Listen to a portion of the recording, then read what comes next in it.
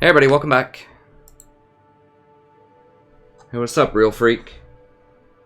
Real Greek freak?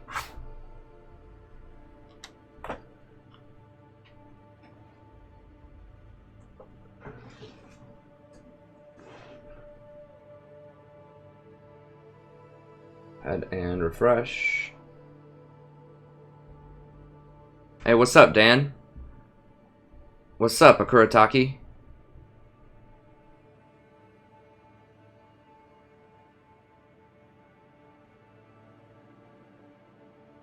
What's up, Faded?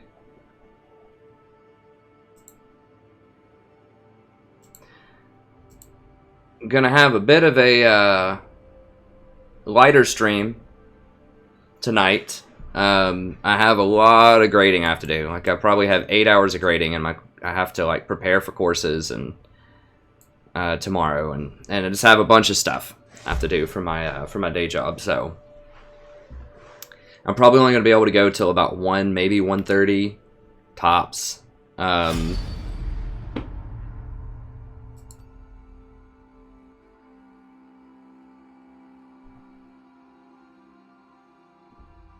So yeah, and then we'll try to do a full length stream tomorrow. Although I will be a little late tomorrow, because there's a thing that I have to go to with my wife again, starting at 7 p.m.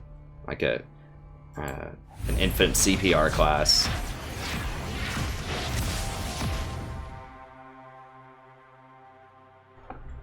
So I will be a little late tomorrow. Hopefully I can, you know, we can go for a little bit longer tomorrow. We'll see. I'm probably going to be exhausted because I'm going to have like 2 hours of sleep.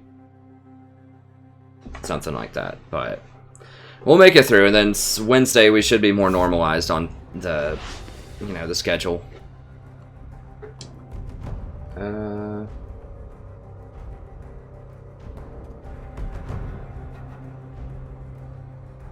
Trying to refresh over here. Okay, here we go. I think we're gonna get it.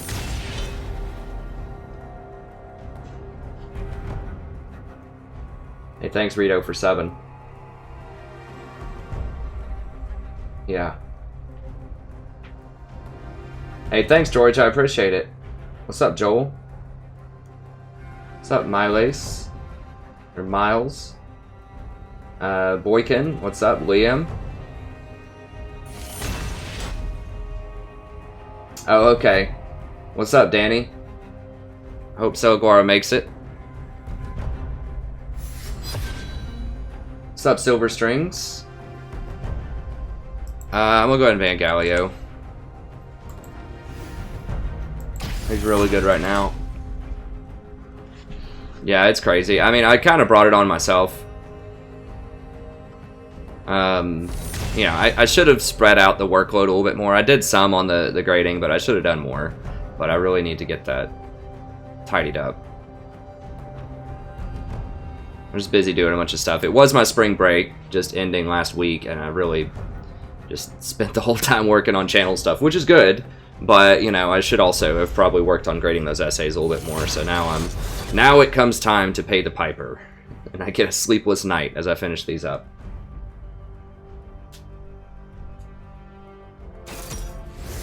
Hey, what's up, Miles? Yeah, you can ask. I mean, I have a, Hey, what's up, Jowry? I mean, the biggest advice I could give you is just check out my Lulu guide. And I give you lots of good advice there, and that'll tell you what you should be doing, how you should climb. So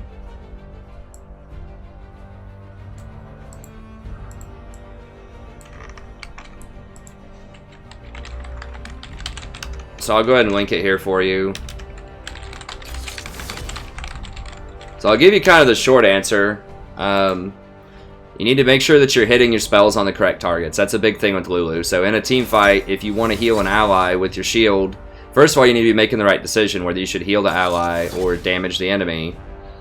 And you need to be clicking on the right target. So she doesn't have a lot of skill shots per se outside of her Q, but they're real easy to mess up. So if you try to click on an ally to shield them, but you accidentally click on an enemy and damage them, that could be a dead ally. Or the real big one is if you're trying to crowd control the assassin that's on your AD carry and you press W on him, but you accidentally speed up your ally, then that's going to be a big problem. Oh, this is rough. Against Brand. And Riven is kind of nasty.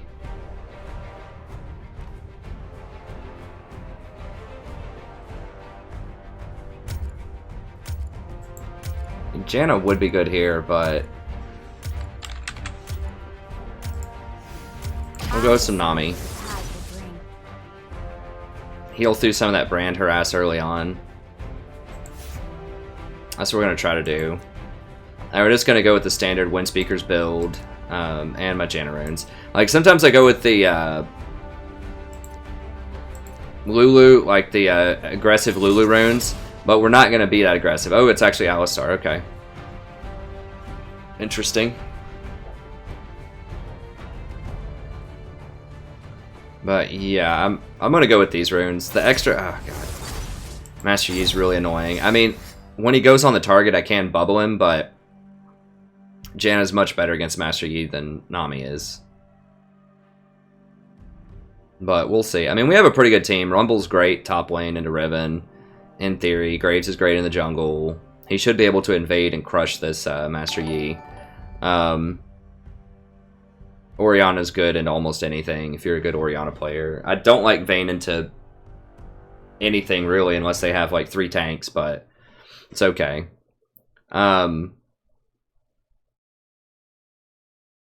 I could have done Lulu also. I thought it was going to be brand support, and I wanted more heal for the brand harassment in lane.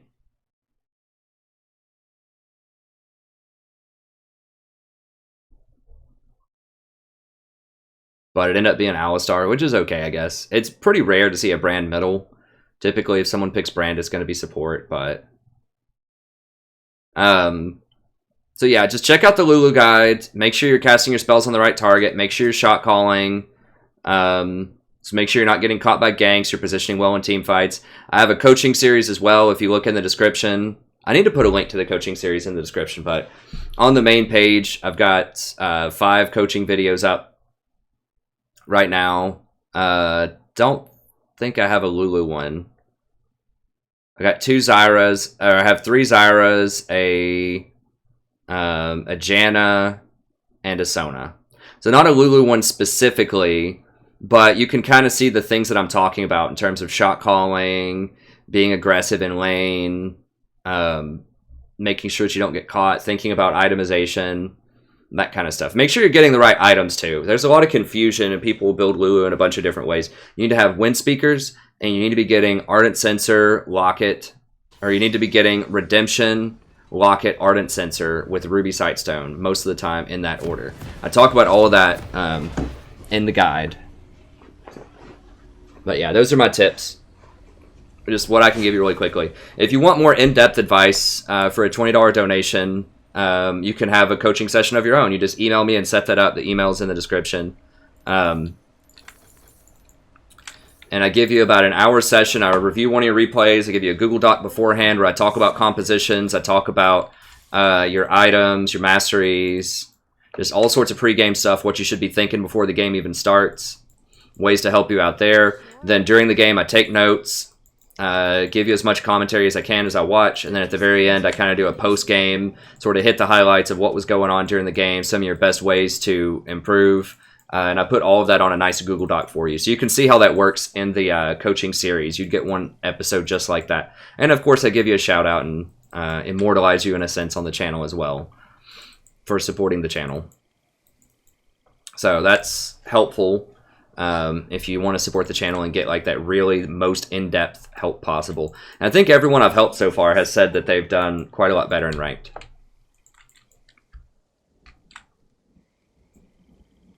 Okay, thanks, Miles. Huh. Thanks, Erosine. Yeah, my hair probably looks pretty fabulous right now.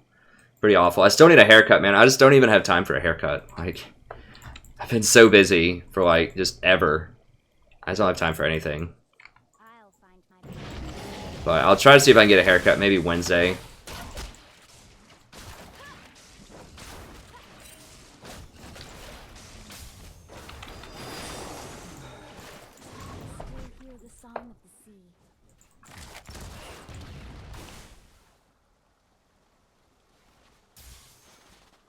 I like Sup, Miles. I think Sups can be a great role.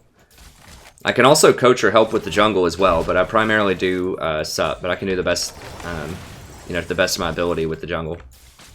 Warlords is annoying. Well, at least she doesn't have Fervor. That's going to be good for our late game.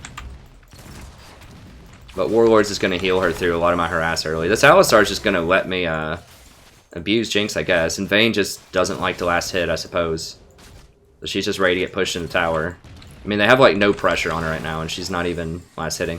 I need to VOD this. Hey buddy, welcome back to We're playing another game of League of Legends. I'm the Strategy Professor. We're doing a Nami game here.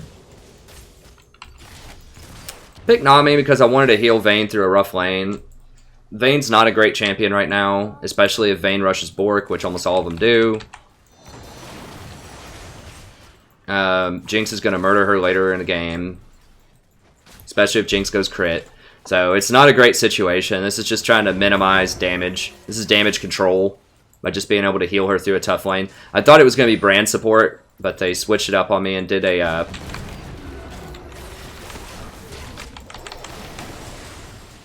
They switched it up on me and did a brand middle instead. And then they picked Alistar, so... I probably should have gone Janna here, or Lulu. But I thought they were going to have a lot of early game harassment. Brand puts out a lot of damage early on. And I didn't want Vayne to get pushed out of lane. Nami's still pretty good with Vayne. It's not like they're bad or anything, but...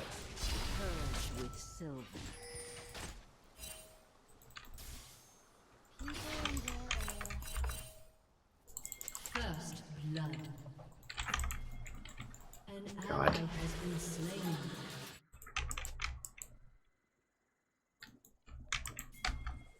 Sure as the tides. An ally has been slain.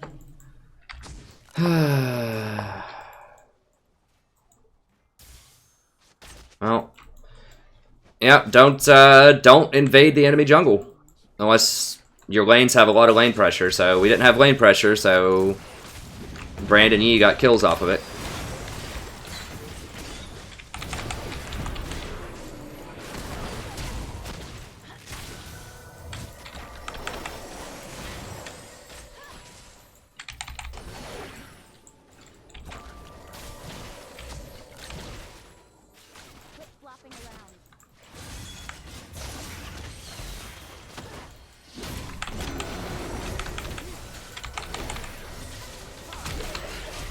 Whoa, where the f did he come from?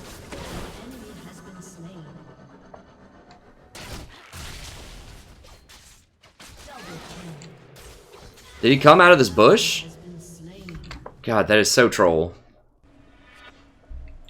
Well, that's unfortunate. Alright, we're gonna get a,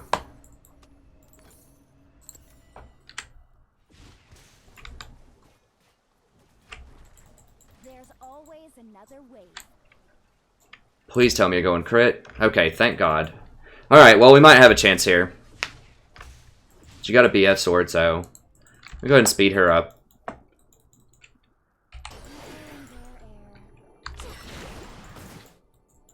You can use your cheap spells. I wouldn't use your W to speed people up. It's too much mana.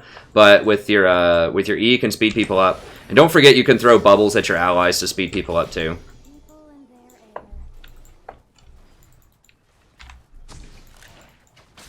It looks silly because obviously you can't crowd control your allies, but it does speed them up if you hit them with the bubble. What we got here? Pickaxe. Yeah, I definitely need wards on that dragon because a Fed Yi is going to be able to do that pretty quickly. Yeah, so we should be able to beat him up here.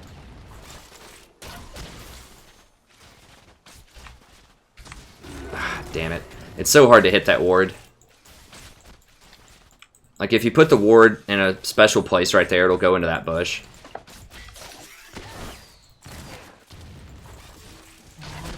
Okay, use topside.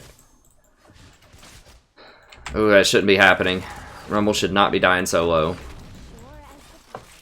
To Riven. Rumble should completely dominate that matchup.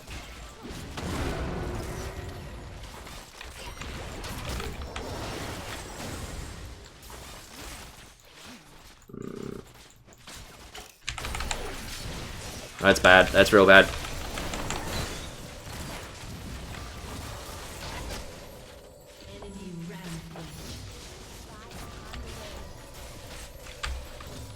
And we're still behind in CS. It's not good. Yeah, he's probably gonna go to Dragon. I'll find my path.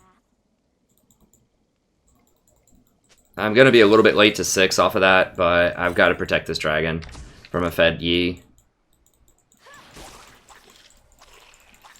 Swim against the current.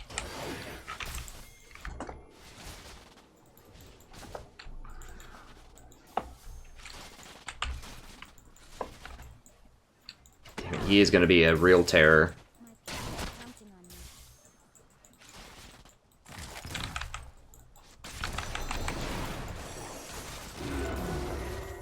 me.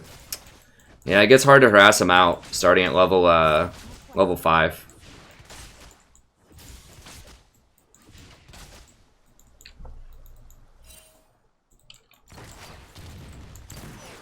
With that Warlord and the Alistar heal, it's pretty hard to stick harassment to him. I don't.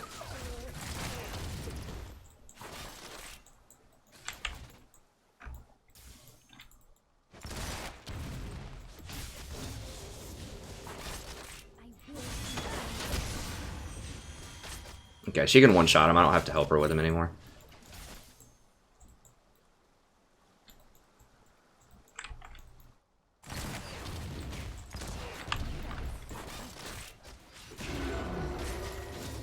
Is he leveling his heal? Or that's his passive now. It probably is a per level thing. Yeah, that can't happen, top. We're gonna win this.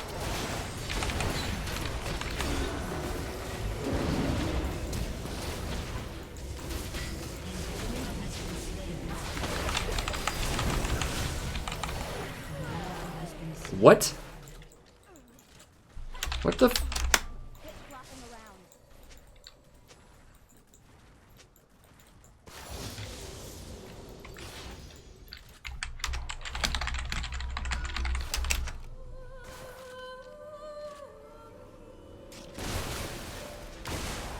Oh, ignite. Okay. The song of the sea. Alright. Go with that. I want to save up and get the rejuve beat, I guess. A pink ward would probably be pretty nice too, but Ally has been slain.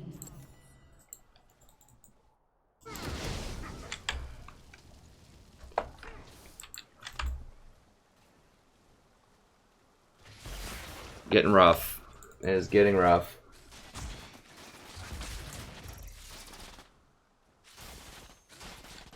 I think Janna's better in solo queue than Lulu is, honestly. At least at my elo.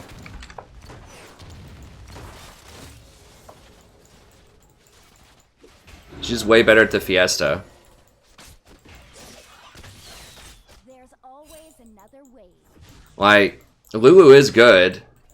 I just think that she's not as safe. So when you have people that get hyper-fed, you know, it's easier for Lulu to get picked off than it is for Janna. I mean, I think that's a lot of what it comes down to, is Janna's just a lot safer.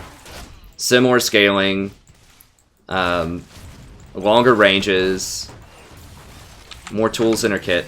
Well, I'm gonna see if I can get a ward in here. Swim against the current. I mean, Lulu is good. I just have a much, much higher win percentage with Janna, with more games. I mean, it's possible I'm just bad with Lulu, but I think I understand her conceptually. It feels like I do... Lulu's the kind of champion where it feels like I do very well in games, like I'm good with her, but then I just don't convert it to wins. And I'm not really sure, but I think a lot of it has to do with safety. And she just doesn't do as well in really disorganized fights. Like, she's still pretty good.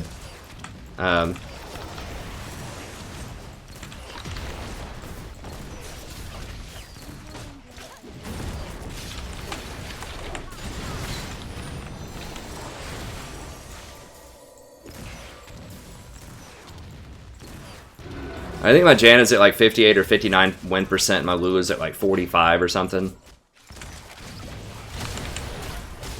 Oh god.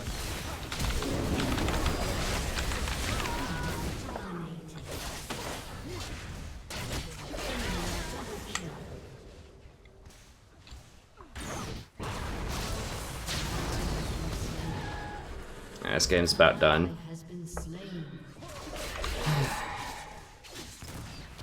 Rumble's just getting 1v1 top.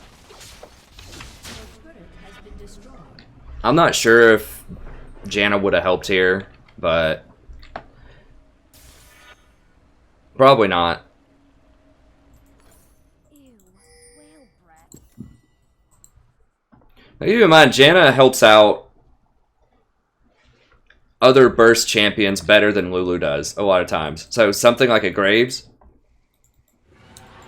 I don't know. Like, Lulu helps Graves get in there and fight, but Janna gives him that extra AD, which helps his burst combo out quite a lot.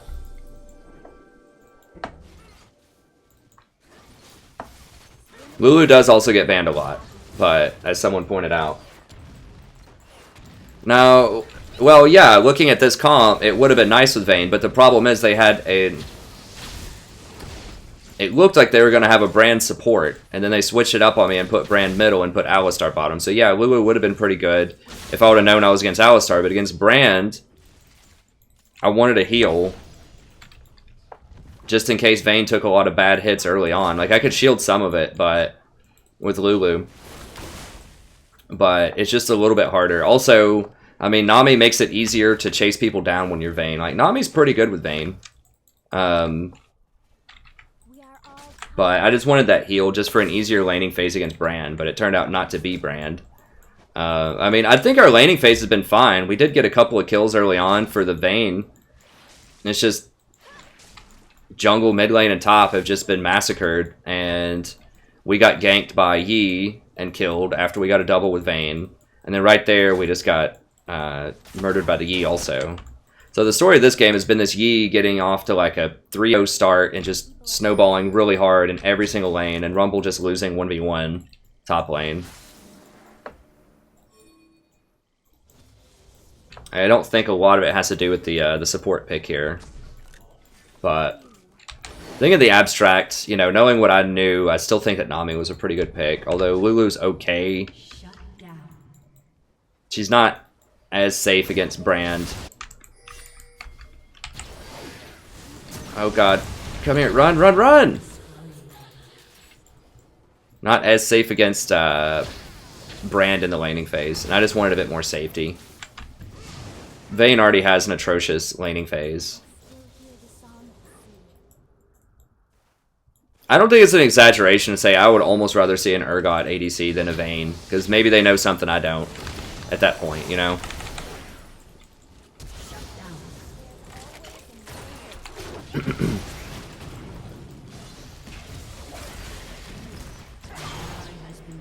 Oh, I tried.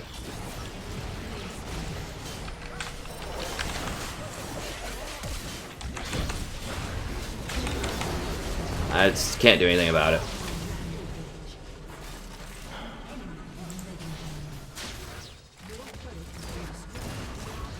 No, but like you can't. I don't know that Yi's gonna. Like, I don't know that they're gonna gift this Yi like 4 kills early on in champ select. I'm not a prophet, you know. Like, I don't know that's gonna happen. So I'm not gonna pick Malzahar into their comp. I mean, Alistar can knock me out of it. Master Yi or Riven, if they do get really fed, can just buy a QSS and just completely cancel Malzahar if they feel like it.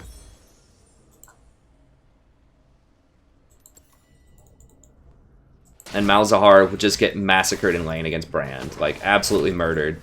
Vayne has nothing to follow up. Even if I do manage to land a ult, like, who am I going to ult level 6 in lane? I can ult Alistar. He can break out of it with his ult. Or I can ult Jinx, and Alistar is going to break her out of it with his combo. There's just no good ult targets in lane.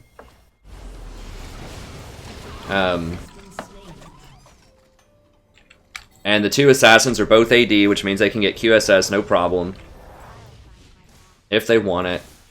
And Alistar is just going to get murdered if it was a Brand.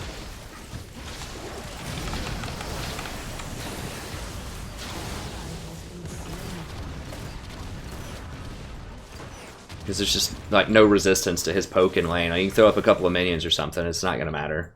So, yeah, there's just nothing we can do about this guy here.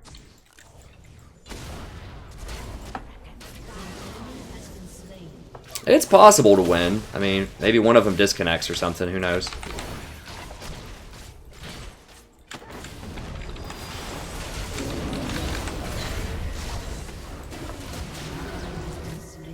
It's just so hard to deal with a Fed Master Yi when you have to land skill shots. Because he just goes right through it if he's a good Yi, and this guy's pretty good. That's why Janna is so much better. As soon as they get on you, you just wait till he finishes his thing, press ult, blow him all the way back, heal all the way up, and then if he runs at you again, you just tornado him. And once he doesn't have his cooldowns anymore, then you just murder him.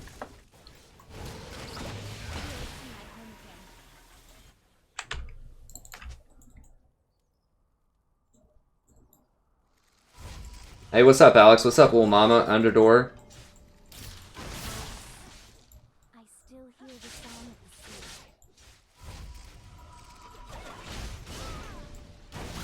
of the sea. Someone DDoS Yi. No, he's earned it. I mean, I don't mind losing. It happens. I don't like losing a lot. I mean, nobody likes losing, but he's earned it. I mean, he's been playing well.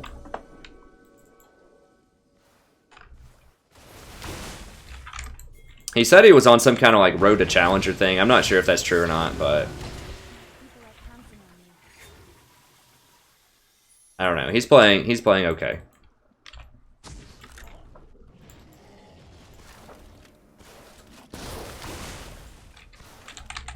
There's I mean, they want this Drake.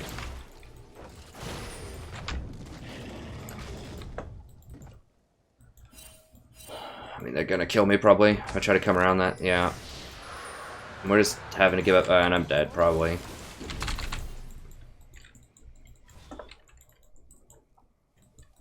We just can't really contest anything, and you just basically one-shots everybody at this point. Has been slain. An enemy is legendary. Yeah, Vayne's still just a really, really bad pick. Like, the only time that I would ever even consider Vayne is if they have a lot of tanks on their team, and you really need those silver bolts. So that's the only reason to play her, is for the silver bolts. Like, she used to be a really good duelist. Like, that was her thing. You know, if you wanted single target, one-on-one, you're going to beat someone up. That's what Vayne used to do. But now everyone beats her up. Like, who does she beat in a one-on-one matchup? Virtually nobody. I mean, maybe like a Varus if he doesn't hit any of his skills on you.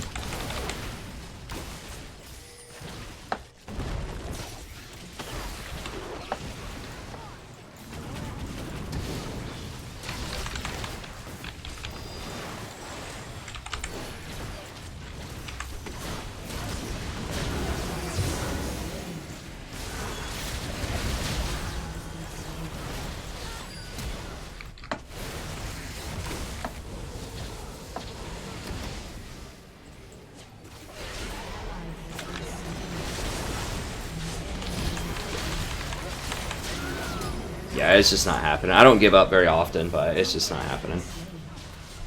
Every lane just got too murdered, and he's just the type of champion that's just impossible to deal with when he's that insane.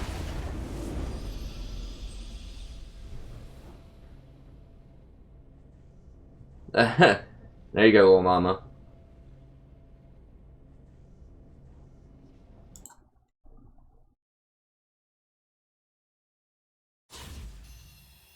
Hey, thanks for the sub, Fernando, Rito, and Lil Mama.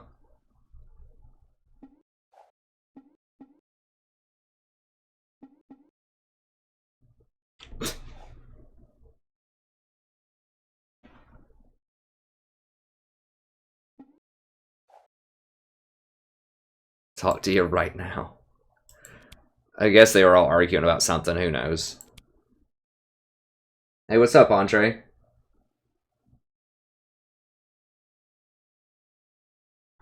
Would someone ask which supports I recommend? Just look at my 7.6 tier list, and those are the supports that I recommend. It's in the description.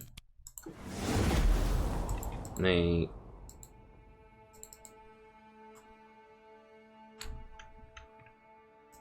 Oh, I just had the tier list Google Doc. I don't have... What?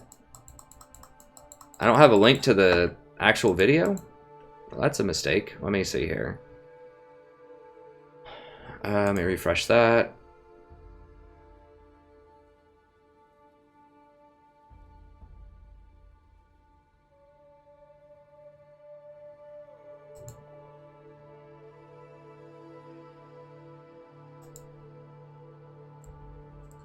Nobody, welcome. I'm the Strategy Professor, and this is going...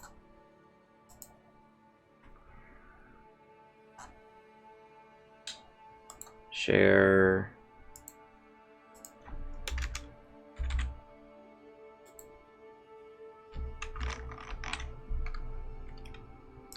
I'll put us back in queue.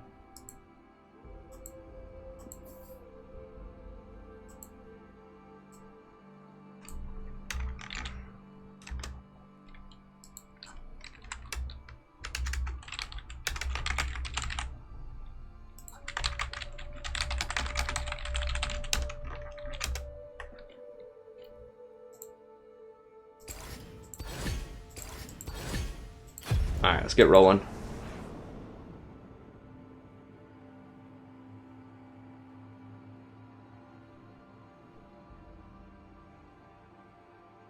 It depends on the situation, Ethan, but in general, also in my frequently asked questions, I always tell you my top 10, so if you look at my stream FAQ,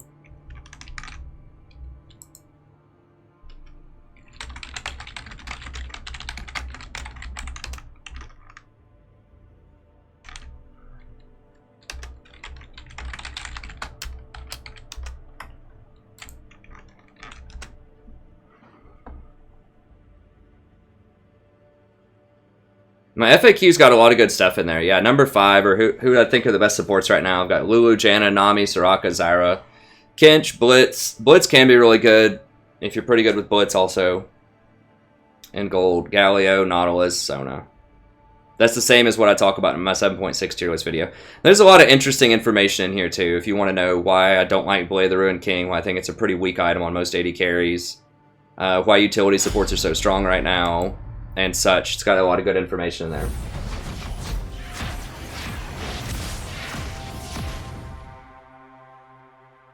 Yeah, Word of Entry got it.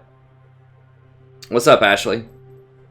Yeah, YouTube's just a lot better. If you don't have over 500 concurrent viewers, you really shouldn't even use Twitch, I don't think. Basically, they exploit you. They still run ads on your channel and don't give you any of the revenue. Now, it's not a lot of revenue that you get when you're a smaller channel, but it's something, you know? It's like a few dollars a day or something.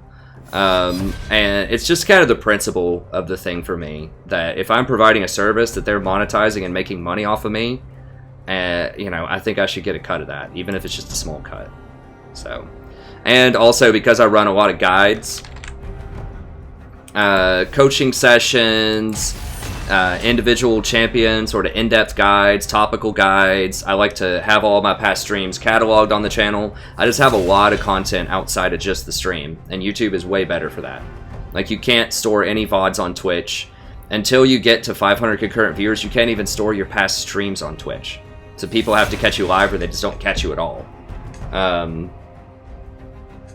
So now, yes, I could link the YouTube off of the Twitch if people wanted to come over.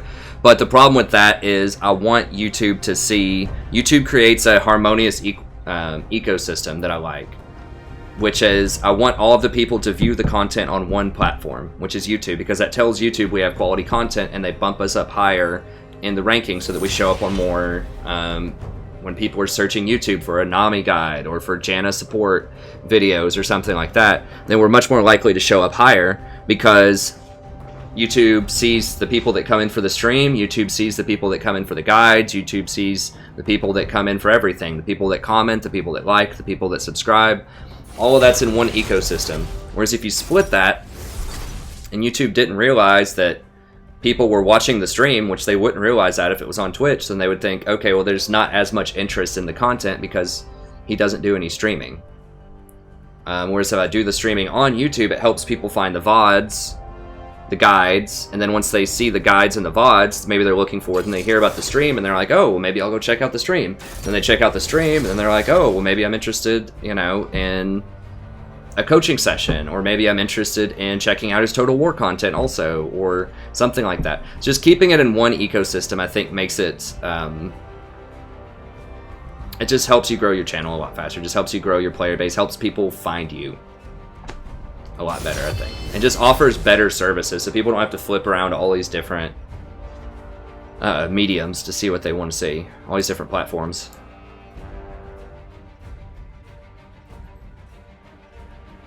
I really wish Alistar wasn't trash right now. Alistar's great into Blitz, but...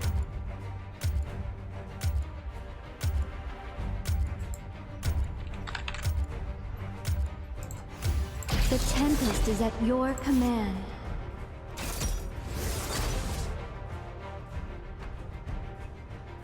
They're really not excited about Cho'Gath top.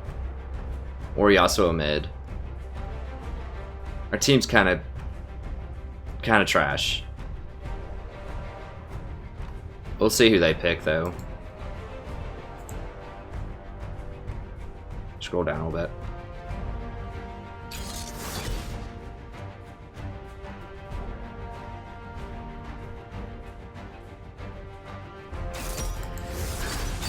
I don't want him to be trash. I don't like his nerf is so astronomical. It's like it's so bad. Like that Q only lasting for 1 second instead of 1.5 seconds is a really big deal. I played him in December when they changed it around. I played him for a few games. It just feels really bad. The nerfs to his ult make him a lot squishier than he used to be. His heal is unreliable.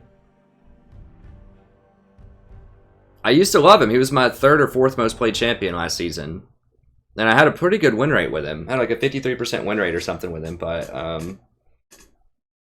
the itemization also is a huge problem. He can't use Ardent Sensor, which is a really powerful item right now. And he has to get Redemption and Locket, which aren't great tank items. So once again, he's going to be squishy. Because you can't really afford to get Face of the Mountain or Eye of Equinox or Knight's Vow. Like, you can get those items, but you're not going to be as powerful as another support that gets Redemption, Locket, and Ardent Sensor. And so a lot of it has to do with itemization.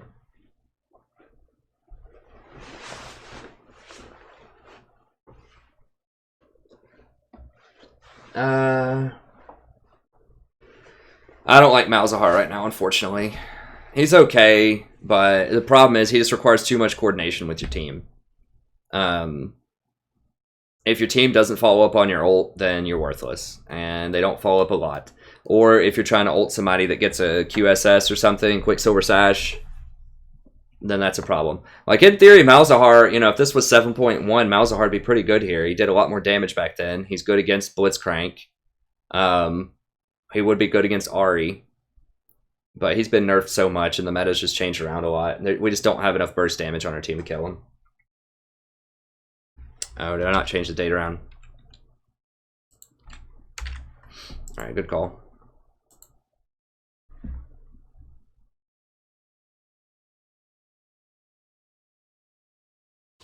Yeah, but...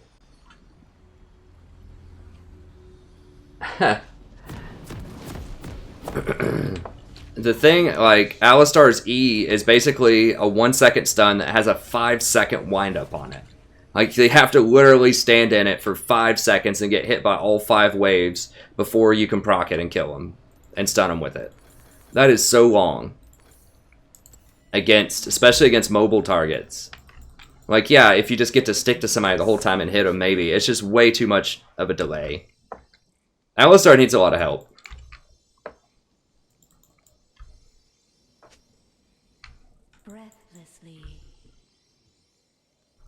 I do pretty well against Blitz's Janna. It's not a great matchup, but Janna's just so powerful, it just doesn't even matter.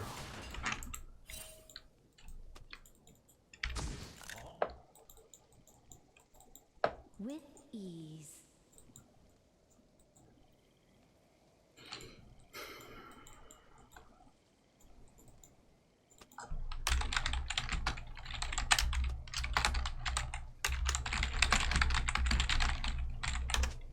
In that last VOD. Upon the wind.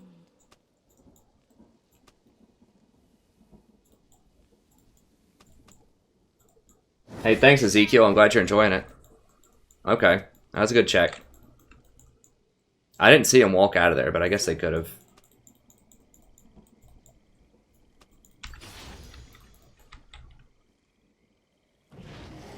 Yeah, that'll help him a little bit. We'll see. I still don't think it's going to be enough.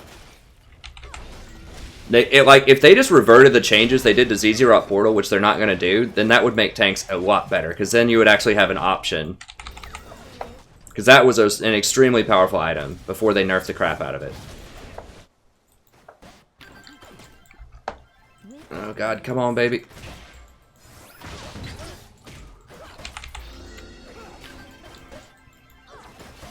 Okay, let me go ahead and VOD this. Hello, buddy. Welcome back to We're playing the game of League of Legends. I'm the Strategy Professor. Doing another Janna game here. Playing a lot of Janna lately. This is patch 7.6. I think she's the best support by a landslide. I don't know. A landslide's a strong word. Lulu's also pretty good, but I really, really like Janna right now. She just scales very well with all the items that are good.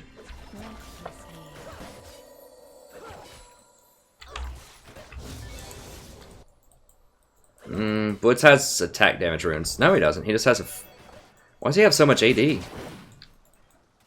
don't know what he's running. Okay, he has MR runes and a bunch of armor runes. Okay, so he's got a bunch of defensive stuff, which means he's not really going to hit that hard, which is great news for us. Misfortune's also nerfed. She doesn't have any attack damage runes? What? Oh, no, she does. Sivir, in theory, is pretty good against Blitz, too. I think we'll be fine. We're going to outscale him. Assuming Sivir goes crit instead of Blade the Ruined King, which I don't know why she would go Blade, but I don't know why anybody goes Blade, so we'll see. But if she goes crit, she's actually pretty good in late game team fights because all of her bounces can crit. So it makes her pretty powerful.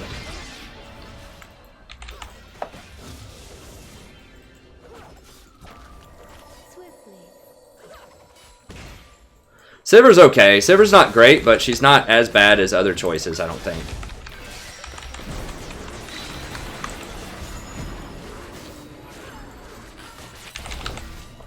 Ooh, that would have killed her if I didn't shield her. Did she heal? She did heal.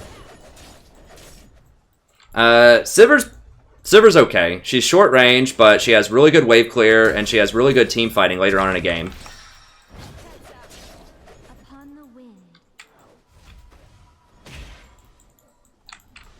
So, she's not in my top 5, but honestly, I'd rather see Sivir than Vayne, so this is an upgrade from last game. The thing is, Sivir, like, even if she falls behind, she can still, like, rush other people into a fight. Like, she still has utility with her ult. So she's primarily used in pro play if people have a really hard engage comp they want to run people down. So you pay a price for that much utility. You don't do as much damage as other champions.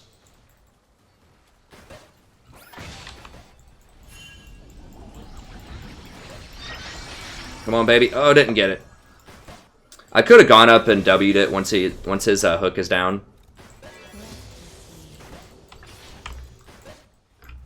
Okay, so considering she got run out of lane, we're really not that far behind because it's pushing towards us. And she got a buy, so they're going to have to go buy at some point. Cole's a really good move here. It's going to probably be a farm off.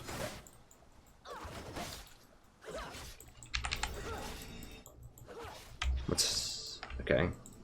We got Ferber. I'm going to push this in. We probably are, yeah. Push it in, make her miss. At least a little bit.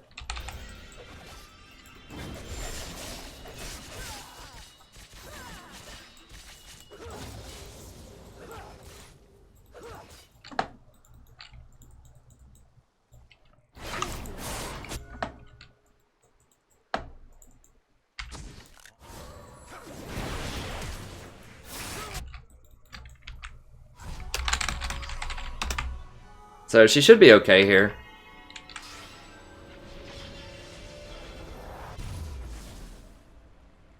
Awesome, thanks, Caractacus. Glad to hear that, friend.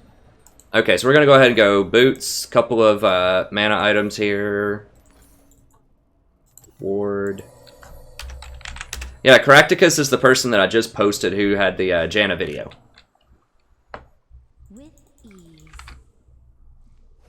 Latest Janna coaching.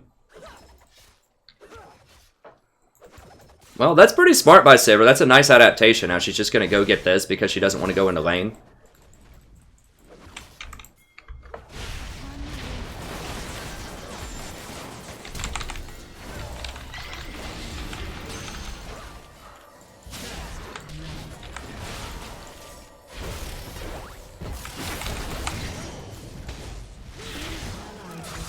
Yeah, that was a train wreck.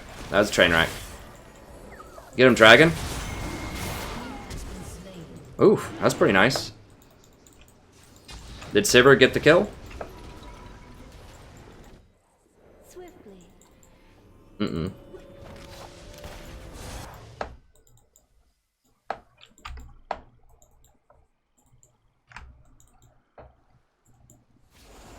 Actually, I'm gonna put a ward here.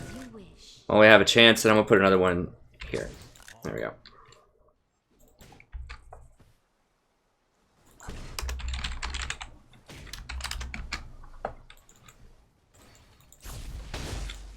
Blitz is pushing this up too, so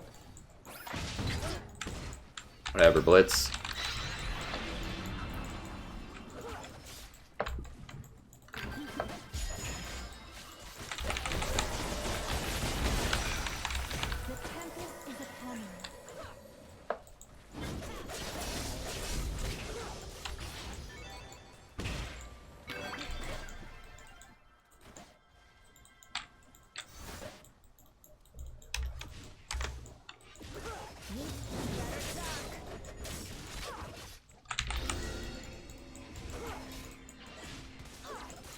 Okay, she can one-shot him.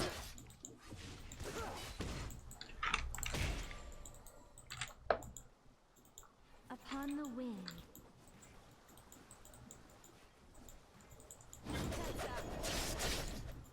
I do have exhaust, but I don't have ult. Okay, I think Lee's here.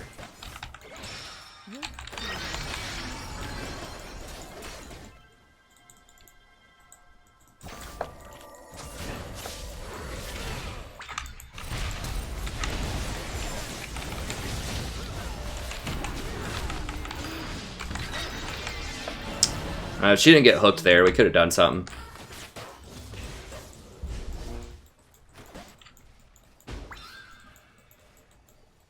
Alright, so what am I going to say about this if you've been here for a while? Don't TP to lane. Like, ever. Because what happened there is Cho'Gath TP to lane, and so maybe he got 3 or 4 extra minions, and they get a kill bottom and an assist. And they make Sivir miss an additional, like, 10 CS or so. Because it takes her off the map for another 30 seconds. Basically, while she's running back to lane.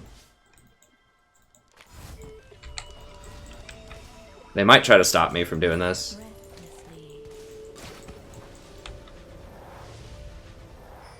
I'm not walking up to stop them. Not when Blizz can just hook me.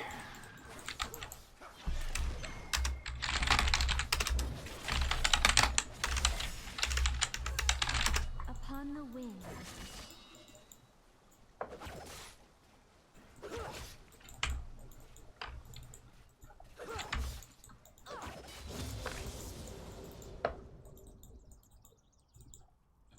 Swiftly.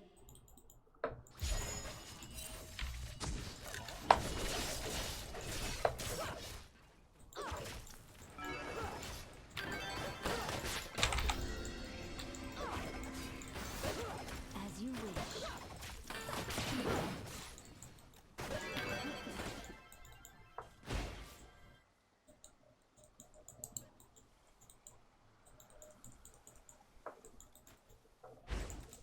In harmony.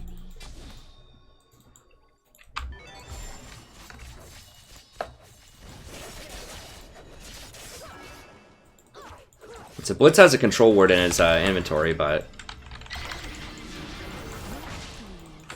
not today, Chief.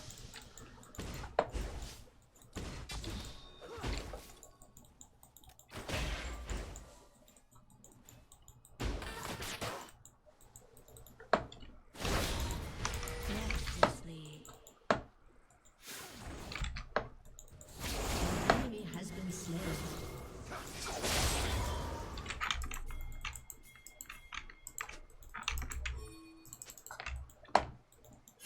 No, don't dive. Has been slain. An ally No! has been slain. Damn it. Hell.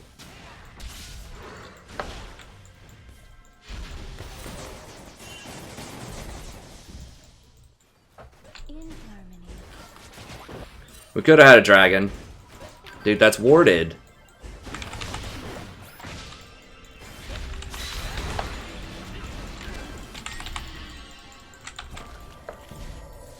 As you wish.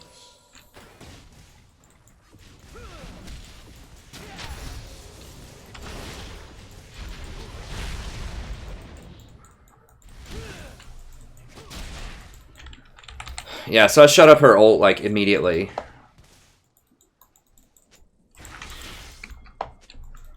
God, so instead of diving people at towers, they could have just walked over here and we could have four-manned.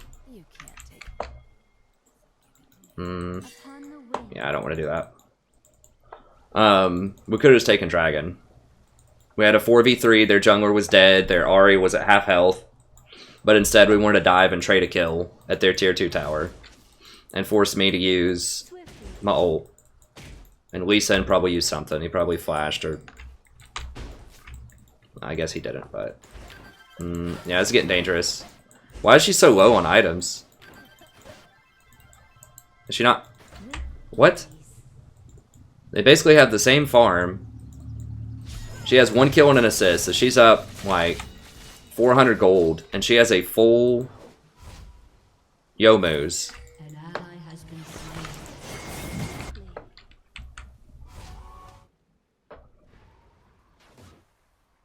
Well, now they're probably going to get the dragon.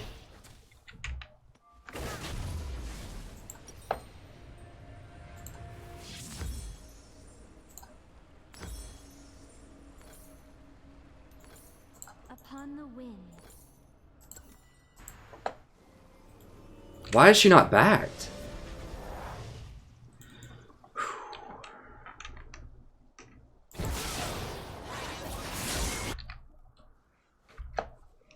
Alright, I need to get some more words on that dragon. I don't know why they didn't take it either. This is...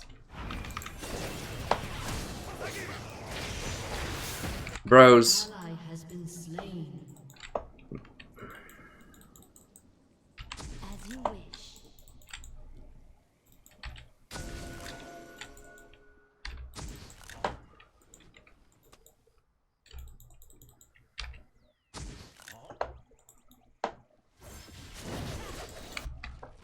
In harmony.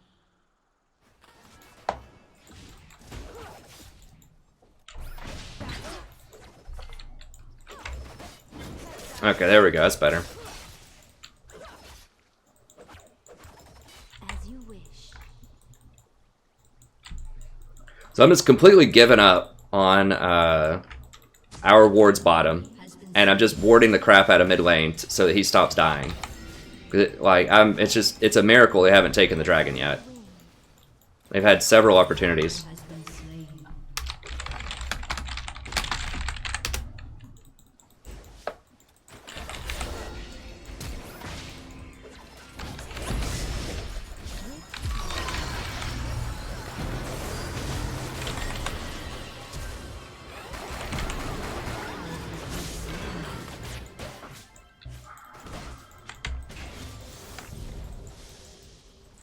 Swiftly.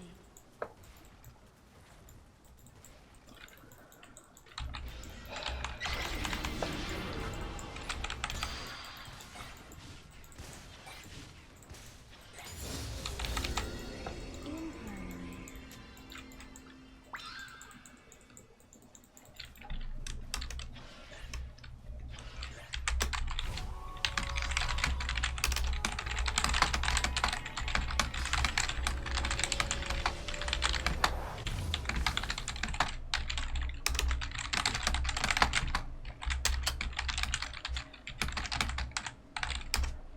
Breathlessly.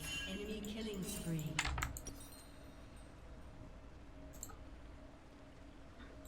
Alright, let's grab this. And I guess we'll just get boots.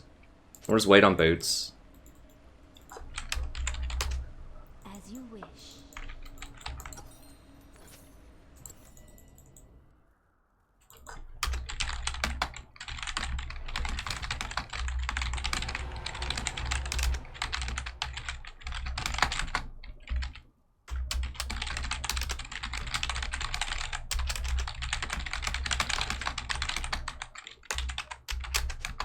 Breathlessly.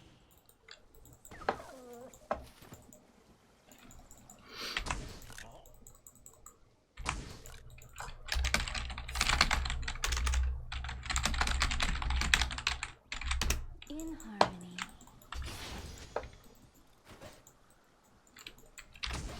No, we're not fine, Yas. We're not fine. I want this Yi to just say, I'm sorry, we should have done that, instead of diving the tier 2 tower. That's all I want.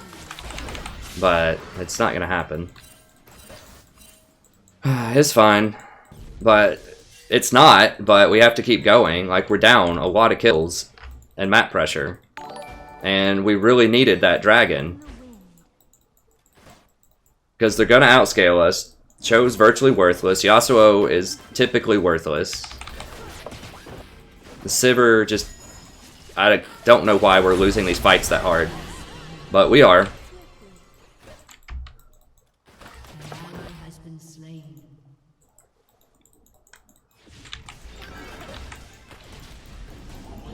Yeah, so Sivir's better than Vayne, but she still is not good. Even against nerfed Misfortune. Has been destroyed.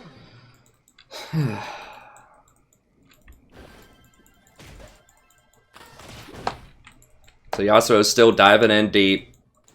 Elise is probably going to come out from the south side of the river at him for like the 5th time.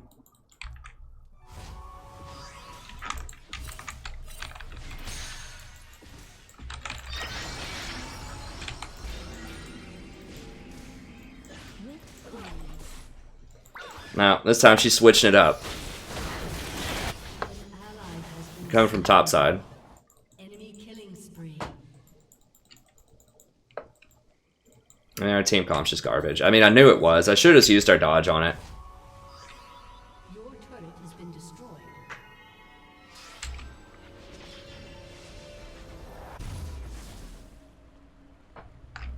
You've died just as many times as everyone else on the team. Upon the wind.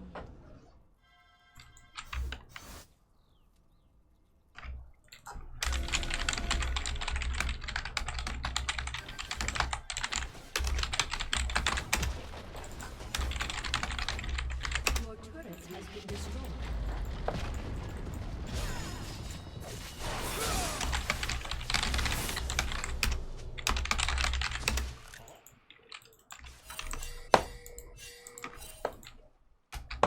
In harmony. Well, I've got redemption. I might be able to hold him off.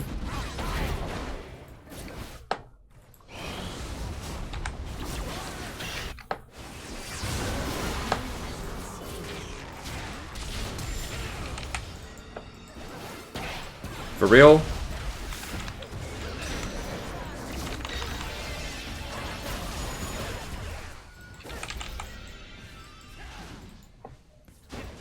the wind.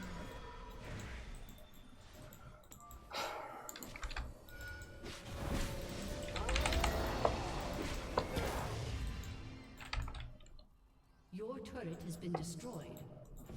Gale winds anew.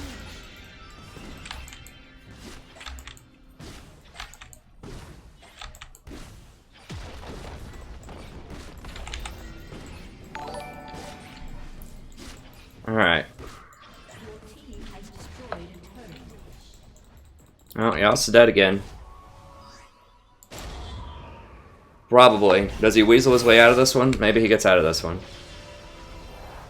Just don't play Yasuo, please. Just don't. Alright, let's do, I need more control wards, but Leslie. I need to try to get to Locket and Ruby Sightstone as fast as I can.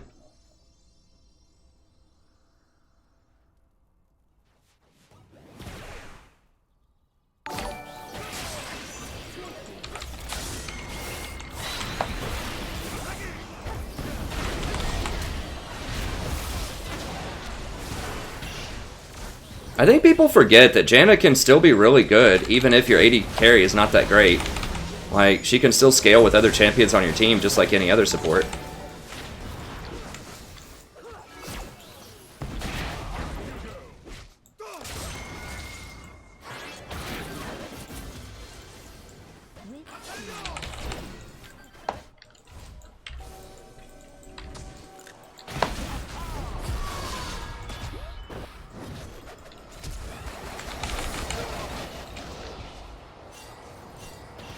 I could have redemption there, but nah, I don't think they'll Baron. But I need to get a ward on it, just in case I have to. They might go for this red. Okay, they're gonna go for the Infernal Drake. Breathlessly. I can't stop him from getting that. So they're gonna get top and Infernal Drake. I mean, a lot of the problem, like a huge part of that early game sequence also was that Cho'Gath teleported to lane and Renekton teleported bottom. Because if Renekton didn't teleport down there, we would have had 2 kills and a Drake. But we got down there and we just went, I think, 1 for 1 or 0 for 1. They didn't get the Drake, but they stopped a play that would have given us the Drake. Swiftly.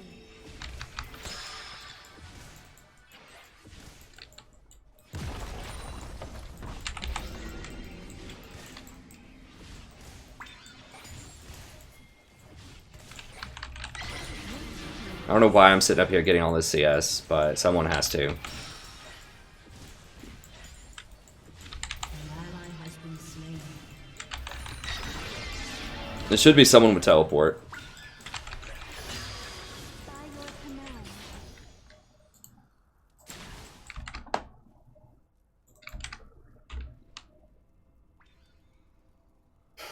The old Titanic Hydra Rush Cho'Gath, huh? Upon the wind.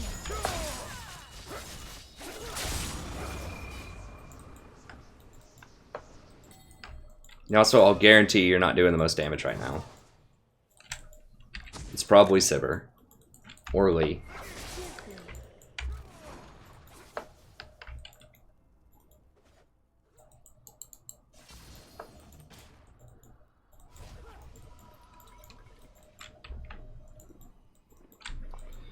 Yeah, I don't know why Lee's not coming up there, man. I can't make him come up there. You gotta do those jungle camps, man. I mean, these people, I don't know. It's just one of those games. Our first couple of games, you're just gonna have those games where you just kind of scratch your head and you're like, how is this person, like, why are they here? Type of things. He's dead. An enemy is unstoppable.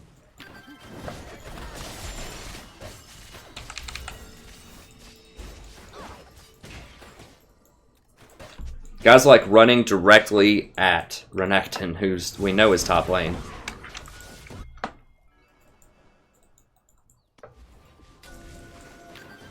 Dive this. Lee's like splitting bottom while Baron's up and while they're just sieging our tier 2. I mean, Your turret has been destroyed. I probably should have just surrendered. There's zero map awareness. Like, why is Lee bottom right now? When like they could just walk over a new Baron right now if they wanted to. I guess Cho could flash chomp it, In maybe. But just FYI, don't ever split bottom as the jungler with smite when Baron's up. It's something that people should learn in silver. At least, if not before then. And here we are, mid-platinum. And yeah, that's exactly what they're going to do. Destroyed a turret. So we're probably going to get blitz hooked over this wall. Wow, they're not. Why are they not doing it?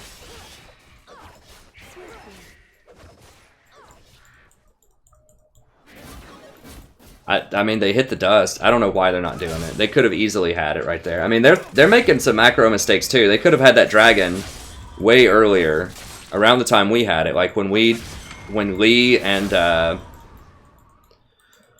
Yas dove Ahri middle, and then Elise spawned like right after that, and Yasuo was dead, and then Lee was basically dead, and Renekton had already rotated down bottom and had his teleport, and Cho'Gath didn't. They could have done Dragon right there, after we bungled it and didn't do it, but they let it go. Or after Renekton teleported bottom, and they killed one of us, they could have done Dragon, and they didn't do it there, so... I mean, they're making lots of macro mistakes too, just the deal is, they're not making as many as we are. And they're just individually playing better than we are.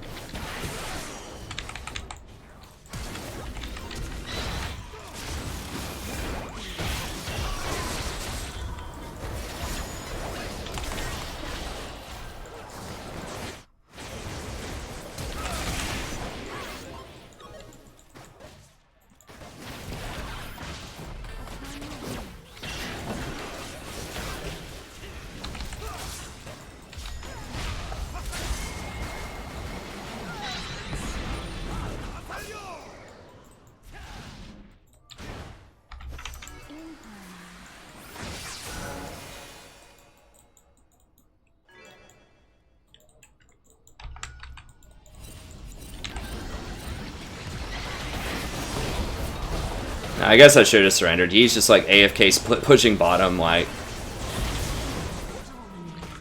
This is just so sad. Has been destroyed. Your inhibitor has been destroyed.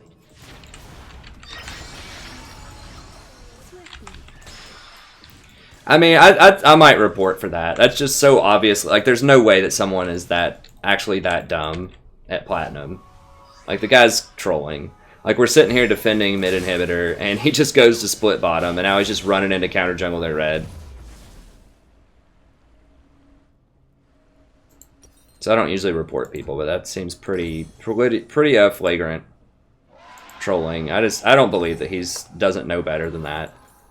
That's so basic that you help your team defend, especially if you don't have teleport and you're the jungler and all that good stuff. He's just trolling. I agree, Ethan. I mean, you just get some of those. Upon the wind. I mean, boosting is a real thing. It's not a joke.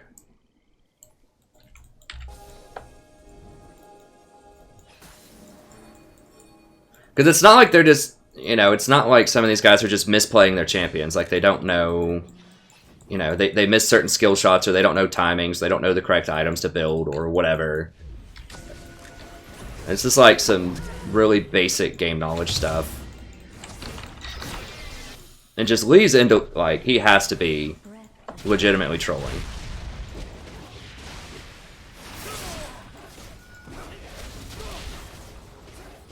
I don't know. I mean, maybe they're tired. Maybe their girlfriend just broke up with them or something. Who knows? Maybe they're just distracted. I'm gonna go ahead and pack it in, though. I mean, he's throwing the game on purpose, so...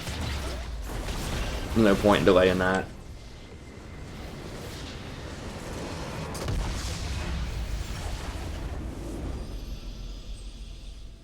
Yeah, I agree, Nathan. I mean, there's not a lot to do about that game. I think Yasuo was legit trying. He's just having a bad game, or he's just not good.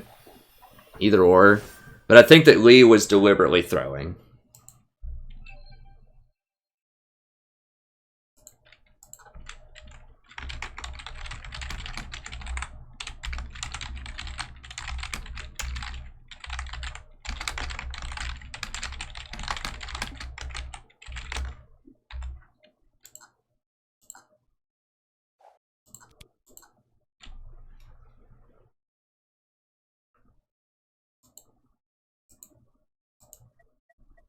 Alright, so we'll wait a second so we don't get them back in there.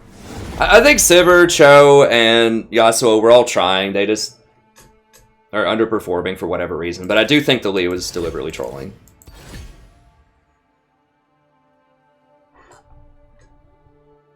Like, I wasn't going to, just for his underperformance. Wasn't going to report. Until he just, like, flagrantly left the base. When we're all, like, defending the inhibitor and just goes, like, AFK split pushes spot lane.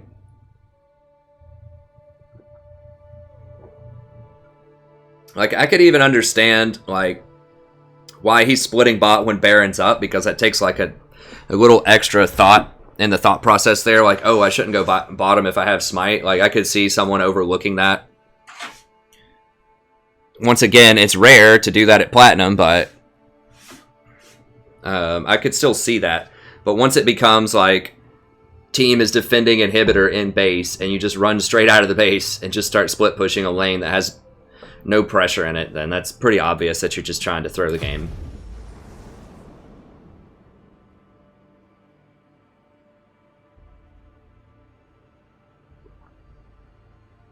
Yeah, I mean, I think Yasuo was just bad. I think he was trying. I just think he wasn't performing well.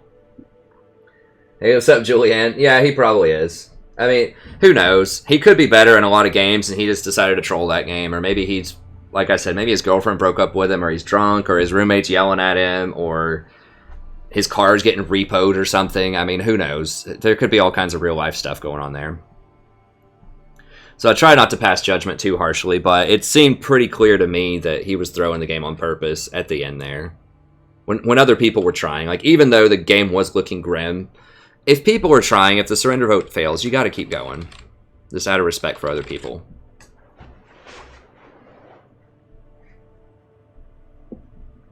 Aha.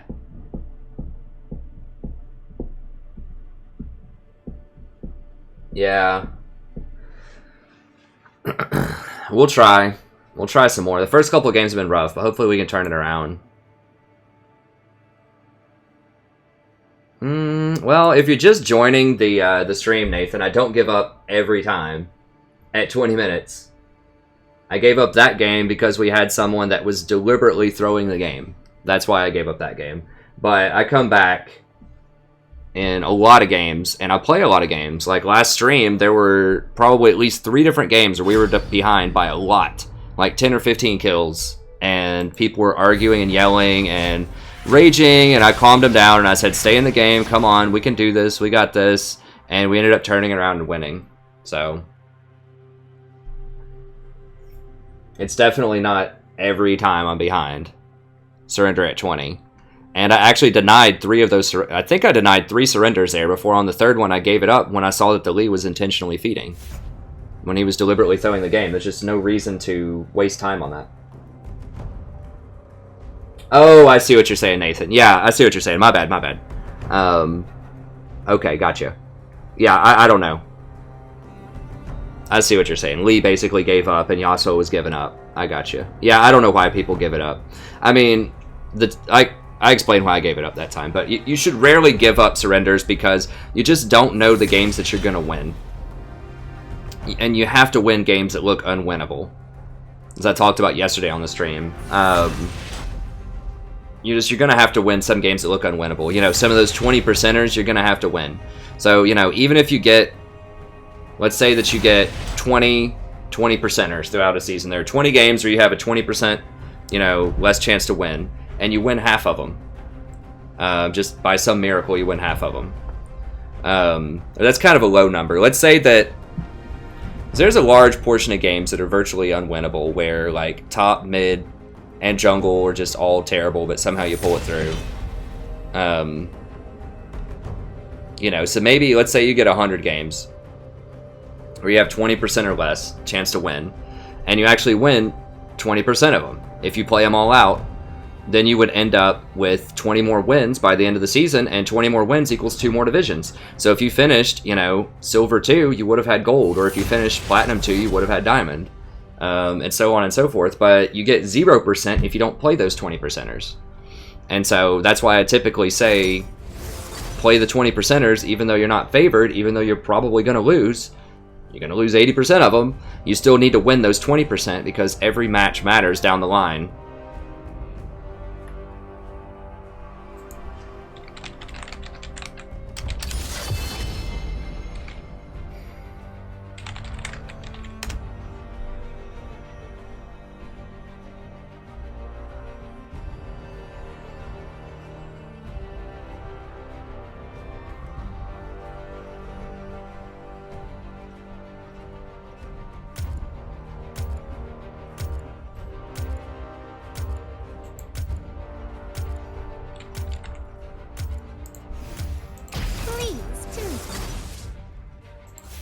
Alright, we'll go with Lulu.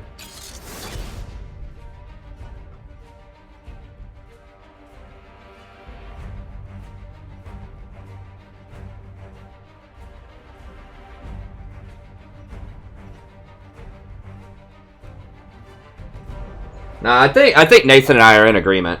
I just misunderstood. I thought he was saying that I give up all the time. That's just internet grammar causing miscommunication as usual. I think we're all saying the same thing, that you need to try to stay in games, you know, as much as you can to win them. But there are, you know, there's a very, very small percentage where you should just surrender, because it's just a waste of time and it's just going to get you really frustrated if there are a bunch of people that are intentionally feeding and there's just no way possible that you're going to come back. But that's a very, very low percentage of games. Most games, if you can talk people out of raging, you can win. Our problem wasn't raging that game. It was just straight up like, Lee didn't say anything. He just straight up didn't want to win the game.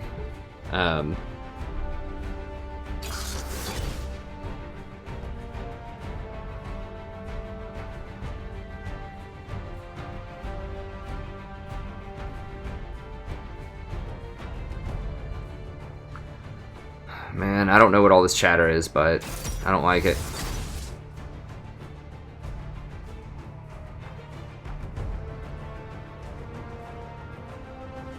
God, this guy's like, please carry me, I'm bad.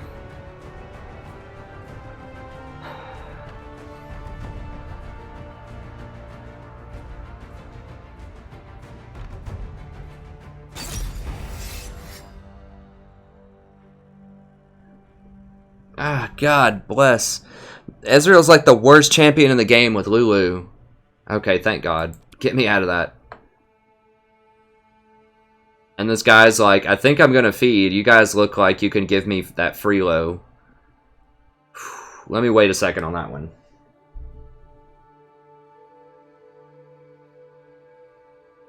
Well, sort of. Yeah, I don't like chatter. I want people who just do their picks and get down to business. Like, the only thing I want to see is, can I pick something for you? What would you like for me to ban for you? You know, that's it. Like, one-liners. Basically, yeah, that's not what I want to see.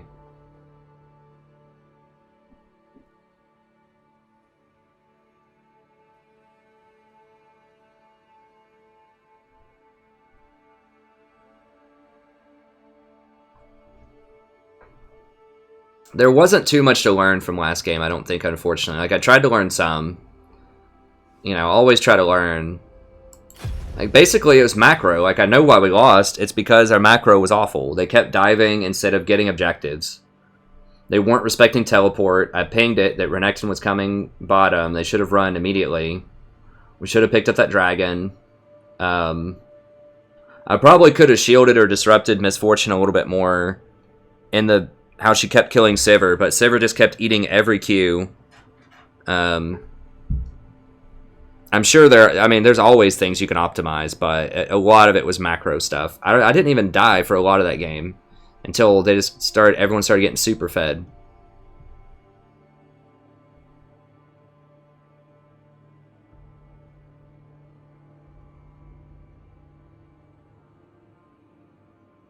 Hey, thanks, Belmont. It happens, Julie. You know, I just try to chill, you know, as much as possible. Like, we'll get some good games eventually. It's just, I agree, it's just kind of wacky tonight for some reason or other. It happens, unfortunately. Thresh matchups. Are you asking me who's good against Thresh and who's bad?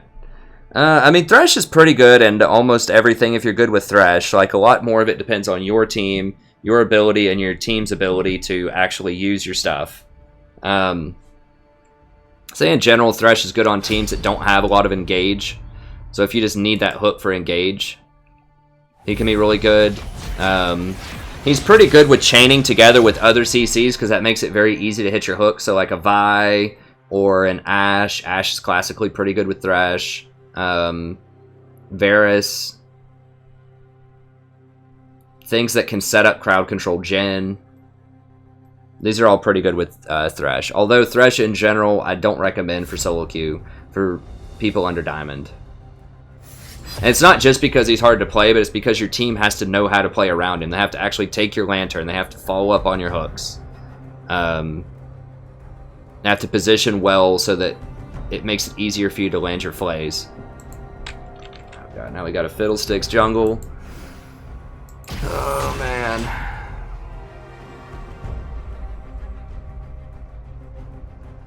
Okay, we got a Victor mid.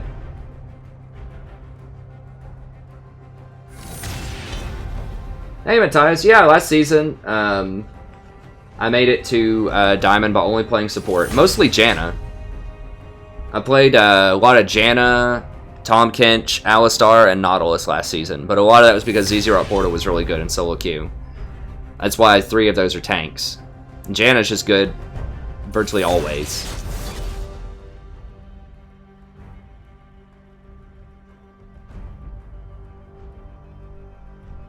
Hey, thanks, Benji.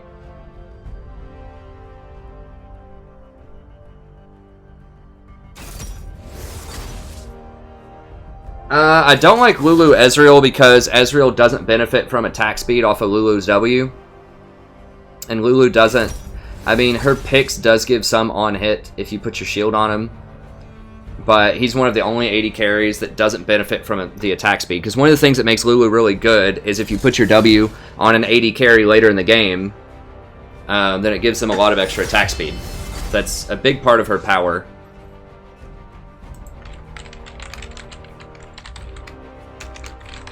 So someone like Nami or Janna would have been much better there.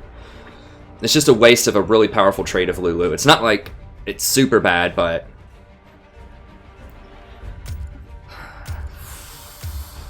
God, we're gonna get outscaled. Alright, we're going hard. Feel the thorns embrace.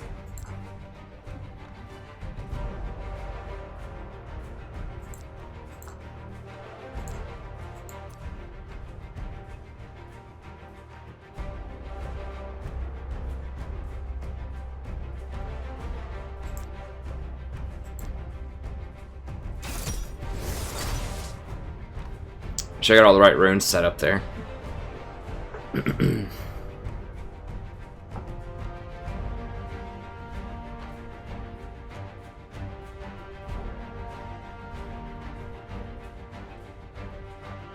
I'm not a huge fan of Alistar right now. He's got a lot of problems. They nerfed his Q too hard. His heal's unreliable. His stun takes way too long to get off. I'm getting really tired of seeing Master Yi. He's everywhere, and he's such a pest if he gets ahead.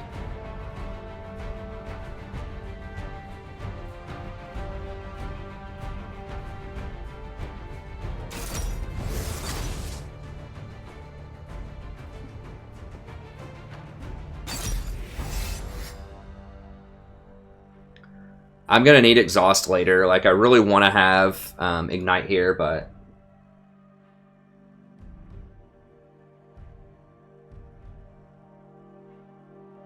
Brand's okay. I just think that Zyra is a better version of Brand. She has similar early game harass, more reliable damage, and more utility with her plants.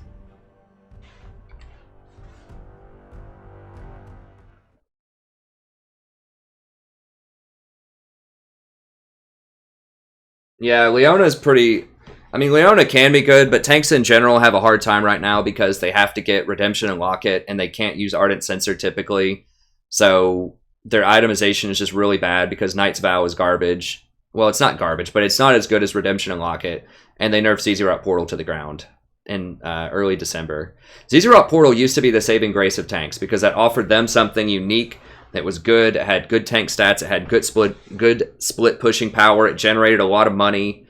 It was so good in solo queue for tanks. And they took it out. And so now basically tanks have to run these squishy utility support items and they get blown up. Like, you can run something like Face of the Mountain, Knight's Vow on Leona, but you're going to get murdered by something like a Lulu that has a Redemption Locket in the mid game.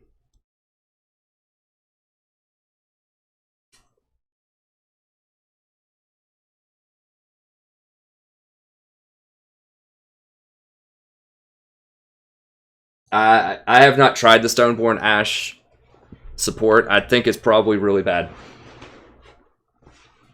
I mean, those videos that are circulating with the Phi lol, the guy he was saying where it's 70% or something win rate, it was one guy who played 14 games of it in Korea. So that's an extremely small sample size. I mean, I could probably play 14 games of Urgot support, and if I had the right, 14 games... then I could probably win 70% on them. If my team just did well. I mean, that's such a small sample size. But... the itemization is just absolute garbage. Like, what do you get with that? Like, do you get... I guess you'd have to get Ancient Coin or maybe Spell Thieves.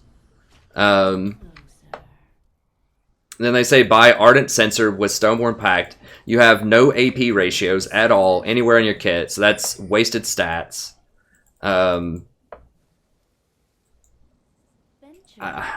feel like it's really bad.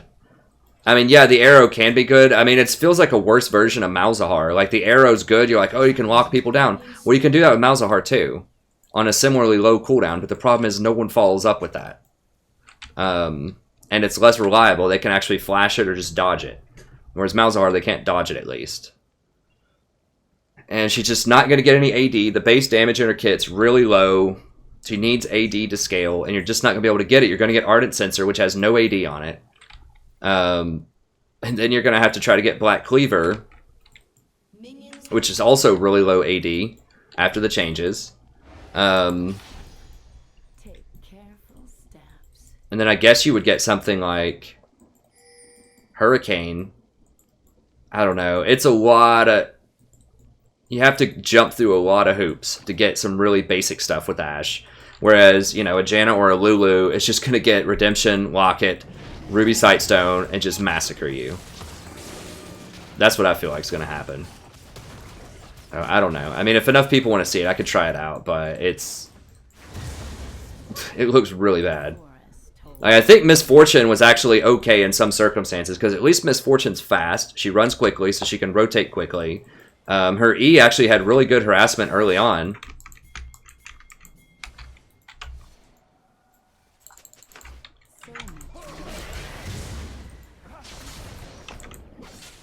Run to me!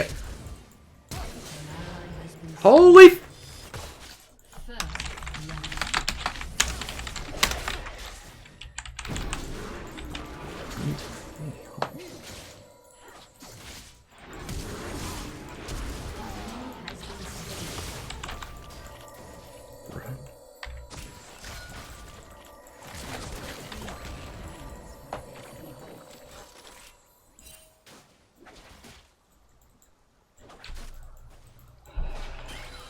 Man, like...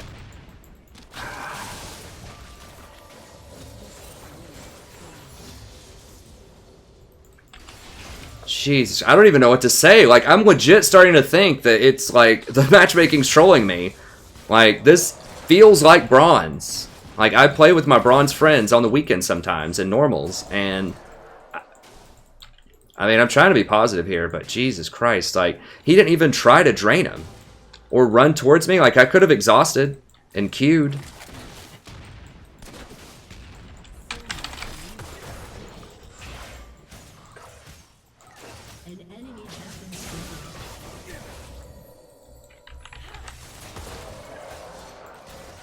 Alright, let me go ahead and VOD this. Hey everybody, welcome back to your point of the game of League of Legends. I'm the Stretch Professor. We're doing a little... Oh, God.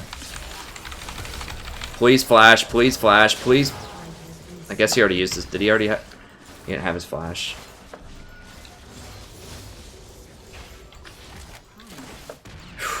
Well, we had a bit of a fiesta early on, where Yi invaded us and Fiddle ran the opposite direction that I was coming in to help him from.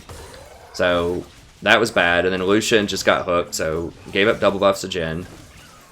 Or to Jinx, rather.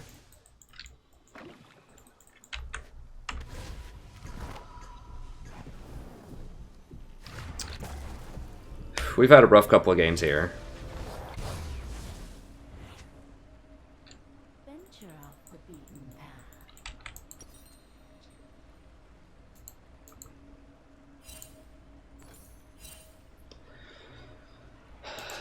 Alright, let's get one of these. It's fine. Such a busy world. I mean, I can't believe it.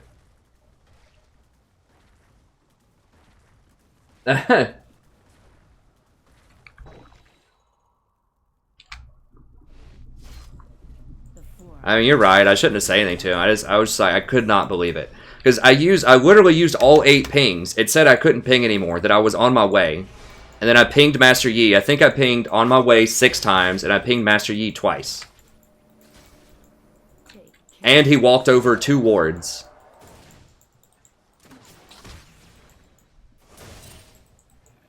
And he's Fiddlesticks. So you gotta know you're gonna get invaded.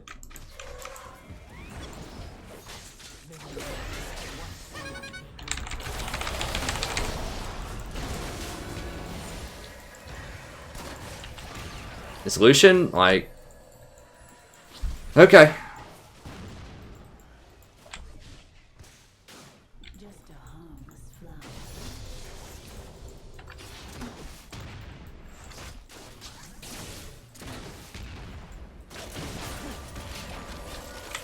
Does she have a BF sword? No, she's got a pick. It feels like she's doing a lot of damage. Hey, William, this is ranked. This is platinum. This is mid-plat ranked. That's right.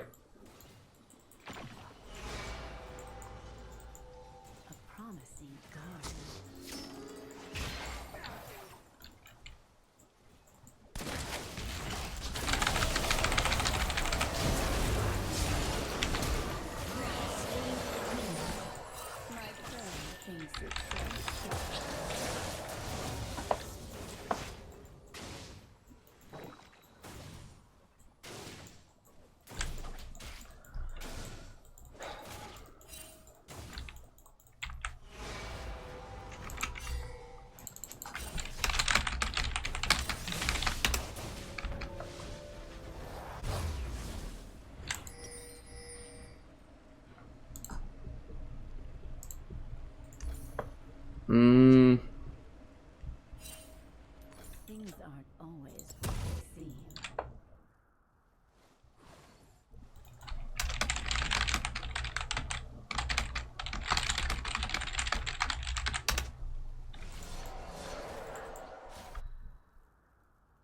That's right, William.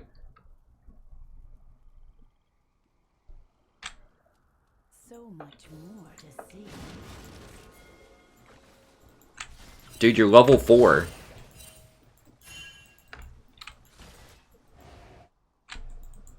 No, he didn't freeze. Lucian's like, dude, they're gonna freeze. We're never gonna get a hold of, like, we're never gonna get any more CS all game. No, we are. I promise you, we are. They're not gonna freeze. It's not like this is Platinum Elo or something. They're not gonna freeze. Venture off the beaten path. I'm starting to become skeptical. I mean, the enemy team's making a lot of mistakes too. It's, you know... in theory, I should be able to win, even if this did pare me down to Bronze 5. I should still be able to win. I just have to measure the game, figure out what kind of game I'm playing, and then adjust my playstyle accordingly. I should be able to win at all elos.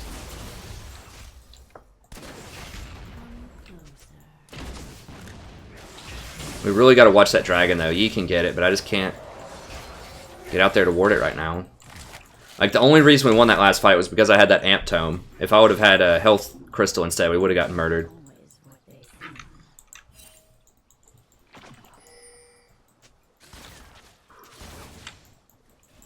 Lucian, I swear to God, buddy. An ally has been slain. Such a An enemy has been slain.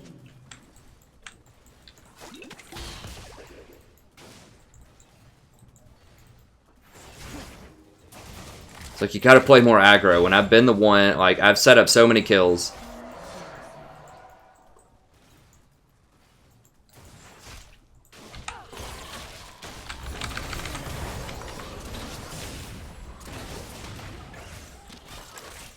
You wanna play aggro? Don't get a Bilgewater Cutlass. Get a BF like a man.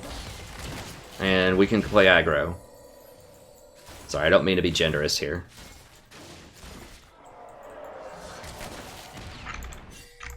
Also, we don't have wards, so we can't get super aggressive, because I had to get an Amp Tome to try to overcome all this tomfoolery that's going on. I know, dude. Yasuo's gonna be sitting, like, right in this bush. Alright, there he is. take careful steps.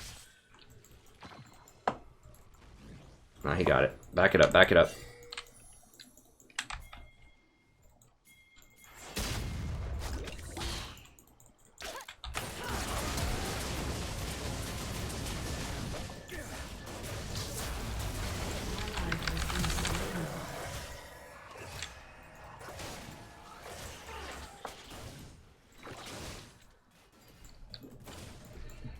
So much more to see. Yeah, I picked Zyra this game because we're going to get outscaled. Because he said he was going to pick Lucian. And Fiddlesticks I expected to be completely worthless. And Jinx is going to outscale Lucian. So our team's just looking real bad. And so our only chance really is just to massacre them in lane. An enemy has been slain. That's what I'm trying to do. Although we're not winning hard enough. Aggro supports are pretty good with Lucian.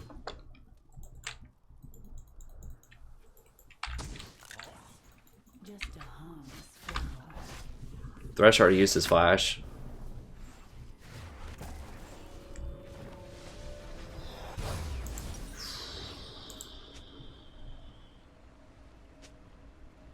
I can't do it. I can't do it.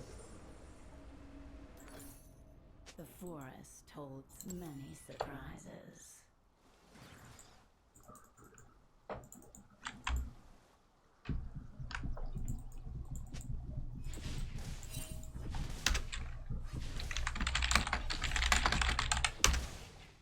promising garden.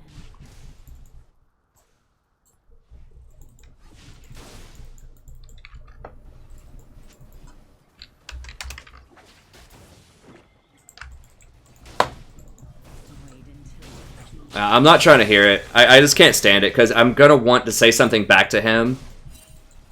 Like, why don't you ever rotate? If he would have rotated with me up there to kill the Yi, we would have killed Yi immediately. If he would have rotated over here when I pinned Fiddle, or when I pinned Yi with the Fiddle, we would have had a kill.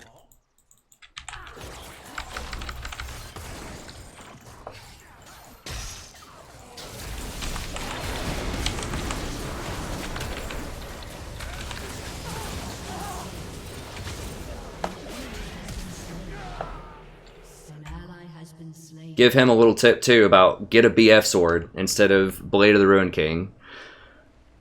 I have to mute him, because I'm going to say something negative to him if I don't. And I don't want to be negative, so...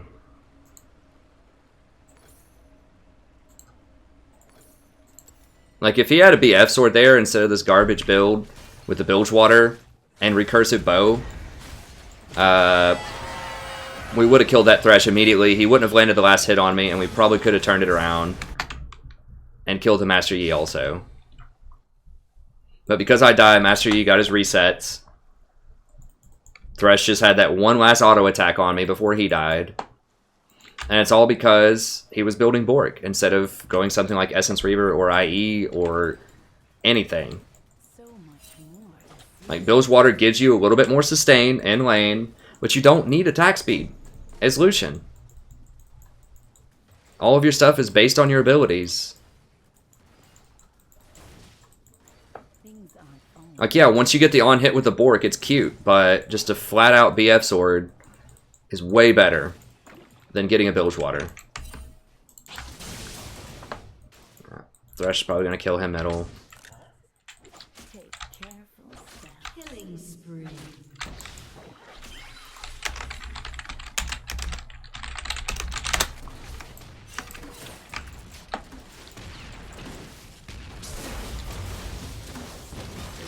So it's not like the guy was just outright mean, he's just ignorant, and I just don't want to be negative, so I had to mute him. So it's not like he said anything really mean, I just have to mute him. Come closer. So I don't want to start a conversation with him. Like, a lot of the reason why we can't be aggro early on, super aggro, is because we didn't have wards, because I had to get an amp tome to cover up for the fact that he gave up double buffs early on, so that we still had some kind of power, and also because he went Bilgewater, so we have some damage in the lane. So I didn't have wards, so I can't cover for ganks, so we can't really go aggressive that far up in the lane. Especially when we have a Fiddlesticks that can't do anything. Certainly can't do anything until he hits 6. So we just can't be aggressive up in the lane like that.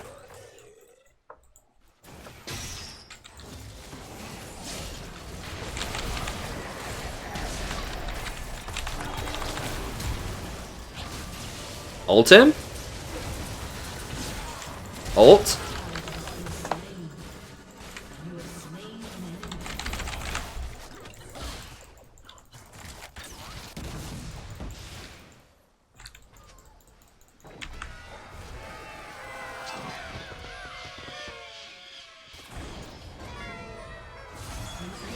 Okay, got him. So if you notice, I waited on those plants so that I spawned the plants so that both of them were right on top of Jinx and it blocked her Q shot. I can't do that. I gotta hold on to this. It's just such an awkward buy. So that it blocked her Q and trapped her in both plants, so she did a lot of damage, and then I just sidestepped her rocket. Yeah, I know people like the double shots. Huh. I'm not a huge believer. Yeah, it does have that interaction where it procs, but especially early on before you complete the Bork, it's complete garbage. Like, a BF sword is so much stronger early on in the laning phase.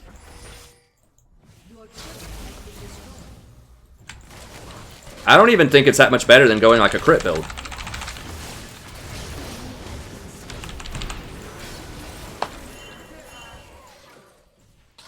Like, it's a sustained, very long teamfight type of item. Remember, it's current health, not maximum health.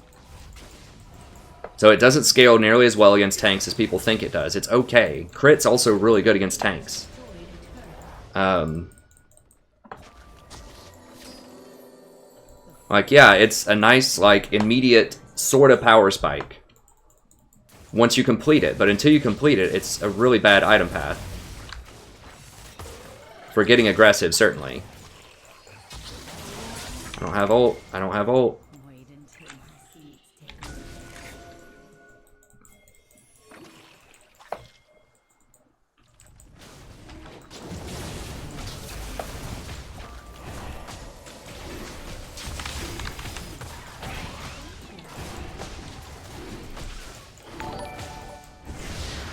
But, I still would much rather see something else involving a BF sword early on. Because as you saw, I mean, it comes right down to the wire, right? Like, that Thresh was able to get one more auto attack on me and kill me, and that gave Master Yi the reset because he had a Bilgewater. Whereas if he had the BF sword, then Thresh wouldn't have killed me, and Yi would not have gotten his resets. So it may not seem like that's much. It's like, oh, BF, it just gives an extra, what, 15, 20 AD, whatever the number is. I think it's 15 AD over Bilgewater. It's a big deal. It's a big deal.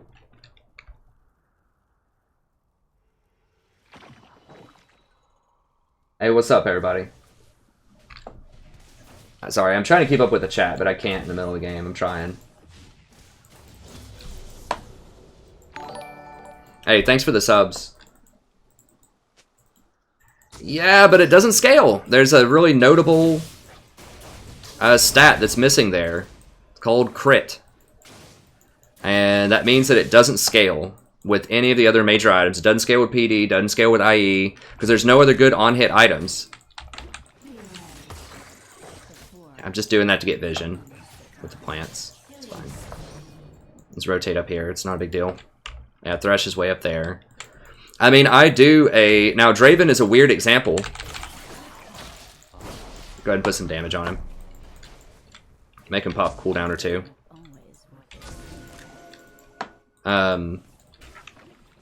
Now, Master Yi is creeping on the side here. He might be going bottom. I don't know. Yeah, he's going bottom. Okay, so we're just going to trade towers. That's fine. We can't get down there fast enough. I mean, I do a simulation in my frequently asked questions that's linked in the description. You can see a Draven on Draven. One Draven goes Bork, and the other Draven goes Infinity Edge first.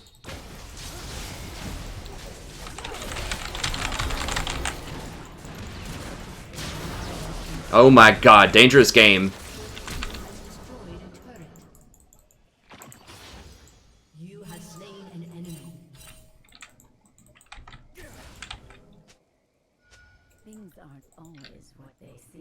I have no idea where Lucian was going.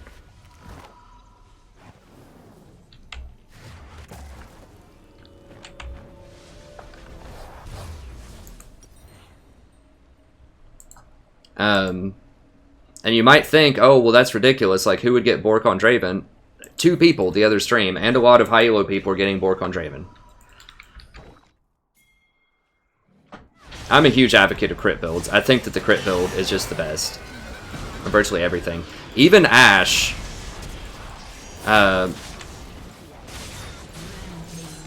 Watch I'm a Cutie Pie. I think it was his last video that he posted up. It was like Ashe and 3 supports. The worst Ashe build and 3 supports or something like that.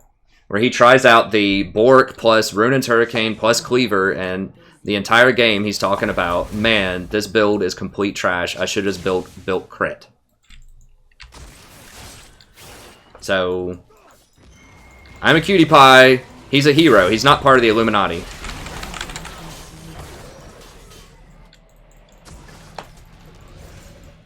I might, like, legit start banning Master Yi. I'm just getting tired of seeing people just take over with him.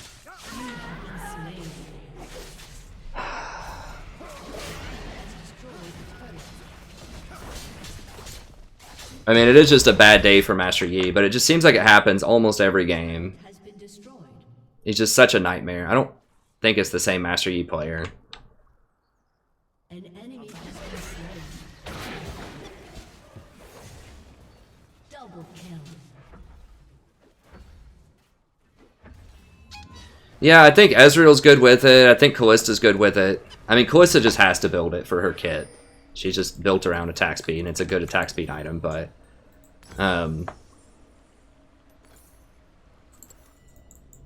it's all right on Kog'Maw. I certainly wouldn't rush it on Kog'Maw. I think a lot of people go for, what is it, like Ginsu's into Runin's Hurricane, something like that with Kog'Maw. Wait until my seeds take root. Wit's End.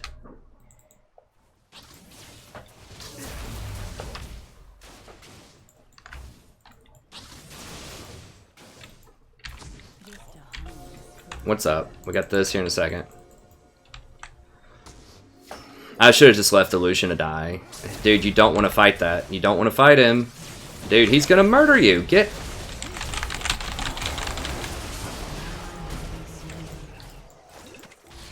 Why the hell are you fighting him?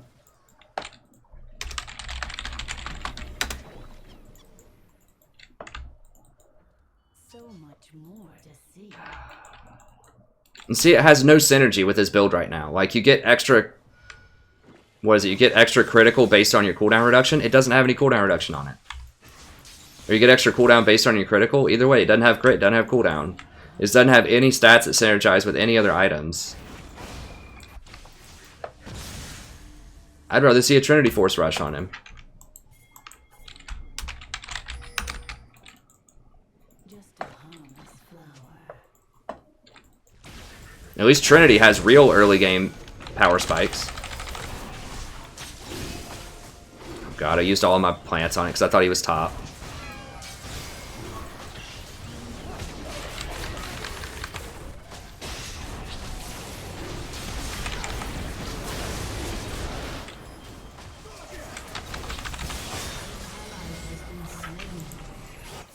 Things aren't always.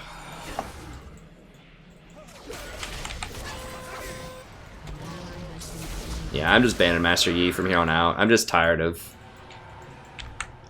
seeing him go off on all these clowns. Like, Master Yi's just OP in bronze, and that's what I'm playing in right now, so... See, that was a chain reaction there that I should have watched out for. Was I used the ult to try to kill Yi because Lucian was being a fool, and then I didn't have my ult to contest Dragon, and that's why we all died and they got Dragon. A lot of it is because I didn't have my ult. Your turret has been destroyed. And I used too many plants to try to take the Dragon faster because I thought Master Yi was top.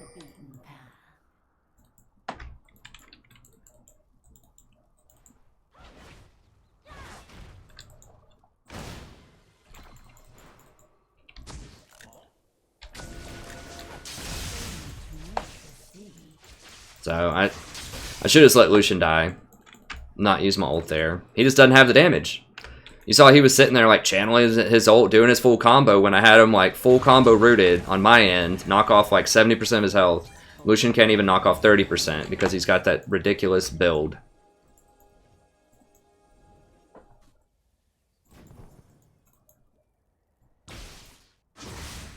I did play with a good Kalista yesterday.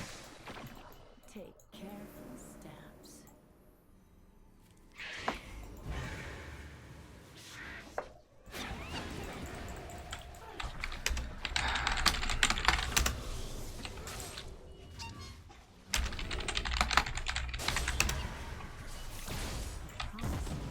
Yeah, we don't really have a great plan, honestly. We just gotta catch him.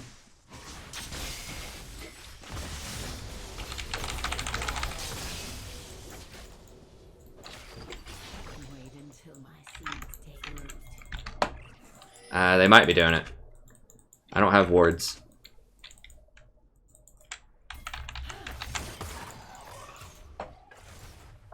Master Yi can do it very quickly. A promising garden. Alright. We can fight without him, if I catch him here.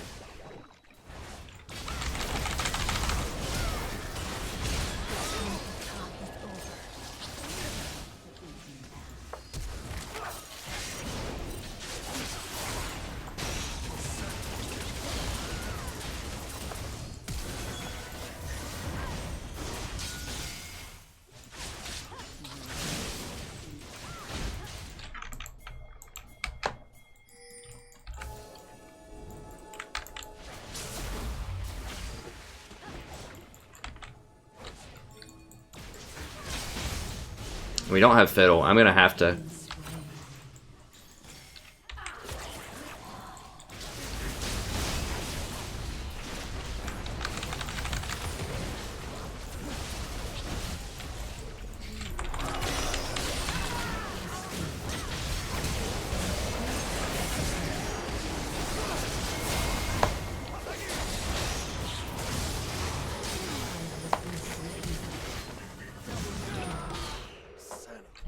So they're gonna get an inhibitor out of it.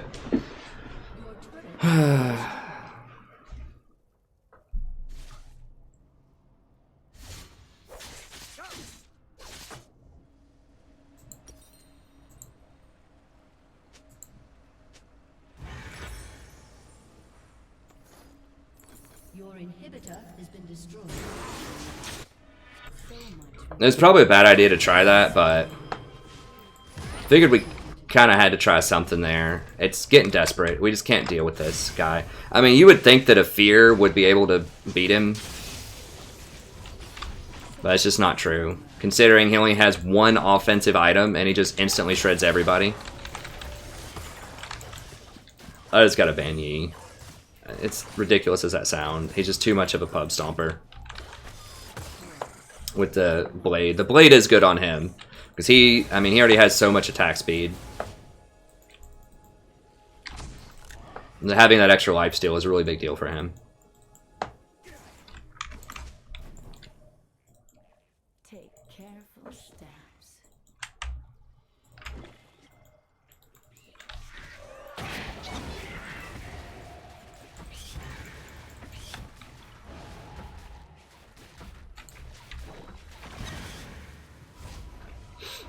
Well, at least Fiddle did rush Void Staffs. That's intelligent.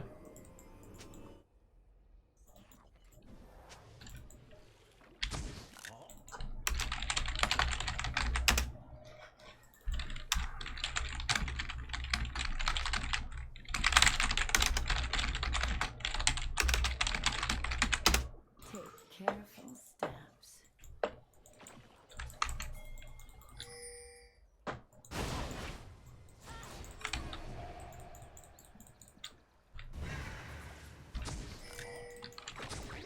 Come closer.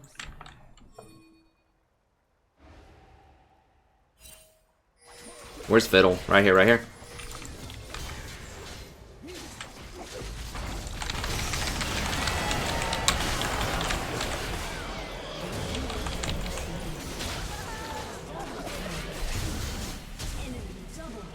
That is absolutely stupid. Okay, he got a cleaver, I guess, finally, but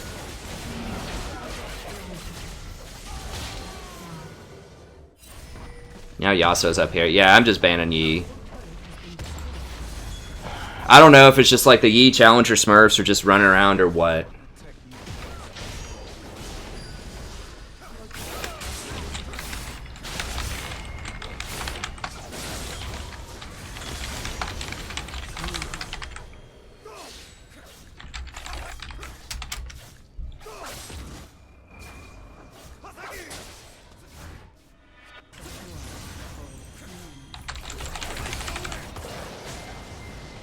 Guys are like, why would you build Abyssal Scepter? That's really bad when you have 3 APs on your team that do a lot of damage in theory. And you give them all 10% extra damage.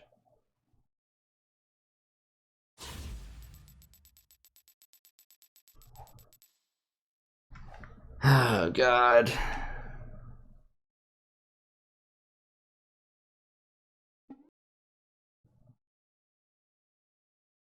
I probably should have just dodged. I mean, Fiddle...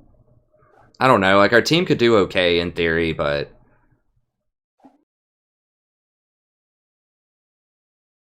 My God. Guy dies 7 times, rushes Bork. Doesn't rotate. Terrible Zyra. Okay.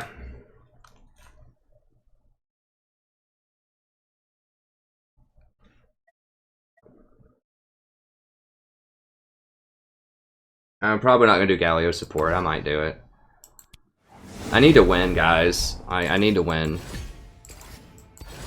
Let me give it a couple more seconds. I'll answer some questions, but I need to win.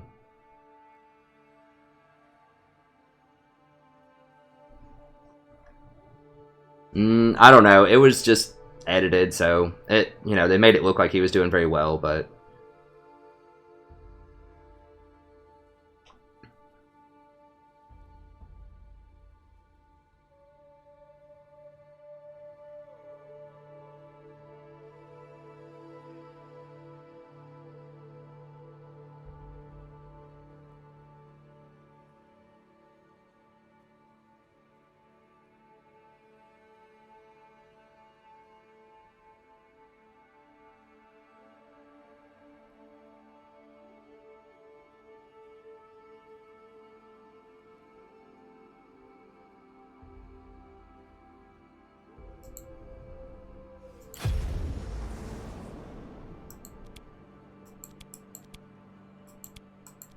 I know a lot of people build Bork. I'm telling you, it does not make me feel good when I see Bork on anyone except for like Ezreal.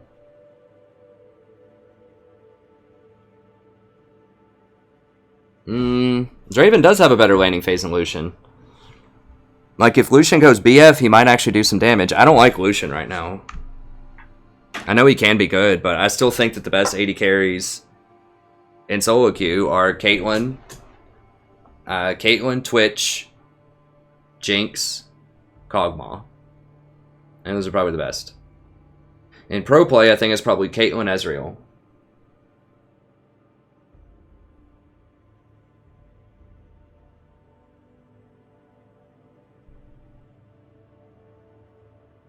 Like, Lucian's problem is that he only has 500 range.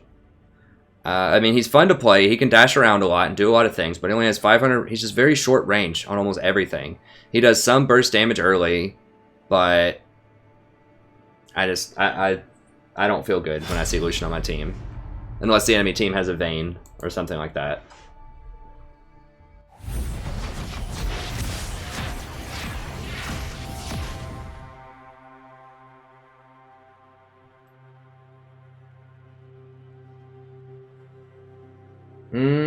Does Triforce? I don't think Triforce has crit anymore. I think they took it off.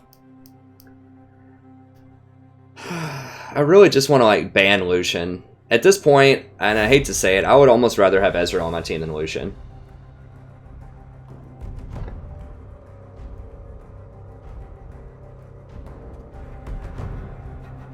Well, I'm sure it's just hindsight bias. I just have run into a few good Master Yis, and I just get tired of him carrying the entire game by himself. Because people, like, just give him a bunch of kills. Hey, what's up, Billy? Well, that's a really open-ended question.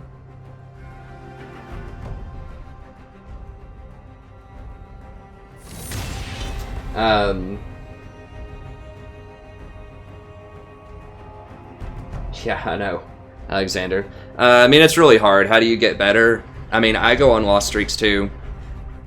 Watch my coaching videos. Those will help out a lot.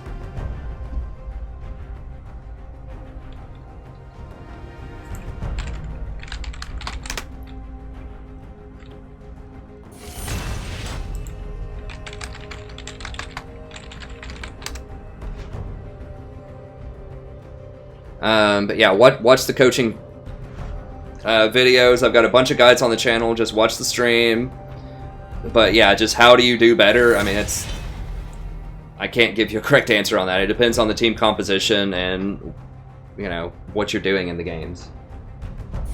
I'm not going to play Ashe support in ranked. I need to win. Let's see. Someone said...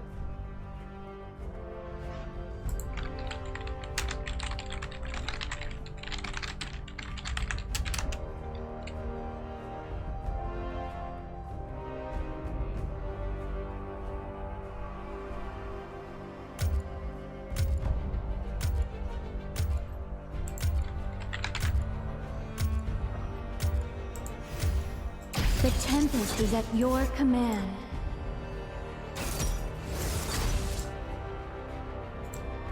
I don't know. I think that crit builds are still great, especially if you have a good... Now, I'm a little biased because I actually play the good utility supports, and I peel a lot. And I think that I'm a good support. So I prefer 80 carries that just go max out damage. You know, I want to see that Infinity Edge, PD, or Static Shiv, you know, into other crit items.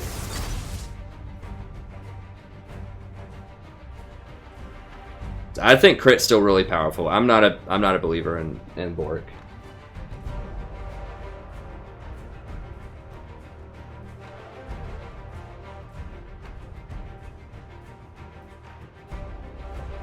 Hey, Drink. Brand support, I'm not a believer. He's okay. I mean, he does good early damage. He has okay teamfight damage, but his damage is unpredictable. It bounces around to random targets.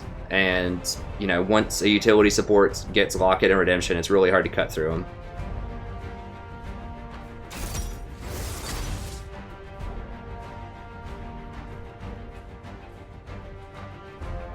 I don't know why people are letting Graves get through to ban things like Zed. I don't get it.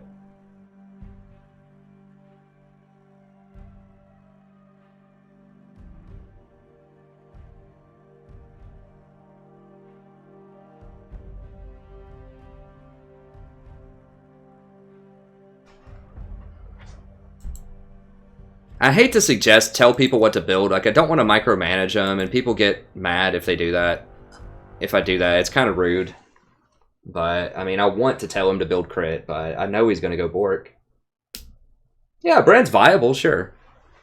Especially, you know, in Bronze and Silver, I think he's still pretty good. He has a lot of early game pressure. You better win early. I do have some Brand videos on the channel, I believe. I have played him before, but I've only got like a 30% win rate or something with him.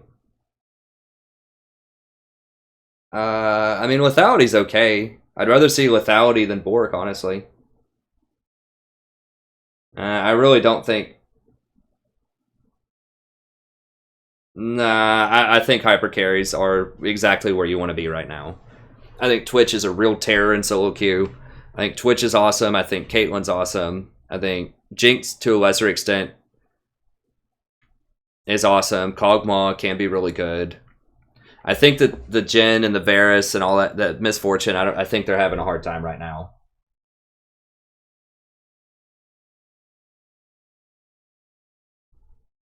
I can't think of a situation where I would personally play Brand right now, but... Thanks, Julie. Thanks for stopping by, friend.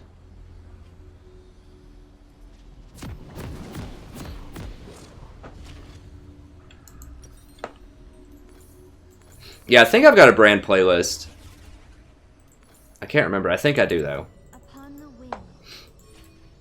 With a few videos in it. If you look on my main channel.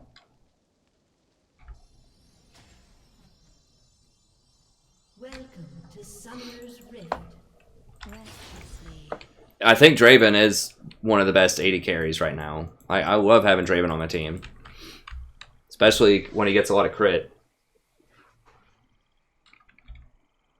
30 seconds until minions spawn.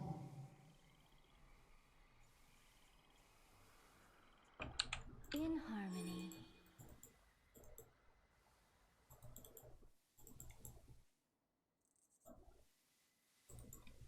Well, top laner is complicated. I haven't played, you know, the top lane meta a lot. A lot of it's around teleport usage and like lane management and things like that. Usually whoever uses their teleport better is going to win the game. Minions have spawned.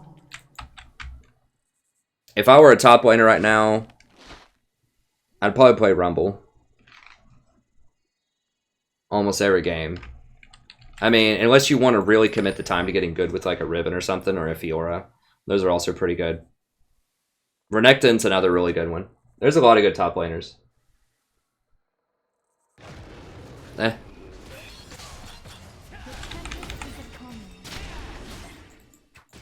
Let's not start up any drama. No, I wouldn't pick Janna's Q.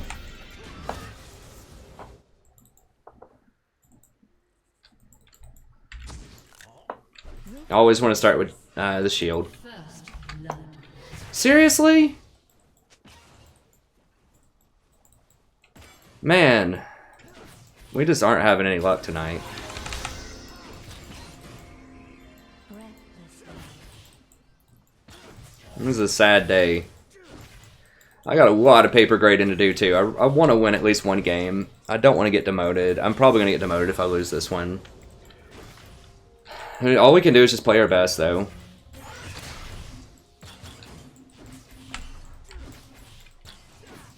Maybe if I don't try to VOD it, then the person will be good. It's like every time I try to VOD it.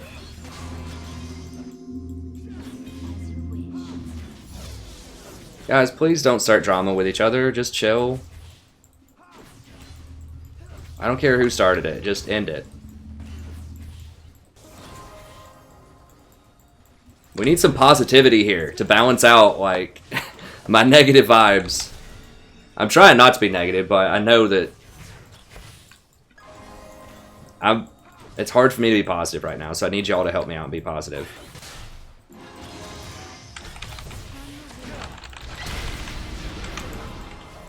I missed the Q, or she would have been dead. No, back up, back up, back up, back up.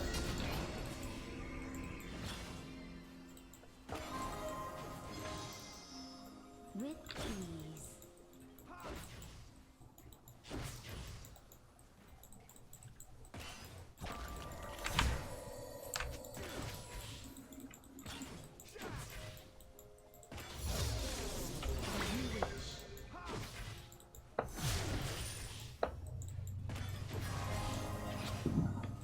Yeah, Draven and Caitlyn are my two favorites to see in solo queue. Caitlyn's just solid. She's good in almost all elo. She scales very well. She has a good, good early game, good late game.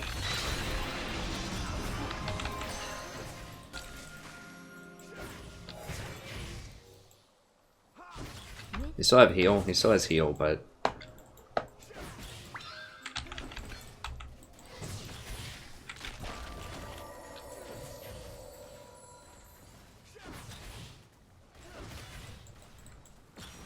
Breathlessly.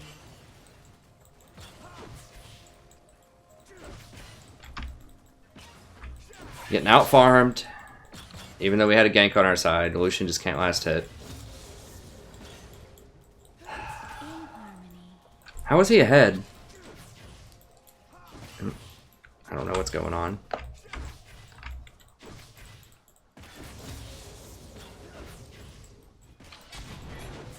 ally has been slain. Seriously? Mundo, 1v1, Draven, level 4. I can't even imagine how that's possible. I can't imagine a universe where that's possible, but here we are.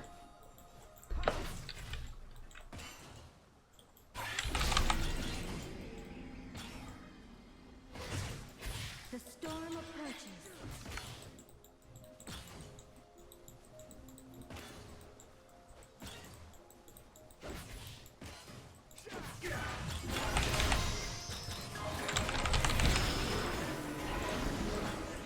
God bless.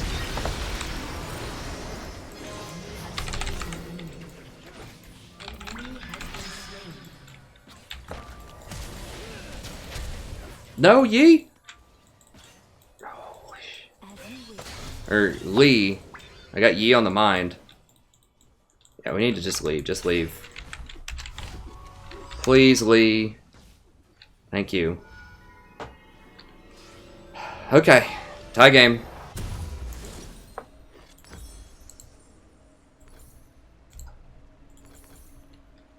Swiftly. You go get some words down.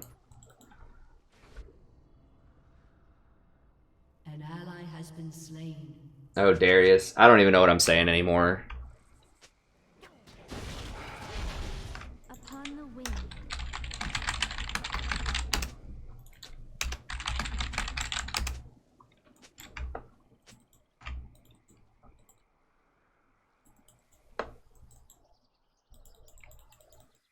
In harmony.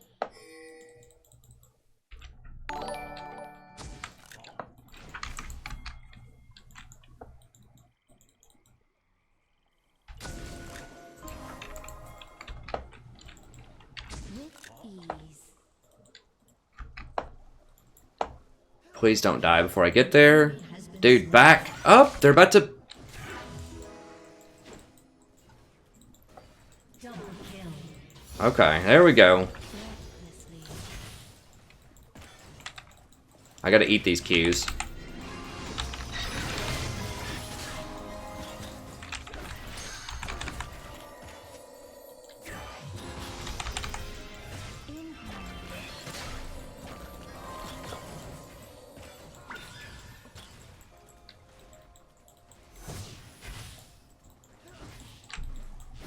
Well, I've got really good ward coverage out there for now, so nobody better die.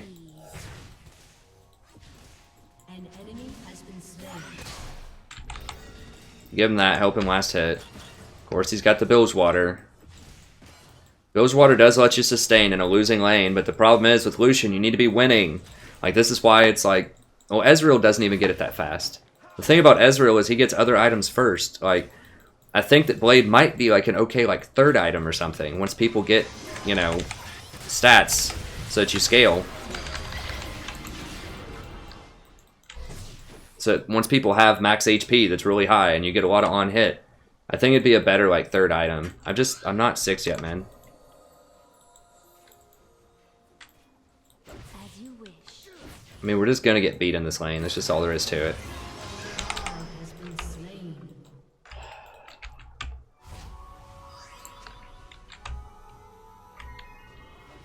I should have just pinged him back.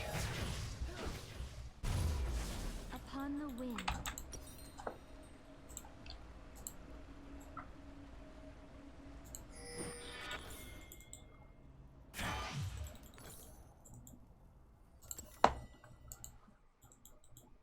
Breathlessly. Hey, thanks, Oli. Yeah, I appreciate it.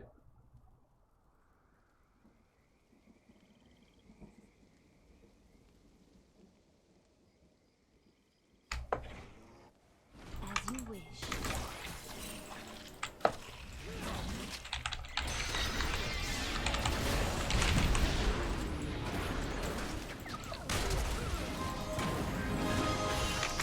Ally has been slain. Swiftly.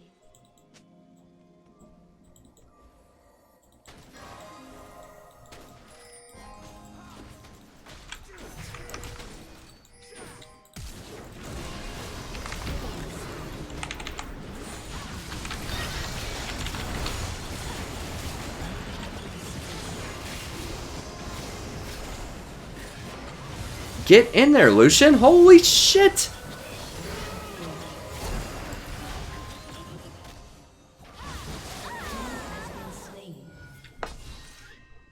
Alright.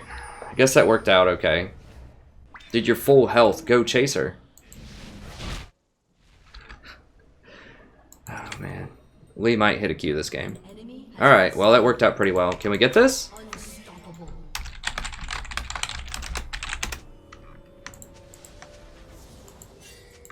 With ease. Hey, thanks for the sub, friend. I'm trying to stay positive, ladies and gentlemen. I really am. I appreciate you hanging in with me.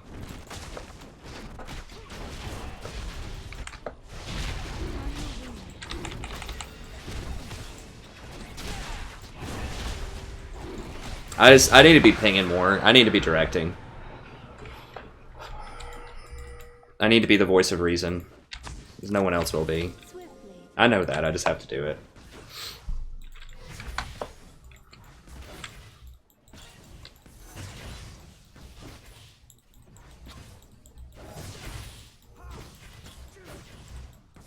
As you wish.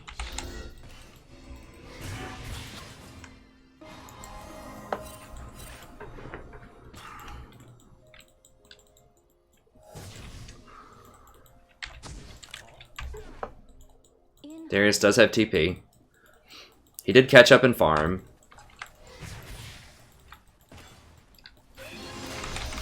Dominating. Okay, Annie's doing very well. Annie's going to have a problem with Mundo, but I should be able to peel the Mundo off. Annie's a classic counter to Ahri or any sort of champion that wants to hop around a lot.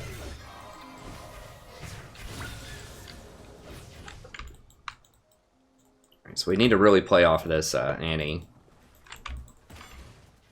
Okay. swiftly.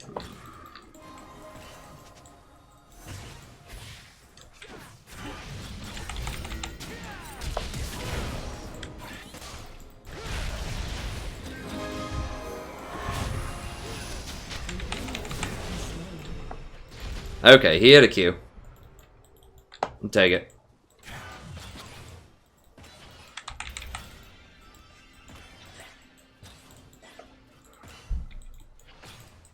As you wish.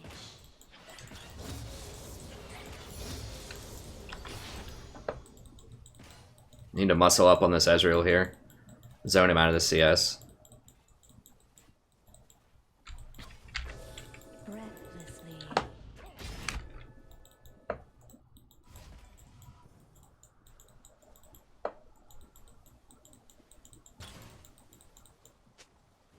How'd they see me? I just swept this bush.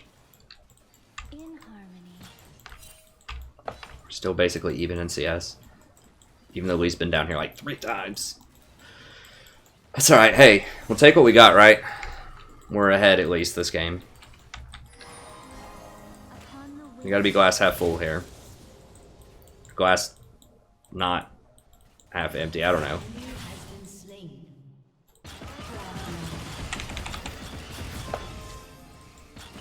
Okay. Yeah, Sona's 51 AP is not really going to do a lot right here. So all of her early game AP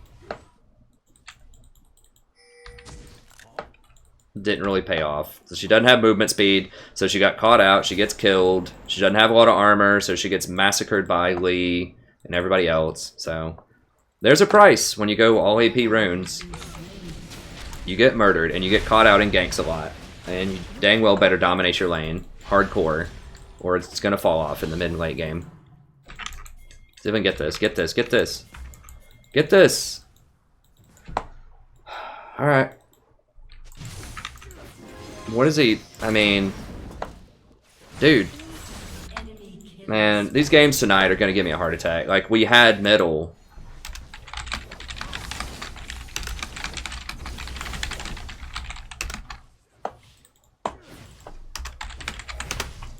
upon the wind. Like, Graves wasn't even low.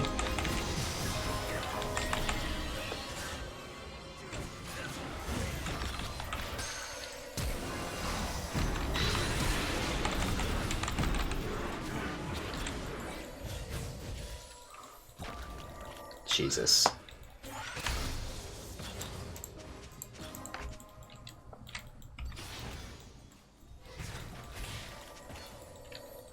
Swiftly. Your turret has been destroyed. Leave this Lee alone. Yes, he's bad, but he's at least trying. Don't make him AFK. Breathlessly.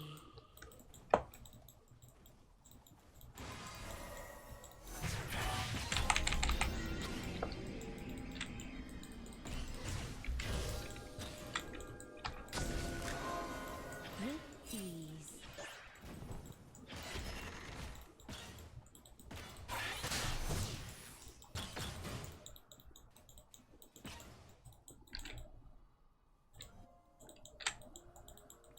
In harmony. Shut down.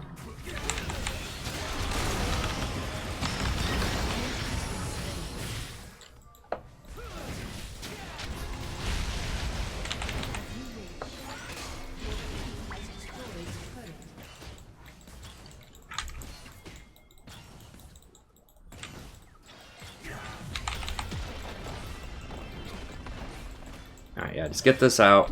So, not an excellent proposition to kick the old Graves directly into our 80 carry.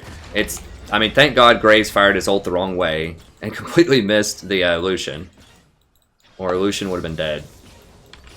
But whatever, it worked out. Has destroyed a turret.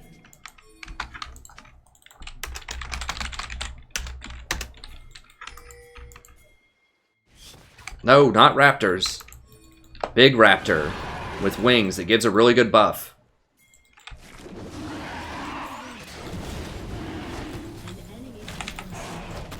Don't kick the dust.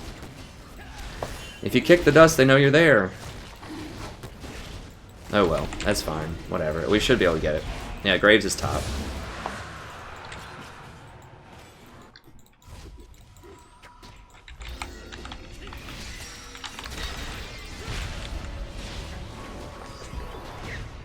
Okay, good. Well, we're doing pretty well this game. Alright. Old redemption flow in here. As you wish. I do need tier, I do need some boots.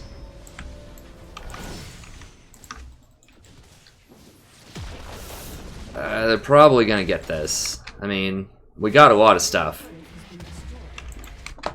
Sona Enemy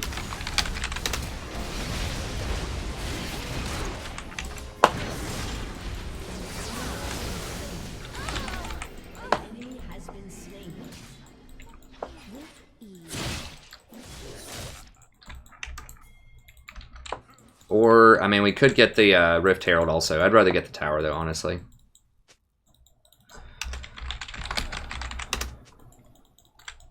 Swiftly.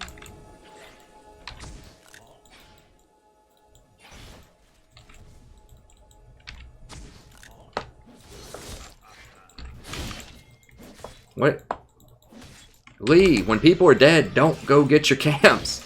Like, go get something else. Your turret has been destroyed. Your team has destroyed a turret. Swiftly. I mean, you might as well get this thing. It's not amazing, but it's something. Like, just get stuff. When people die, get stuff.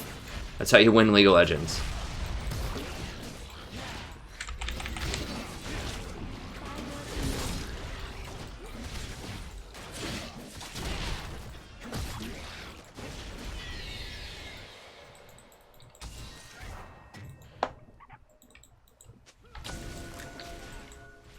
In harmony. What's Lucian got?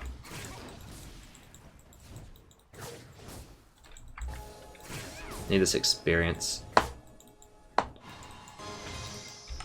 Oh. What is this? Pink? Normal ward. Alright. Don't want to go too deep, because that's probably warded. Oh, she autoed. I don't think she can kill him. Upon the wind.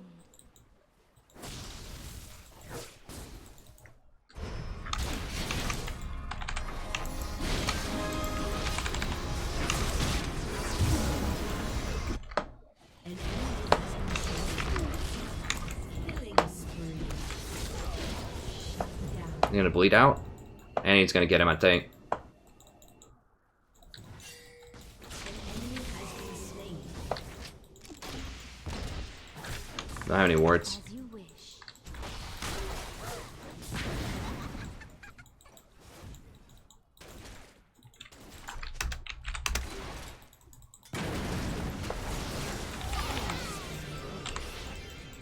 With ease. Act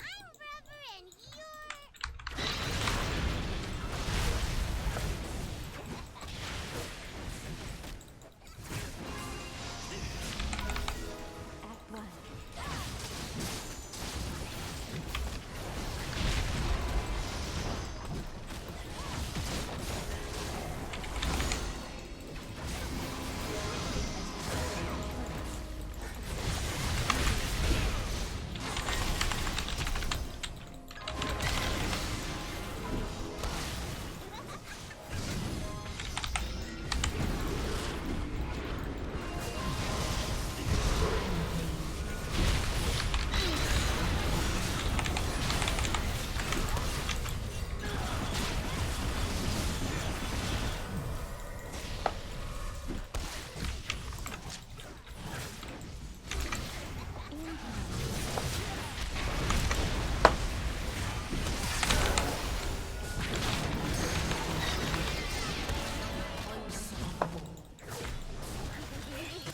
Got that redemption. 20% faster, right on time.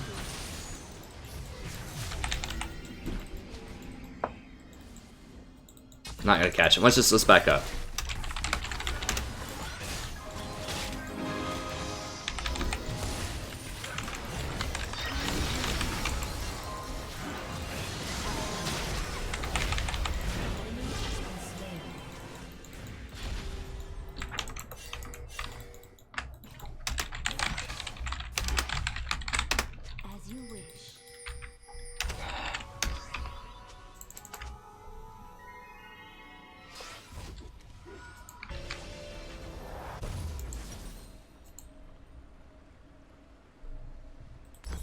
Alright, let's go for that.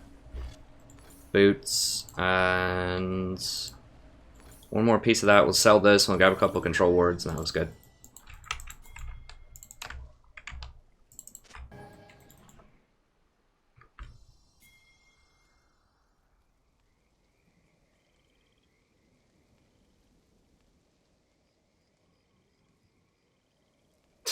Yeah, and he does it pretty good with the double shields. Alright.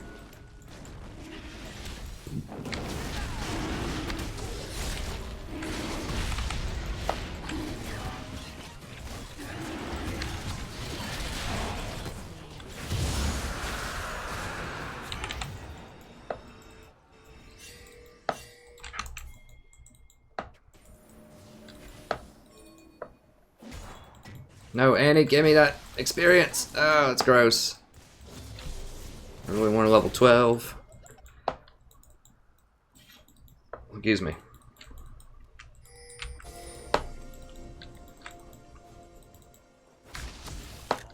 With ease.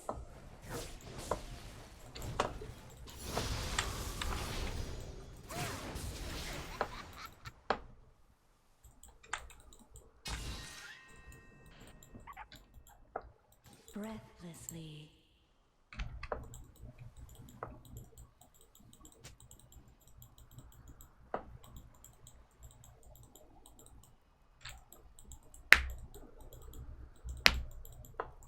Swiftly. Well, we're just hanging out.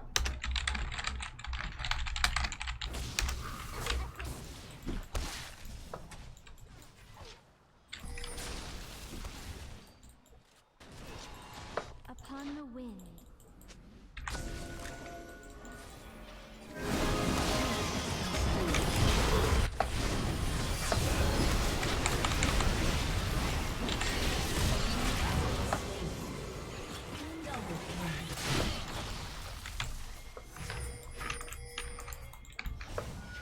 This is one thing you notice in my coaching videos, how I say after you get something, then ping a bunch of stuff. Do you see how many people ping that?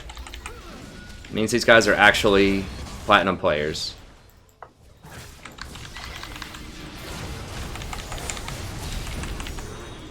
You just step in front of his cues.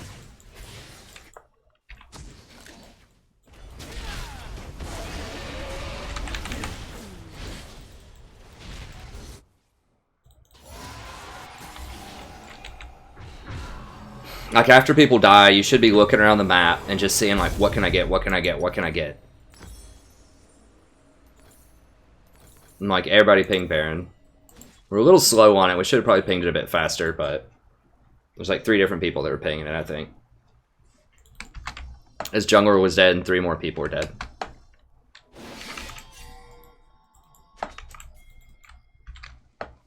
In harmony. Ew, Lee got Locket. Gross, what?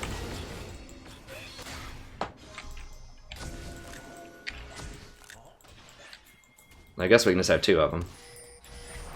As you wish.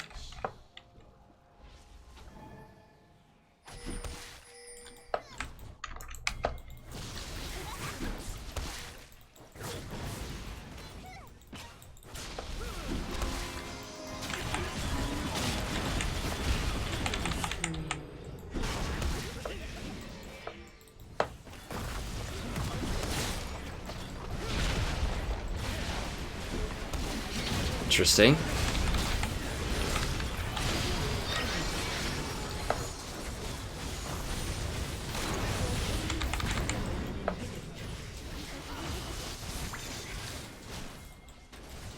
Alright, Locket debuff is down. Yeah, let's just over here.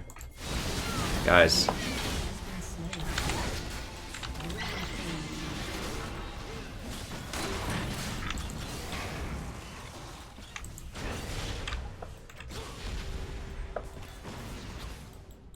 In harmony.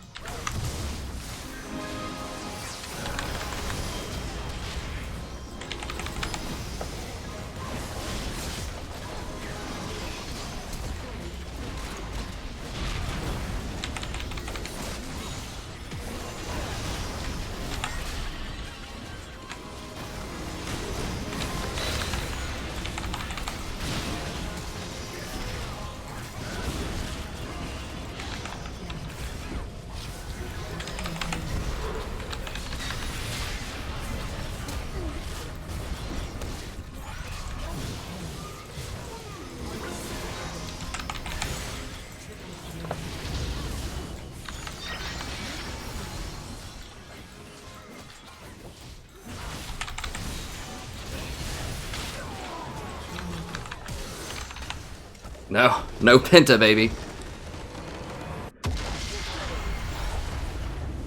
Hey, what's up, Mr. Magpie?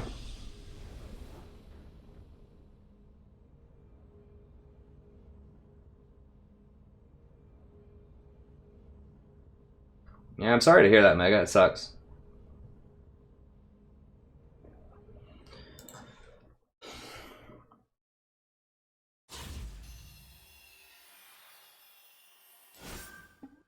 Good job, Mr. Magpie. That's great.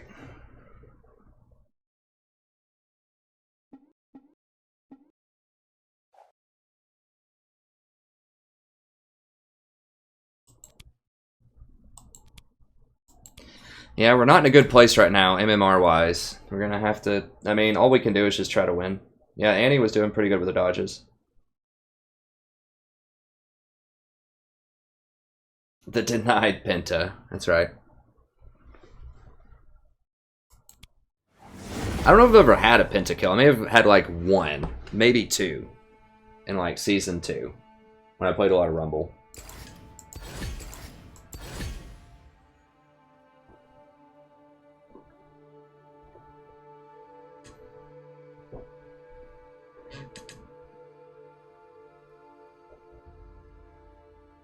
Awesome, that's right, Mega. I'm glad you're having a good time.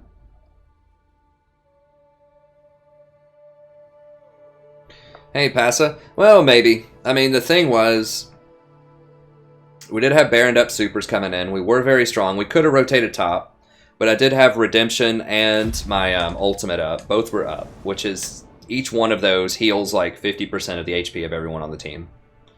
And I still had Locket. So because I was Janna, and I just have an insane amount of healing, we could do it. Remember that a full channeled Janna ult heals more than a Soraka ult. Like, a lot more than a Soraka ult. It depends on the meta. Right now it's Janna. From 7.1 to 7.4 it was Zyra. And near the end of last season it was Nautilus.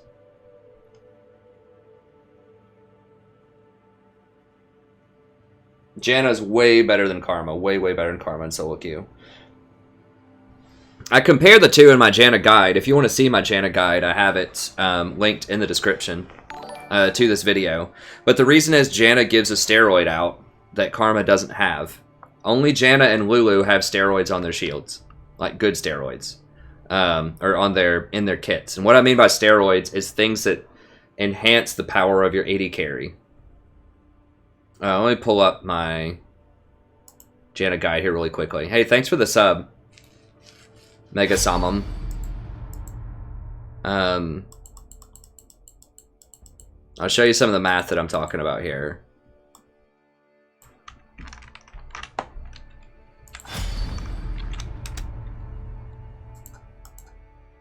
So if you watch the guide, I'll also give you a Google Doc here. And one of the things that I talk about kind of early on in the Janna guide is the power of her shield. It's the best shield in the game.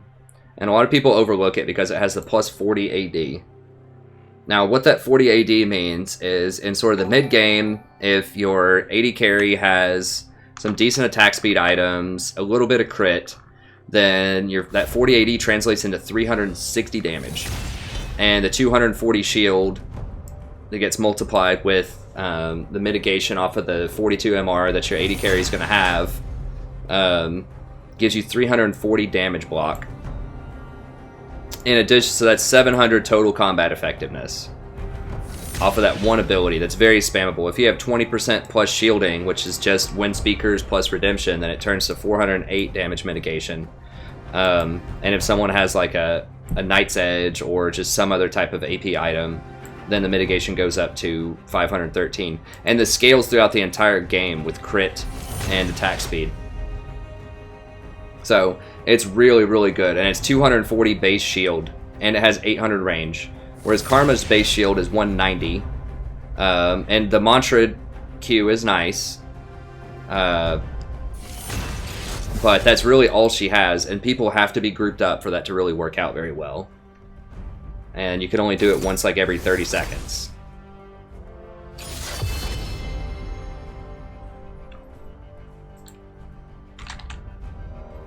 I just need to get some wins here. I played a pretty good diversity of champions earlier in the stream, but I just need some wins. Now, Karma's shield is also 800 range, I believe. But Lulu's is only 650, although Lulu has 240 strength. Karma does speed people up, but the problem with Karma is, you know, your Q is going to fall off. It's going to do virtually nothing later on in the game, unless you build her full AP, which you can't afford, typically, as support. Her W is an okay stun, but it's delayed. So, you know, people can dash out of it, or they just might kill the person. They might kill your AD carry before you actually stun them. And she doesn't have any heals, whereas Janna is like ultimate heals for a zillion. So, I mean, Karma's okay, but I think Janna's far better. If you want someone that is a nice blend of early game aggression and has some engage potential, I think Lulu. I mean, Lulu's been at the top of my... not at the very top of the charts, but she's been up there for like 3 patches now, and everyone's just now like, oh, Lulu's really good. I've been talking about Lulu since probably January.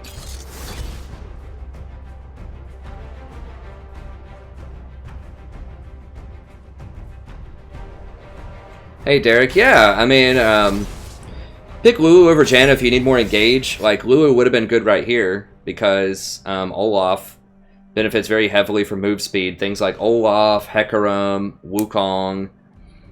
Lots of champions benefit from that. She's also very good with Yasuo because you get that free knock-up at a distance. So yeah, if your team needs more engage, then I think Lulu's better for that. Lulu also benefits with on-hit champions a lot. So champions that are going to get Bork and want to stack up, that do a lot of on-hit damage, like Kog'Maw, Twitch, stacking as poison. There are some champions that benefit much heavier from attack speed rather than attack damage. So yeah, there are plenty of situations where I think Lulu would be better. Lulu's better in professional play as well because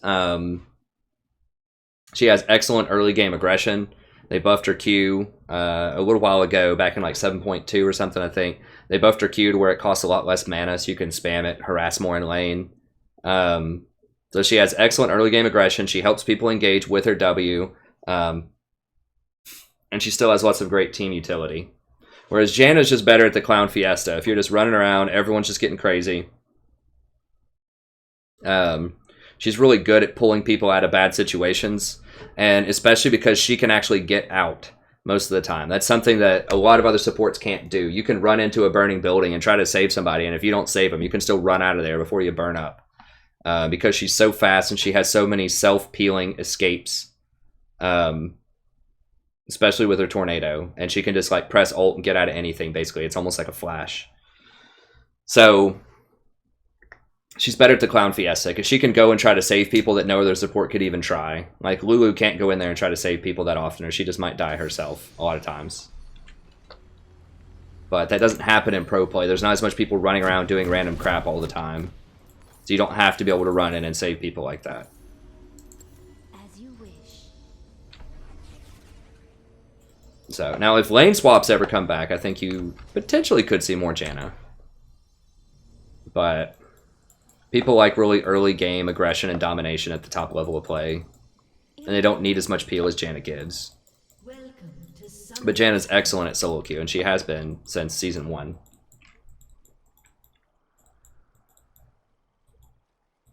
Huh. Breathlessly.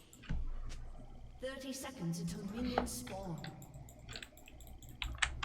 Well, buddy, you picked Yasuo. So...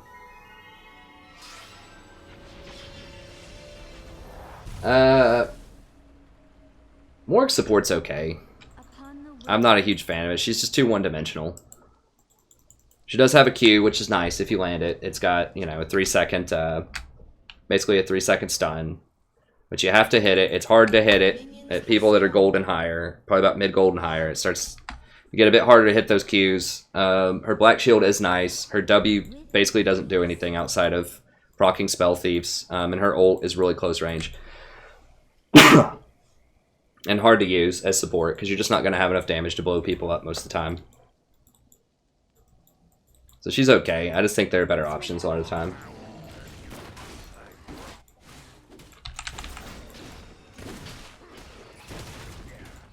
I don't think lane swaps are going to come back. Some people were saying that they would a couple of patches ago with the way they changed the towers. I'm like, no, they're not.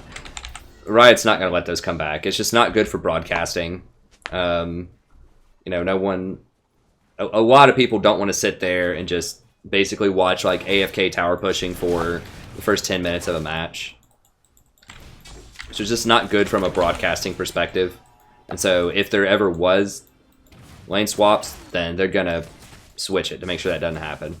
Also, they want pro play to seem like it's standard play. Like they want familiar stuff and familiar matchups that people might face in solo queue. Although this is an illusion, it's not. It's a very different game. Because of the level of play, the level of communication, organization. It's like playing, you know, pickup basketball or something at your local YMCA versus like an NBA pro team playing. Like it looks like it's the same game. It is not the same game. But they do want it to look that way. So they're like, oh yeah, man, I've totally played that, you know, Lulu Kog'Maw lane or something. Or yeah, I could totally go play that Mordekaiser Nautilus lane if I wanted to. You know, they want people to be able to relate with it. And so that's why they don't like lane swaps, because that just doesn't happen in solo queue. It's for a lot of people, it's boring to watch.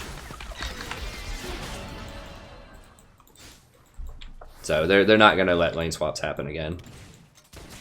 I thought it was really interesting strategically. I would like to see a meta where lane swaps were okay, but then standard lanes were also okay. It was like a tactical option, but that just wouldn't happen in solo queue. People just like to have their... People have a hard enough time understanding really basic stuff, right? Like, don't dive 2 towers, go get a Baron when 3 people are dead, you know, that type of stuff. So, lane swaps requires quite a bit of strategic knowledge that, you know, just won't happen for the vast majority of ELOs anyway, so it's just not good for business to have lane swaps. Although I kind of liked it. I liked the meta. It was interesting.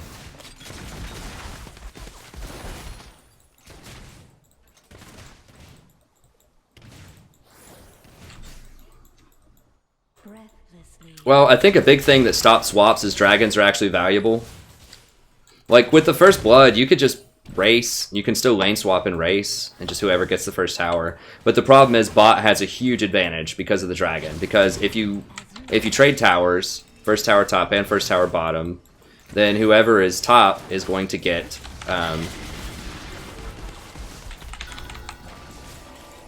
whoever's bot's going to get dragon, and top's going to get, like, Rift Herald, which is worthless. That's part of the reason they don't want to buff the Rift Herald.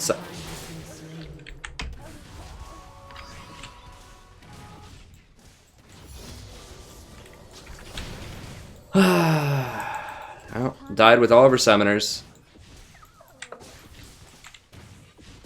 I didn't have enough mana to shield because she's just been eating non-stop harassment. That's part of the reason they don't want to buff top side. That's why it's always beneficial to camp bottom side, as I've explained all the time, is because you get way more benefits out of it.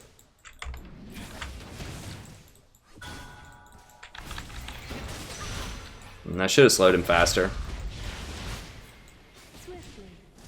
If he would have actually connected that, I probably would have killed him. Well, I would have used exhaust, and then he probably would have flashed out.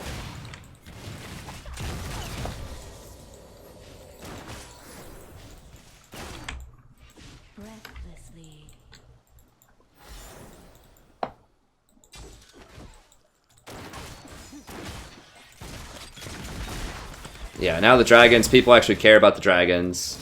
You just can't risk it. Like, what if it's an infernal dragon? You just don't know which dragon it's going to be.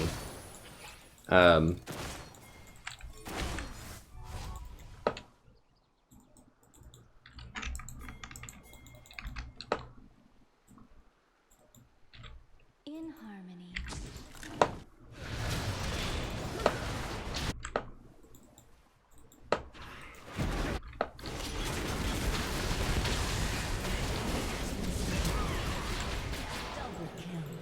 Damn.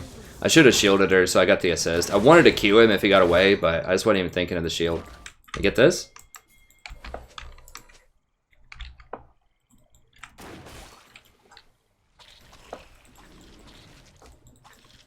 Okay, whatever. It's too late. It's too late.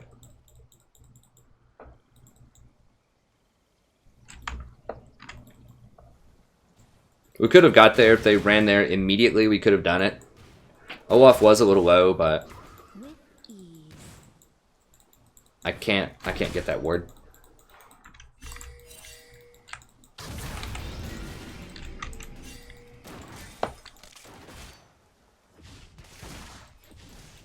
Upon the wing.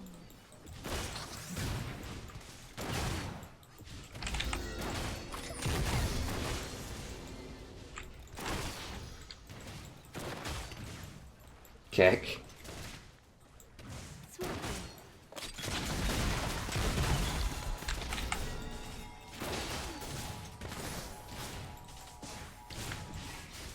Hey, Lev. I mean, you got a shot call. That's the big thing. If you think it's your team that keeps messing up, you got a shot call. You got to tell them what to do. You can't just let them wander around. You got to direct them.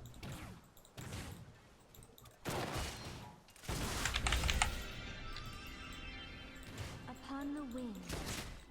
Because statistically, you know, your enemies are going to have underperforming teammates too over time, but like a difference might be if you have an underperformer on your team, it might be because they just don't know what to do. And so if you just tell them what to do, a lot of people will actually listen if you're really polite about it. If you're like, hey, let's go do Baron, or hey, help me go get some vision of their jungle, we can catch them out and kill them. You know, if you're polite about it, a lot of people will listen. There's going to be some people that'll just AFK split push no matter what, you know. That's going to happen. You're just going to have bad games, but you know, a lot of people actually will listen. They just don't know what to do. They just, you know, walk around and just try to kill stuff because they don't know what else to do. You gotta start organizing stuff. We are kind of stronger, but and I talk about these things in my guides. I tell you how to shot call. I shot call in games. I talk about different decisions that we could have made. Then I also have the coaching videos, and that's almost always something that I mention in every video is shot calling and ways to shot call better. That's the hardest thing to do. It takes the most game knowledge to know, you know, what you should be doing, like how you should be directing your team. Your team has destroyed a turret. There's not really a guide on that. Like, it's situational. Like, you have to like, it requires a deep, you know, a pretty deep game knowledge to understand what you're supposed to do in situations. Just practice. Like, you can learn, but, you know, you just have to start thinking in kind of a different way. But the biggest thing is, the best way to start shot calling is, if somebody's dead, what can you get? Start with the really safe stuff. Just say, okay, 2 people are dead, go get dragon. Or 2 people are dead, let's go push this tower. Or let's go steal a buff. Or let's at least, if somebody dies bottom lane, let me at least sneak into their jungle and get some really good wards, you know, in their red side jungle. And just pinging stuff too. So you need to be the eyes and ears for everybody on the team. Not just pinging if you're lane, if someone's going to gank your lane, but also pinging, watching mid lane. If you see the jungler on the map ever, you should ping it. If someone's, you know, about to dive or do something ridiculous, you need to ping them back and tell them don't. An enemy has been slain. Breathlessly. Double kill. Killing spree. Yeah, I mean, just do the best you can and just try to work on your shot calling. I mean, like I said, I do offer the coaching stuff if people are interested in that. I can tell you very specific things that'll help you climb an elo. A bunch of people who have done it have told me they've had quite a lot of success with that so far. Or you can at least watch the other coaching videos that I've done and see, you know, I think a bunch of advice that I give in there can apply to a lot of different people. I think the $20 donations, that's a pretty modest price compared to if you were to get like math tutoring lessons or dance lessons or music lessons or whatever for an hour worth of like really in-depth stuff with a Google Doc and video and there's all kinds of stuff. I think it's a pretty good deal, but I know that not everyone has, you know, $20 to throw around, and that's why I like posting it up on the channels that people can at least get some benefit out of that. Even if you can't afford a coaching session yourself. The people who do donate are gracious enough. Oh, I hope that doesn't happen anymore.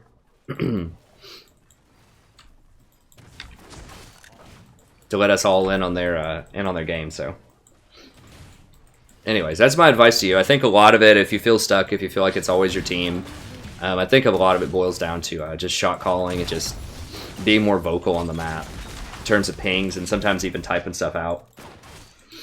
Ping your own stuff too. That's another thing. I mean, if your ult's down, ping your ult. If people are about to fight, ping them back and ping your ult twice. Or if you don't have wards for an area and it's really dark, ping back and then ping your sightstone and let them know you don't have wards. Yeah. We'll ward over here just to get a little bit better vision. So we can see him coming a little bit earlier.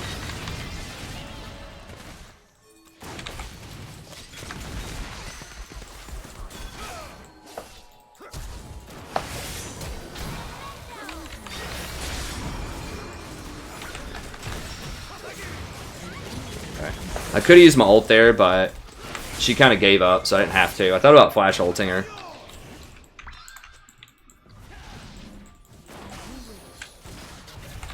Put a shield on him there.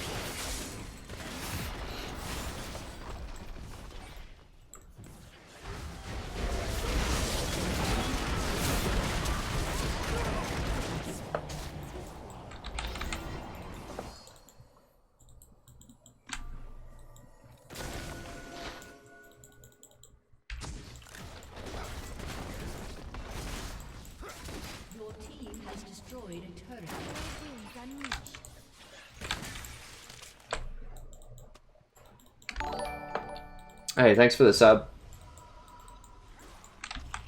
I do have a ward on, or I do have a guide on how to ward. It's called Mastering the Map. I need to rename some of my old guides so it's easier to see like what they're actually about. I try to name them something like catchy, but it just makes it hard to find out what it's actually about until you click on it. Yeah, Mastering the Map tells you how to rotate and how to ward. It's a bit older. It's from last fall. It was one of the very first ones that I did, but it's pretty good. And I might make a new updated like ward guide here pretty soon. But it's pretty good. I do talk about ZZ Rock Portal in that guide though, so disregard that. Do not get ZZ Rock Portal anymore. That was when it used to be a good item.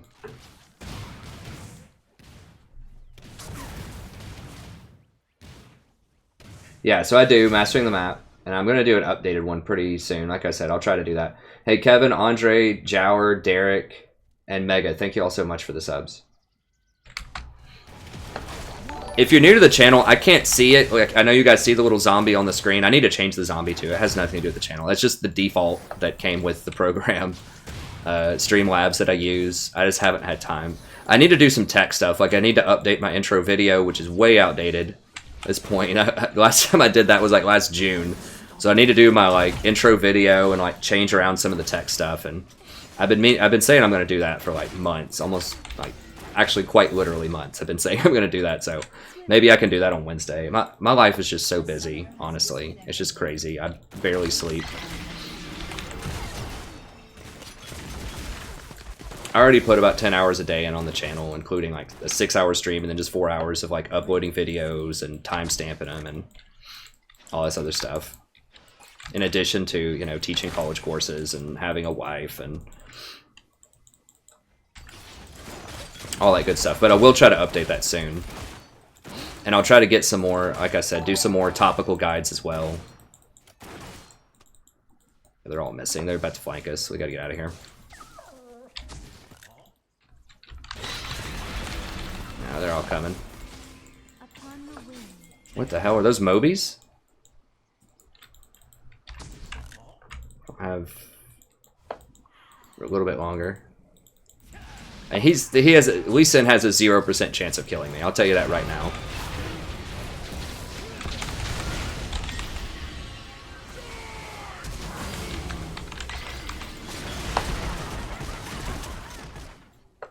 Janna just completely wrecks Lee Sin, just historically. There's just no way. What?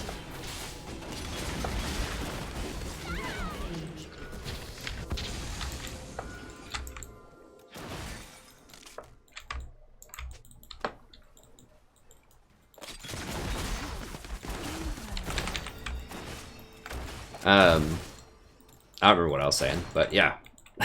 So I need to work on stuff. I really want to play like the XCOM 2 Long War also. That looks like so much fun. And I played a lot of the old XCOM on Iron Man Impossible, XCOM Long War, and that was a ton of fun.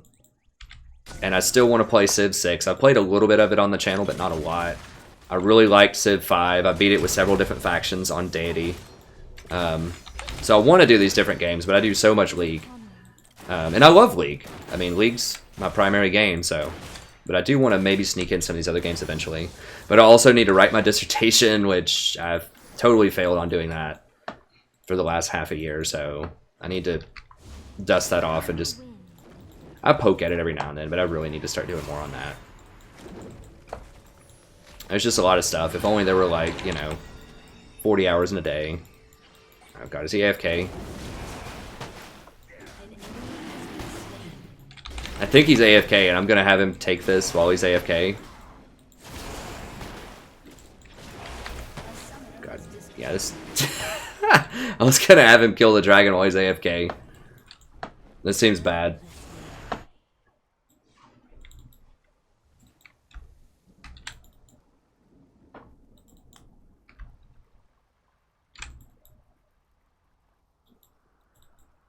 A summoner has reconnected. She's not interested. She doesn't like... I mean, she doesn't hate video games, but she's just never played. She actually was not allowed to play video games as a child. Her parents wouldn't let her play video games. I mean, she grew up in the 80s with me, and that's just not something that happened a lot of times. Breathlessly.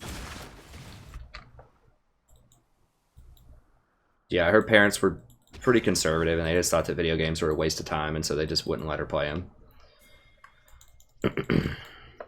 So it's not that she hates video games, she's interested in them, she just has almost literally no experience on them. Had her play one game as Caitlyn against bots when I had some friends over here one time, and she won. I was just telling her what to do.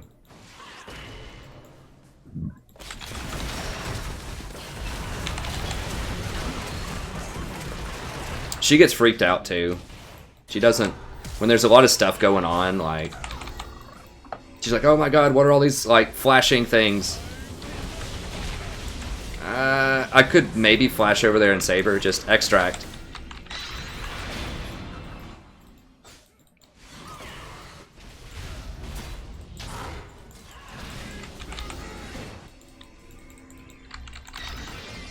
I don't have any wards. Yeah, she doesn't like fast, bright, flashing things. I don't know.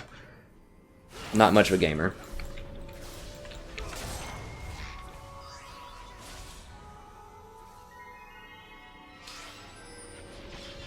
Yeah. Hey, Mean Bunny. Yeah, hit me up if you want that coaching. Like I said, I think $20 is a very, very good deal for the level of insight that I give. You know, and you got to keep in mind too, like, yeah, I'm not, like, I am cheaper than a lot of, you know, challenger or pro level players. I think LS charges like $100 or more or something for one of those. And so I don't have the highest rank as they do, but I think I still have quite a bit of good game knowledge, and I have a large background in education. So I have a lot of training in how to teach people and how to motivate people, how to talk with people, you know, how to teach pedagogy. And that's not something that just everybody can do. I mean, we've all had that professor, right, who is really good at what they do. They've got some great research grants, or they've got some a lot of good books published or whatever in their field. And then you get in their class and you're like, man, this guy really can't teach. Like, you know, like, he knows what he's talking about, he's good, but he just doesn't get it. He doesn't explain things well, he's mean, or he's just not really committed. He just really cares about his research and is just very half-assed, doesn't talk with students, that type of thing. Like, we've all had that before.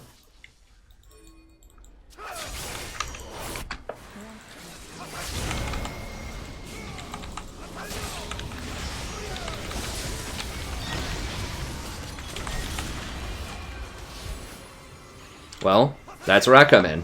I am the person who does care. I put a lot of time into these coaching sessions, into my teaching, just like I do with my teaching in my classes.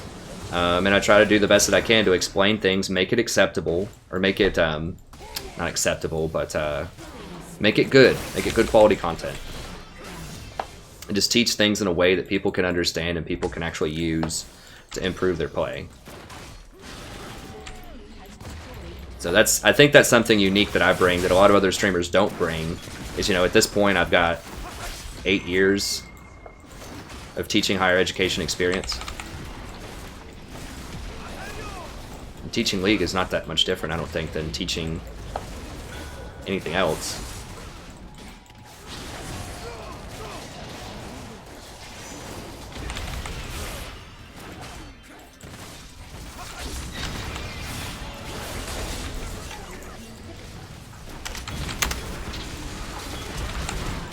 Damn it, couldn't shield him fast enough.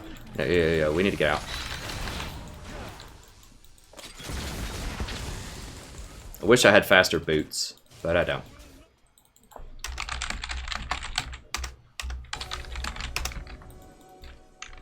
With ease. Alright. That's good.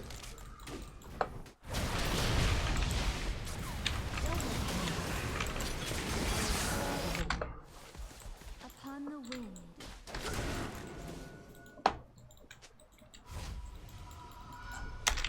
I think she was burning from something, either red or ignite. I think that was a pretty good redemption. I could have done it a little bit faster, but...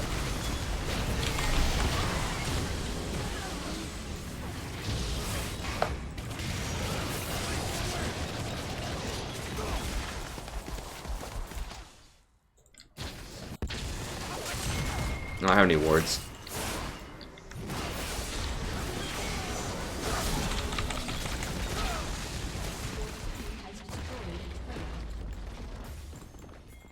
Also, to a certain extent, I mean, when you think of, you don't really need, like, do you really need someone who's a pro player to tell you how to improve and fix some things in, like, bronze? Like, it helps, but it could be overkill too. So, you know, you might pay $200 an hour for some, like, for getting tips that, you know, may not necessarily be as germane to what you're doing. So it could be overkill, for example. It's like, do you really need...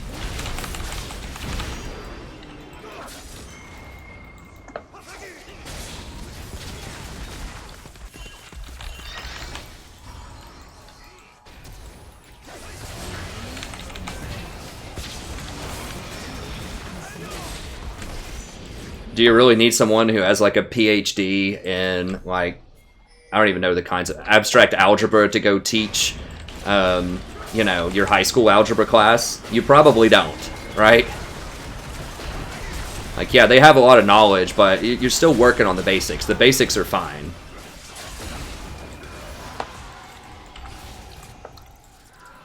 So that's just my thoughts on it.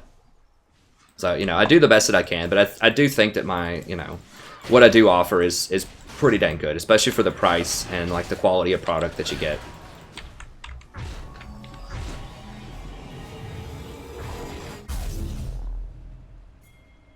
No, that's true. Thanks, Mean Bunny. I appreciate it. Yeah, I mean, there are plenty of people that, you know, can have really high knowledge about a field and not necessarily be the greatest in the field. I mean, look at coaches. Any sort of professional coach. You know, like, Bill Belichick is not going to get out there and beat the best linebacker that he has at getting to the quarterback, right? It's just not going to happen. That's not what he does. But that doesn't mean that he isn't really smart and can't help other linebackers figure out how to do that. So, I think you're right. I mean, that's the entire concept behind coaching. So that's a good point that I hadn't even really mentioned there.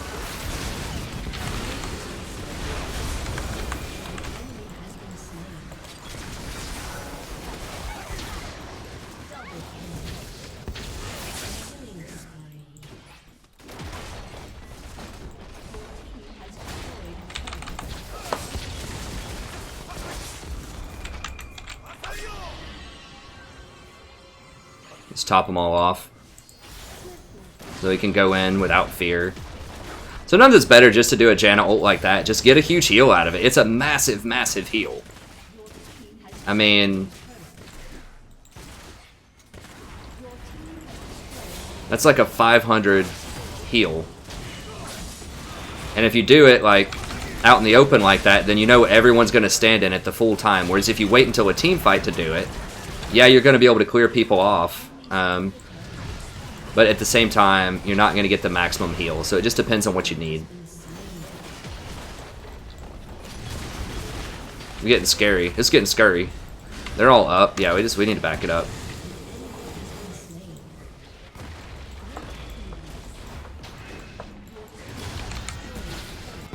I guess a lot of them are AFK though, we're just not trying. There we go.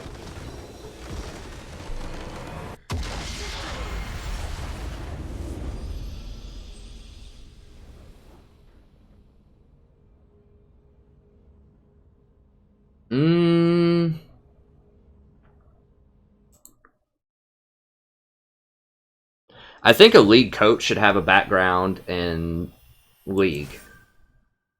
If you had to choose between a teaching and a coaching background, like a sports coach versus an educator, it depends. I think you would want someone with both of those backgrounds. I think you would want like the educator to be like an analyst maybe, and the coach to be like a motivator. Like, I think you want a motivator, like a sports psychologist motivator type of person, and then you would also want, like, an educator type of person who can do the deep analysis. Now, which one of those you make the head coach, I'm not sure. But I think that you would want both of those types of qualities and traits on your staff at a pro team level. I think you would also want, like, you know, just someone like a... I guess that would kind of fit under the sports psychology thing. Like, that person would know a lot about, like, nutrition and good ergonomics and stuff like that.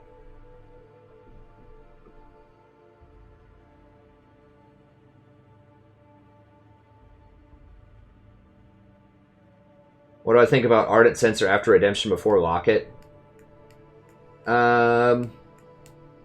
You can go Ardent if you're ahead, but Locket, that active is so powerful. And it, like, affects everybody. I mean, Ardent does get procced by everybody if you have Redemption, if you have Locket. Typically, I like Locket better. It's just instant, very defensive, very powerful for your entire team. Ardent only buffs up typically one person, the person that you shield. Although if you hit everyone with Redemption, you can get that too. But typically, there's only going to be a handful of people on your team that benefit from the attack speed and on hit. Obviously, your AD carry, maybe your jungler. But like a mid lane Sentra is not going to benefit from that. If you have a top lane Rumble, he's not really going to benefit from that. You're not going to benefit from that. Whereas every single person on the team is going to benefit from a health shield in a big team fight. So I tend to favor Locket over... Although Ardent Sensor does have really nice stats. Like that AP is really good. The movement speed's really good. The plus shield is really good. I mean, it's a wonderful item. I just think the active on Locket is so powerful that I would just prefer Locket most of the time. Hey, cool girl. I do have the Nami video up. I can, let me grab it for you here really quickly. I guess, I don't guess I put a link in the description. I should do that. Yeah, I posted it up, today, actually.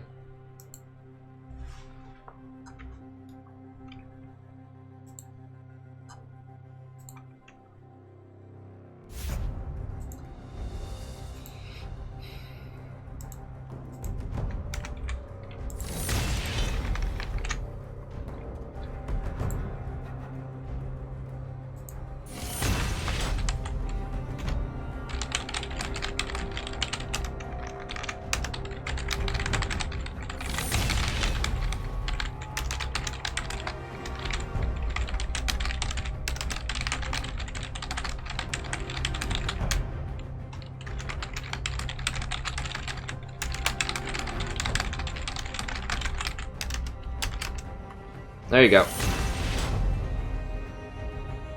Oh no, what happened to Alex?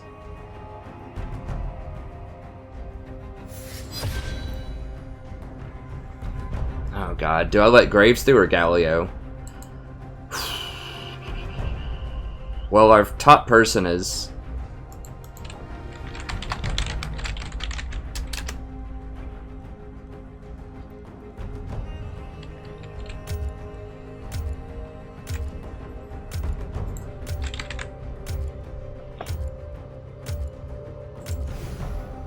I'm banning Galio. He's so hard to deal with if it's a good Galio, and he can go in any lane.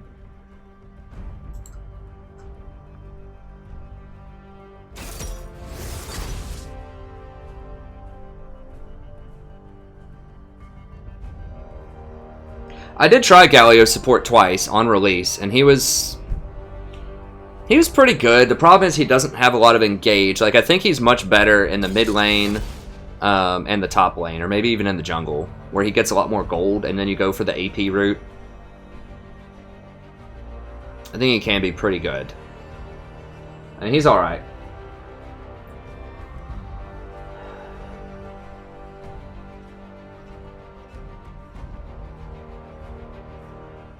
No, I can let you into the club. Celaguara can let you in too. If you'll just tell me your in-game name, I don't think I can do it when I'm in the lobby of a game. But if Celaguara is here, if you'll just message me or him, then I can let you in.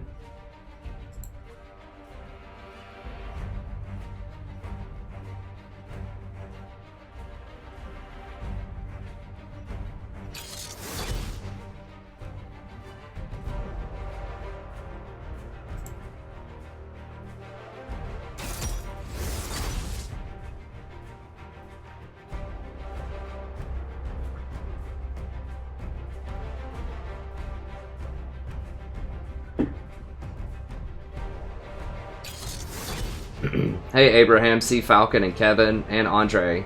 Thank you all so much for the subs.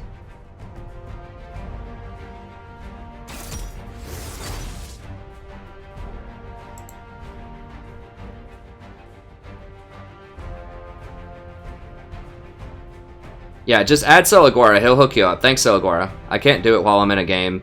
My friends list is also full.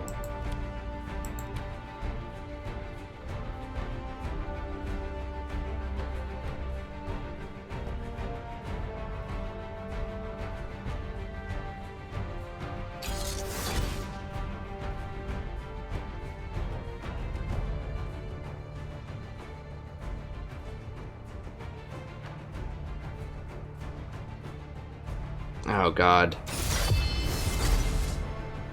Oh, that's pretty gross.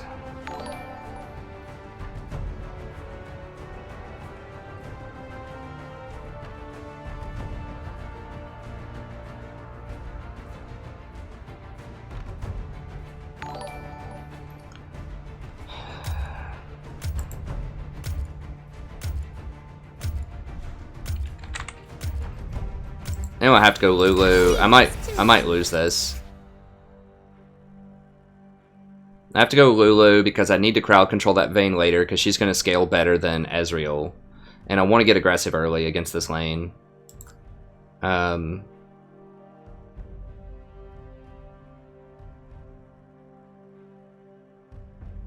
going to go early game aggression. Then we'll go with wind speakers. You have to go wind speakers, but I'm going to go with this early game aggression page here. More ability power.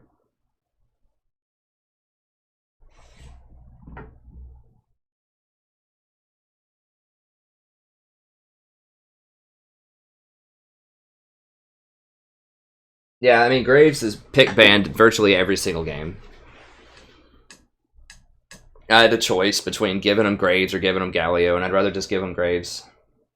Let me see some of the other ones. People are asking about Ashe support. I haven't played it, but I can dodge. It's not bad enough to dodge, though, I don't think. I mean, it's rough. Oh, it's a top lane Shaco, huh?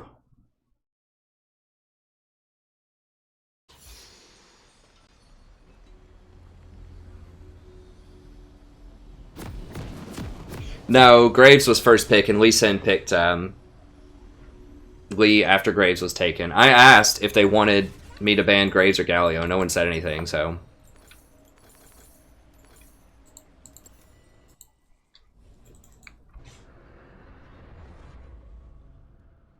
Have I ever played Orianna support? Orianna support is okay, but she has heavy mana problems and is very team reliant. So she only gets 6 mana regen base, whereas someone like Janna gets 12. And her spells, her W in particular, is very expensive. 30 seconds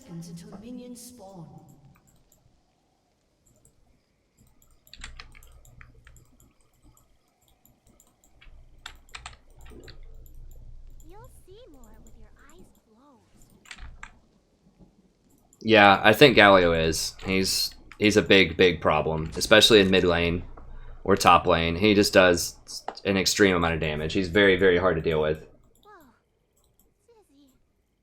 Minions have spawned.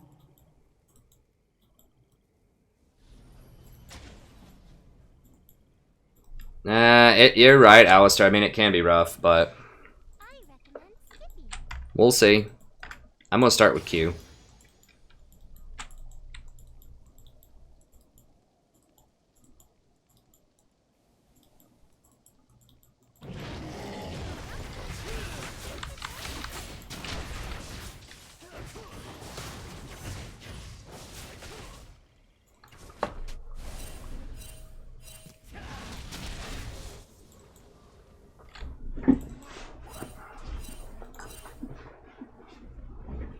Alright, let me go ahead and VOD this in case it's a good game. Everybody, welcome back to we're playing another game of League of Legends. I'm the Strategy Professor. Doing a little Lulu action here. Picked Lulu because we need an answer for Vayne later, and they're just going to outscale Ezreal really hard, probably. It's one of the few good matchups for Vayne. She has Warlords, doesn't she? She does have Warlords, which is annoying.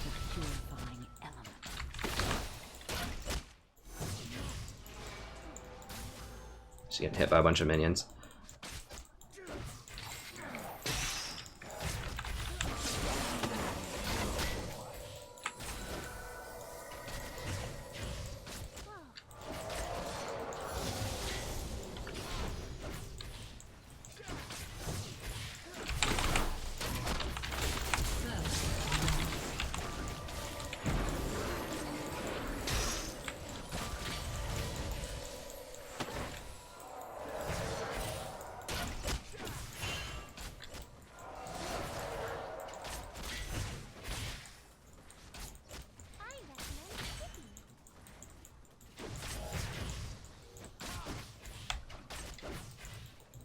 Yeah, I need to not get hit by that Thresh as much, but...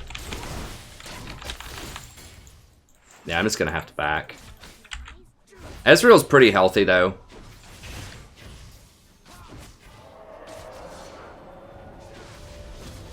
Oh, come on. Damn it. Didn't hit level 3.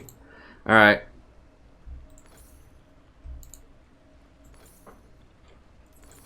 Bit of an unorthodox build. But that extra rejuve will help out in lane a little bit with the regeneration and then the 2 biscuits. And it's all part of redemption, so it's not like it's a wasted item. I really wish I would have hit level 3 so that I could have winted myself back, but I was like just at a range where I was backing from that last minion. So Vayne's still really low, so I'm going to show up full health with a couple of items for more harassment. Ezreal should not have missed that much CS. Well, he did. But he's still doing okay. Now I should be able to pressure up on this Vayne and give us an advantage here pretty soon. Hopefully.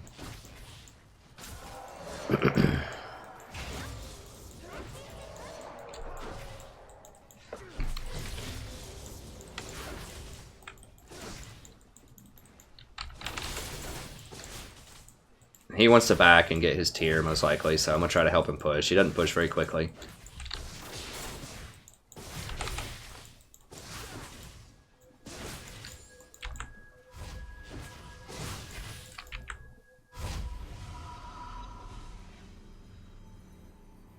We'll grab another Fairy Charm and like a Pink Ward or something.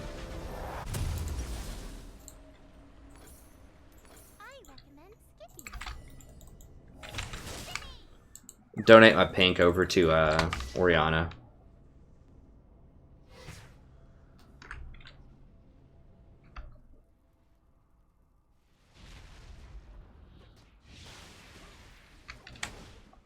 I wouldn't shield yourself. I would just go for quick trades as Lulu, where you just pop your E, auto, Q.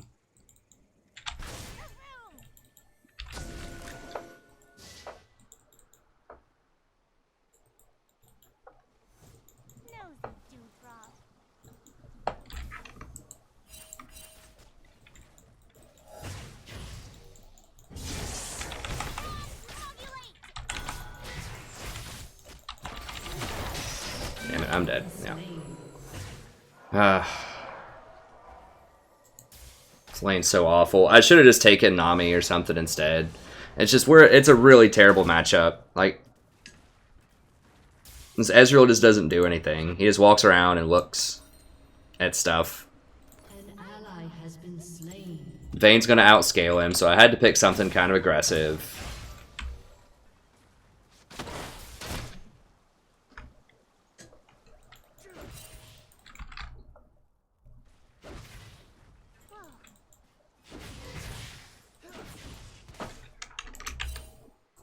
They're almost certainly doing dragon. Oh, we just gotta let it go. Yeah, I probably should have dodged. There's just too many things that could go wrong on this team. It's like we have to win early, but we can't win early with Ezreal. Oh god.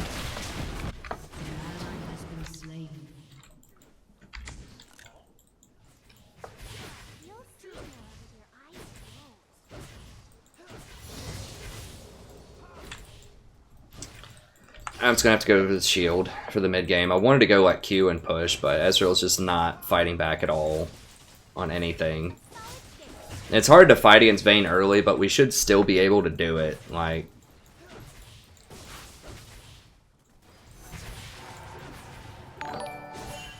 now they've got Ocean, so there's just no way they lose. I mean, there's no way they're gonna lose the lane anyways. But now I can't even do any harass to them because none of it's gonna stick.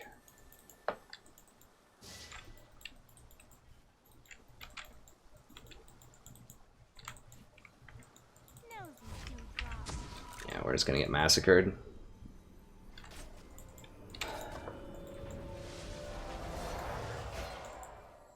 I think in solo queue you should always take exhaust over ignite. It's just so necessary later in the game, like in case the enemy gets that hyper carry. It's just like super feds. We're just getting zoned out of experience at this point.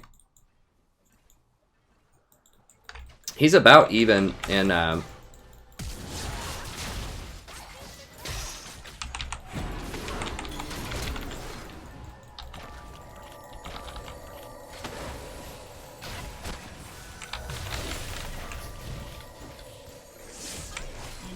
well, there we go.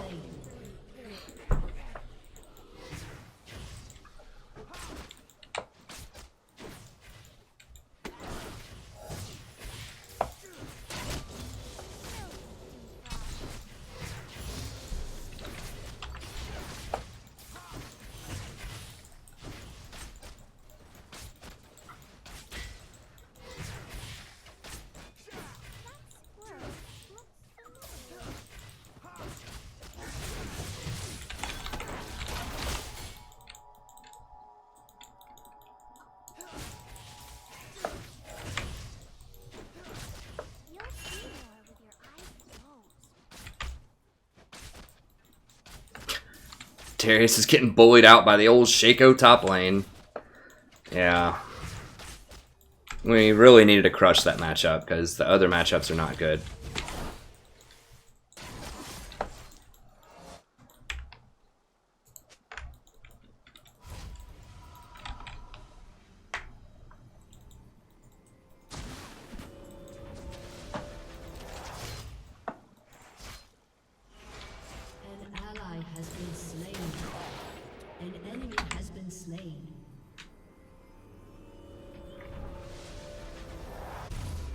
Alright, I can at least ward for other lanes, I guess.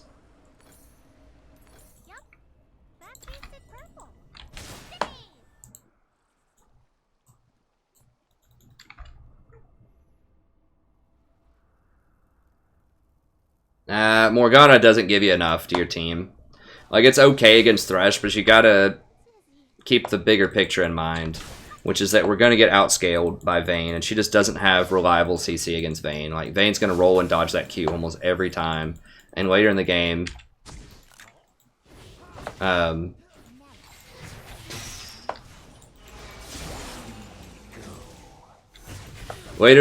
I just really need Lulu's crowd control. I need some kind of crowd control for that Vayne.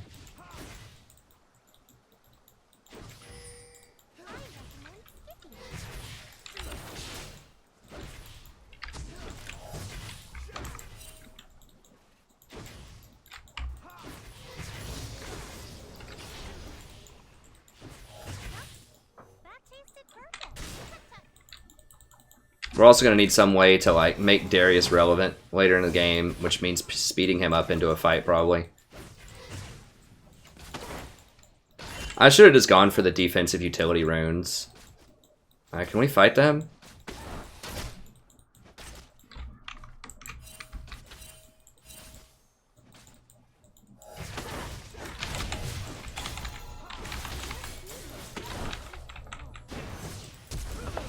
Whoa, what?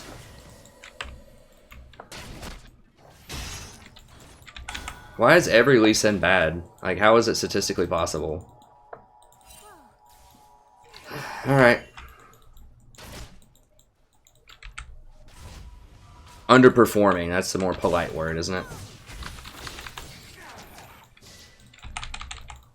I mean, they're all here. They're somewhere here.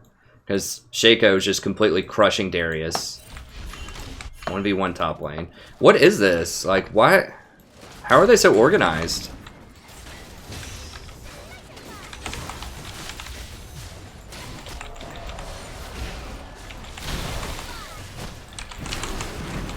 Hit him, Ezreal? Holy sh...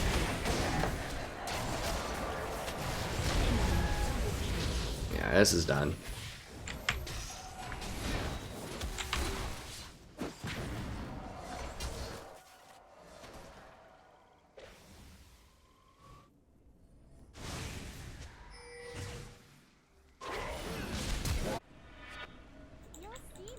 An enemy has been slain.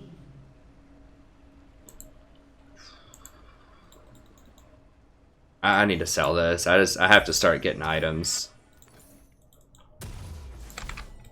As much as I hate to sell my gold item this early, we're so far behind. Like, I have to get things.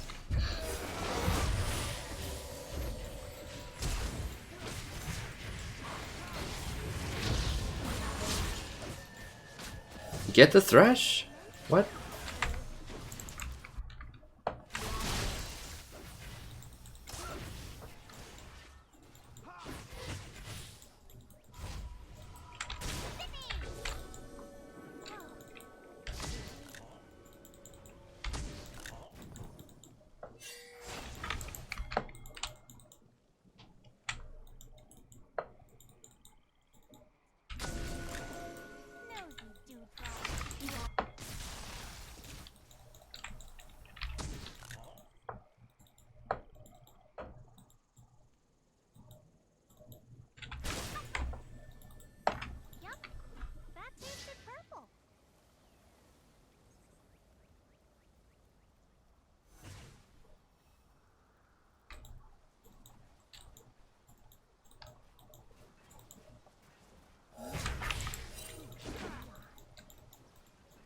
Yeah, I mean, Graves is really good. People were banning, like, someone banned Zed. I don't know. People were just banning, I had to choose Graves or Galio, and both of them are ridiculous right now, so...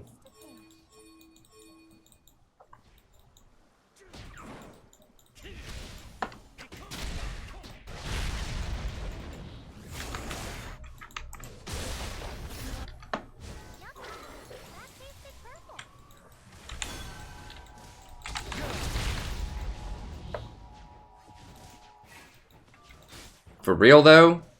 For real, though.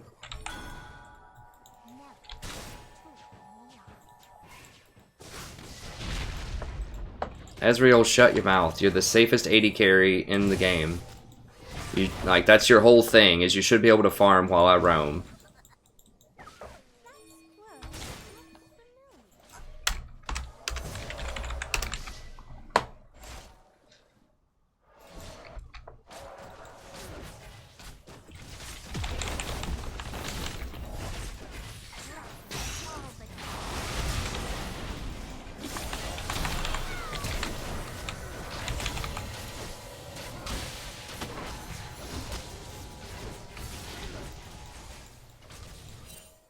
Does he have Sheen?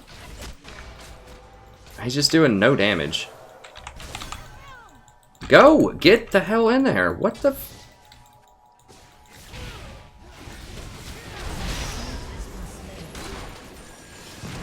I'm gonna die.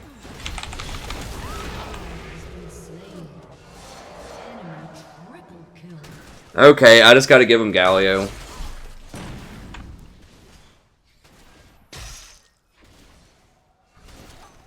I just can't give him Graves. It just sucks. I mean, we'd probably lose it even if they had Galio, though. Our team's just awful. I should have just dodged it.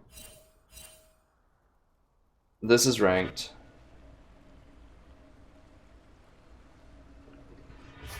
An ally has been slain. Oh, is that what it is, Max? Okay, yeah, it sounds good.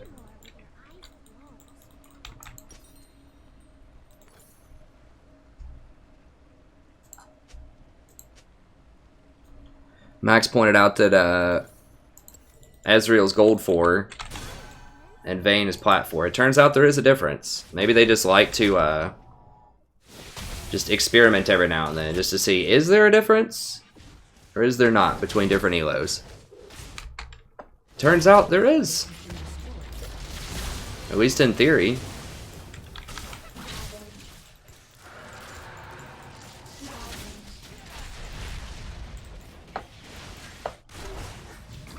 I don't know. I mean, I should have just dodged. I had a chance to dodge. Always have a chance to dodge, and I should have just taken it. An enemy is dominating. Hey, what's up, gaming?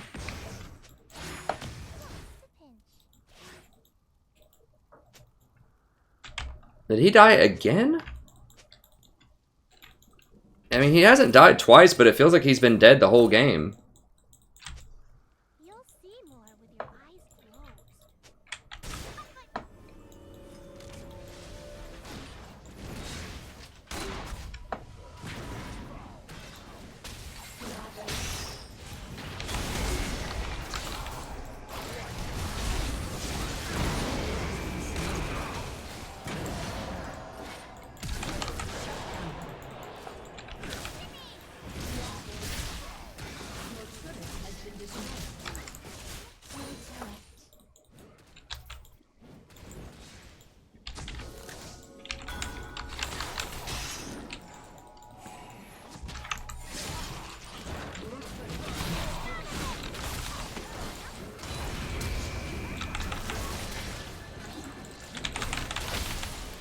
What the hell? Ezreal, get the What? What? What is this guy doing?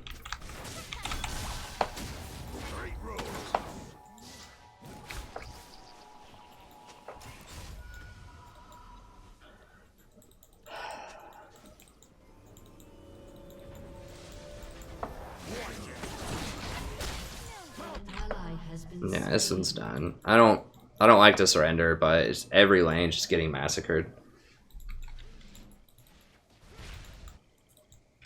I just feel like I can't do enough as Lulu. Like, I can't keep this Ezreal from dying. Every time I get hooked, I feel like I'm dead. I don't have any self-peel. I don't know. I like Lulu, and I think she's good in the pro scene, and you know, she's good in solo queue too. I just feel like Janna's a lot better. That tasted purple.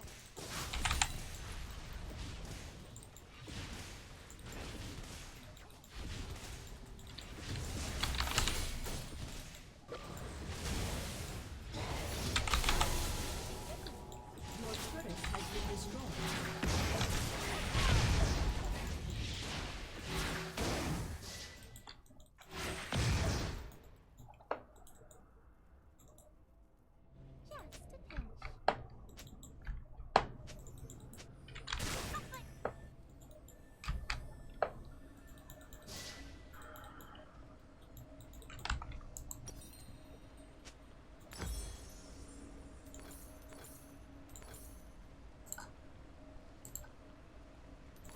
You'll see more with your eyes closed.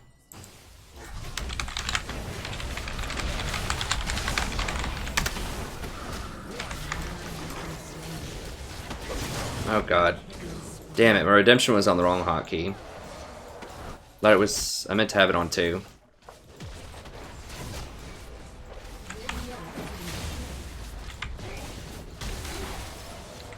AP Shaco's beating up a Darius top lane. Yeah, I mean, just nothing's going right this game, unfortunately.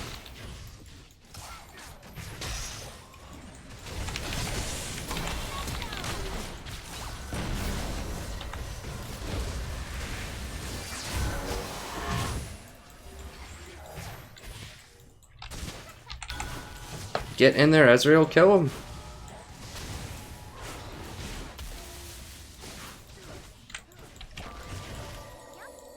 Gray's about to flash over that wall. God, he doesn't do any damage to Graves. Just hit him, man.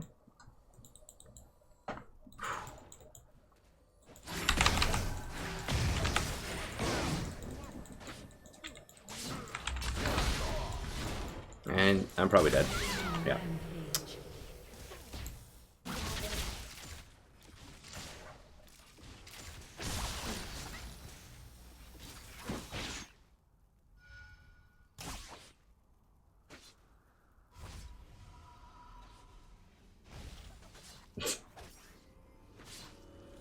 Make Wool great again. I don't know. They're both just bad. It's fine.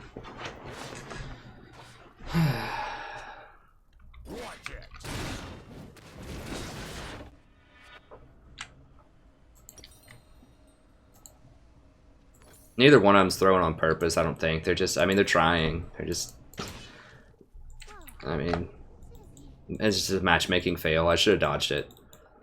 I could tell by the champions people were picking. The champs aren't awful. I mean, these champions could potentially be good, but Ezreal has a really high fail rate, and so does Lee Sin.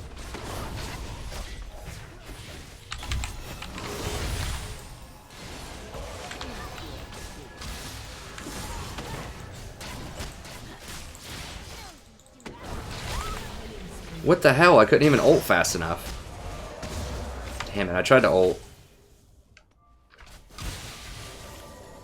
And she just crit me for like 500.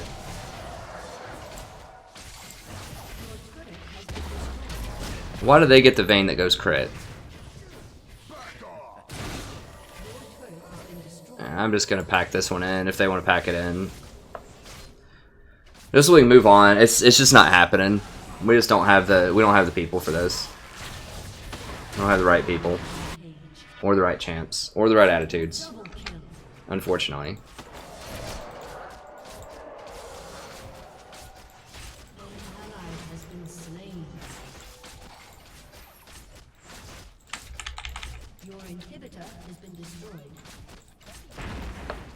I mean, I don't mind playing out the 20%ers, the 10%ers, but this is like the less than 1% chance to win.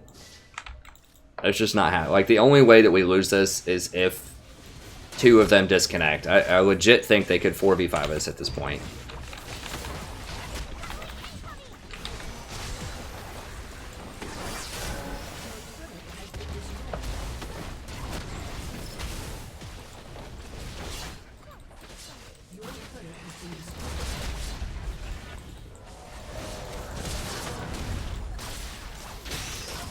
Oh wow, Ezreal's Asian?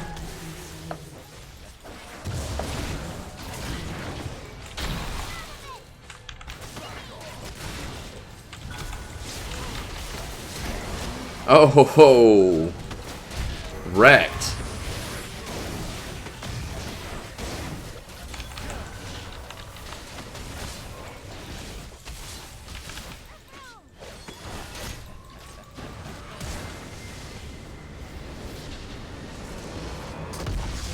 Hey, what's up, Stephen Lung? What did he say? Can you translate it for me? Yeah, I remember the Draven heads.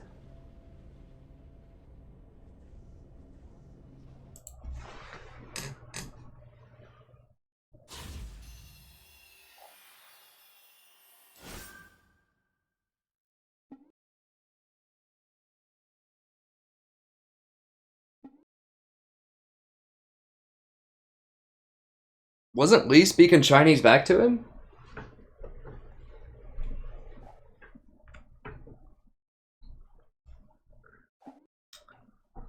Alright, this is probably going to be my last game, unfortunately, for tonight. Win or lose.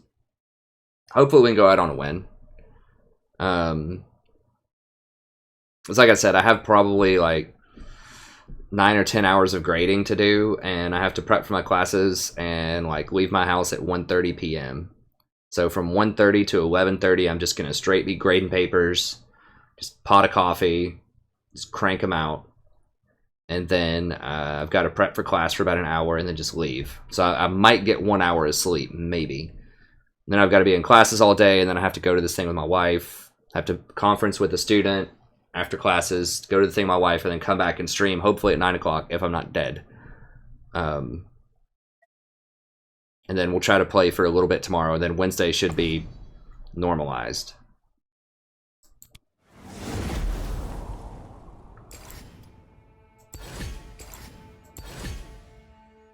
Yeah, I got one more in me here, though, for tonight.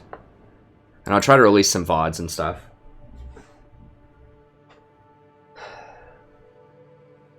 Well, I don't know what they said, because, I mean, I could go back and look it up, but it's probably not even worth it. I don't doubt it, Joshua Riches. I do not doubt it, friend. Well, I'm going to look up mine really quick. I mean, he's just bad. That's all there is to it. Maybe he's tired. Maybe he just never plays easy. Maybe he's boosted. I mean, who knows? Like, the only thing that really matters in that game is I should have dodged it. That's what to take away from that. There are places where I got caught out, too. I should have probably played Janna, and I should have probably dodged it.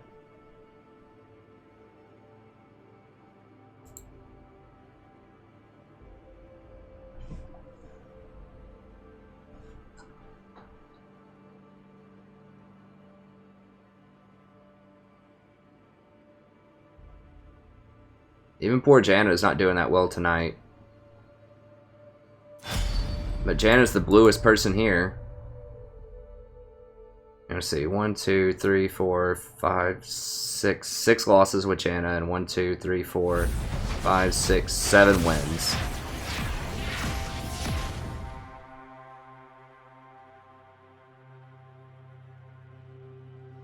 Janna is literally, I think, literally the only champion I've won with, other than this normal game with Nami, in the last 20 games. She is literally the only champion that I've won with in the last 20 games. I've played others.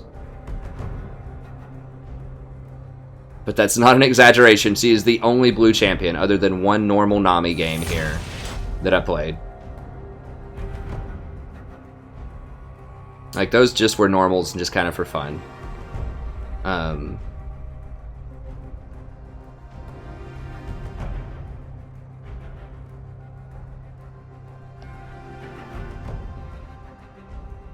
Yeah.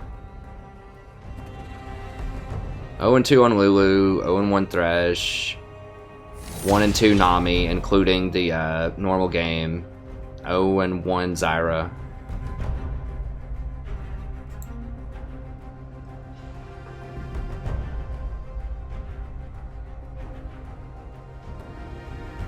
There you go, Steven.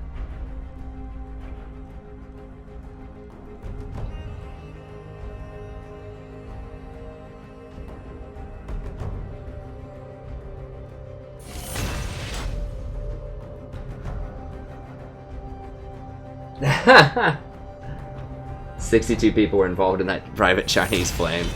Did someone translate it on here?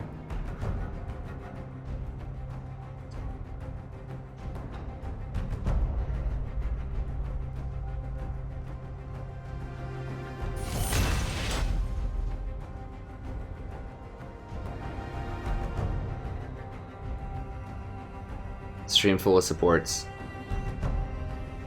Hey, what's up, Joshua? What comp would I pick Nami into?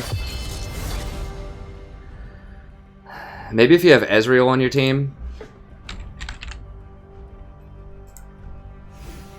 Like, she's pretty good with Ezreal because Ezreal's Q procs her slow. I mean, maybe if you have a Vayne or a Twitch on your team that needs a babysitter that can heal him early in the game. The problem is she just doesn't have a lot of steroids. Yeah, you might see Zillion in a normals. I'm not going to play him in ranked. He doesn't have any steroids. He's got no roids.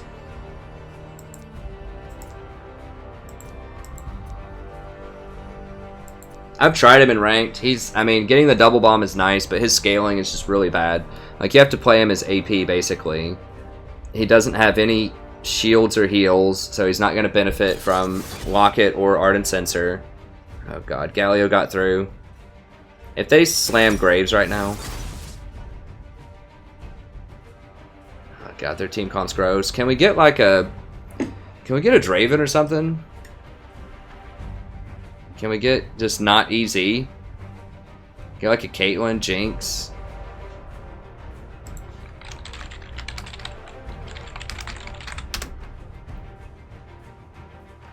Okay, Kog'Maw's good too.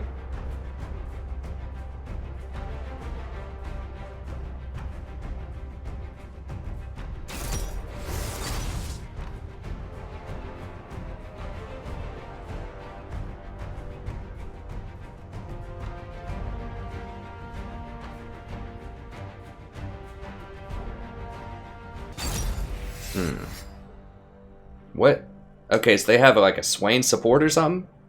Actually, okay, I like this team. I like this team. So if I can just peel off a Kog'Maw, he's gonna massacre Lucian late game.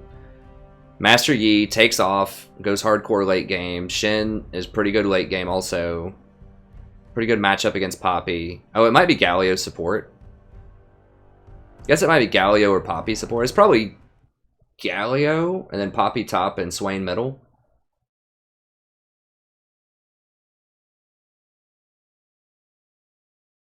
Hell yeah, Janna first pick.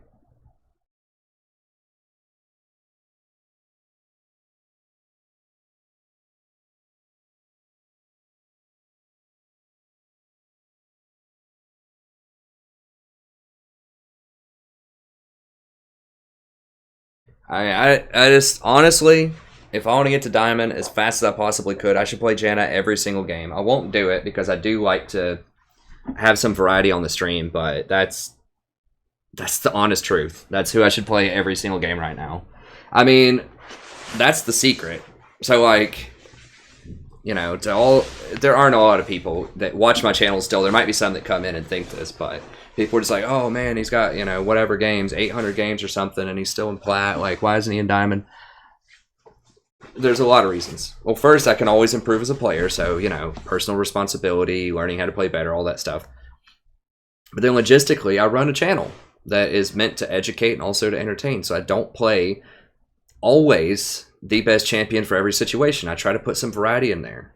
I do play a lot of the best champions, but, you know, if I took my 60 win rate Zyra from 65 win rate Zyra from patch 6.1 to 6.4 and just spam that every single game, or if I took Janna right now and just spammed it every single game that I have a 58% win rate with, especially if I wasn't running the channel, if I just did it off stream, where I didn't have to comment on anything and I could give it 100% of my full attention and just focus like really hardcore.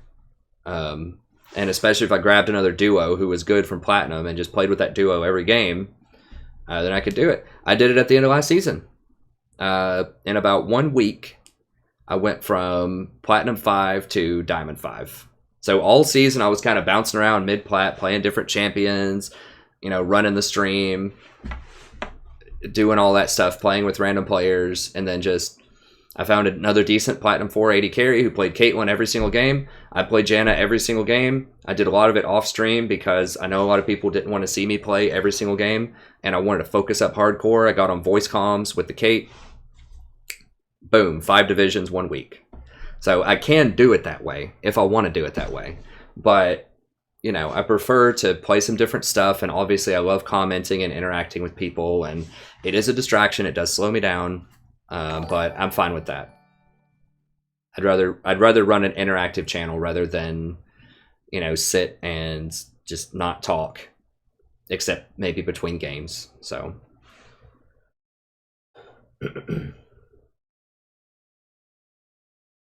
I don't think it's called boosting charms.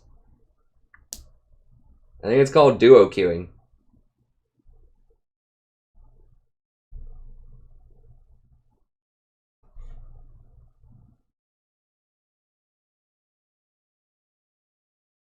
I think it's called focusing up and communicating with a duo queue that you randomly met.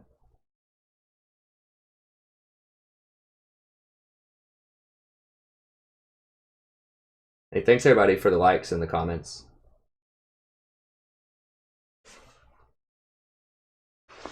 Kog'Maw is very strong.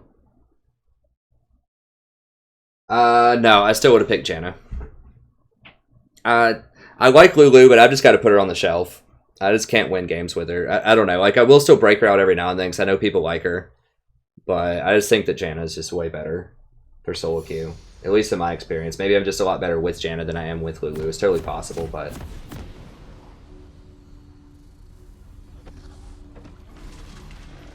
Hey, thanks, Mr. Magpie. I appreciate it.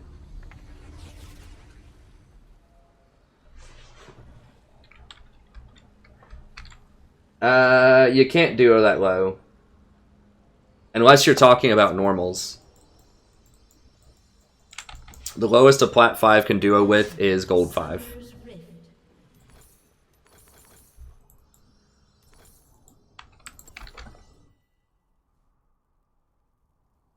Well, I did that also with earlier in the season, in season 30 seconds until minions spawn. last season, around like February, I paired up with another Platinum 5 when I was Platinum 5. This is before I had the channel. I just played Tom Kench every game. He played Jen every game. We had like an 80% win rate, and I got to Plat 1 in about 3 days. So if you just duo up with somebody, you use voice comms, and you just go... I don't even think I used voice comms with him. And you just go real hard, you know, you can get a lot of elo as support if you're a good support player. Minions have spawned. Hey, what's up, Kathy? Yeah, welcome back. I remember. Oh, and Flex, maybe that'll let you. As you wish.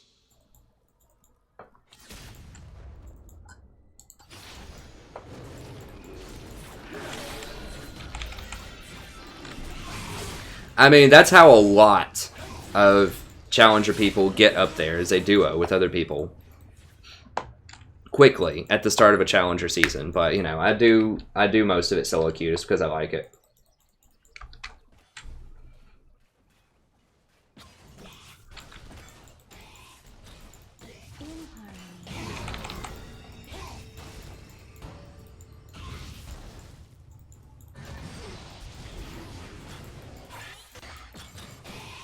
Hey, thanks, Hot Whopper.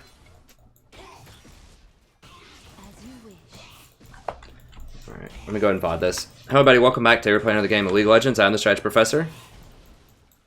Do another Janna game here. We got a Kog'Maw on our team.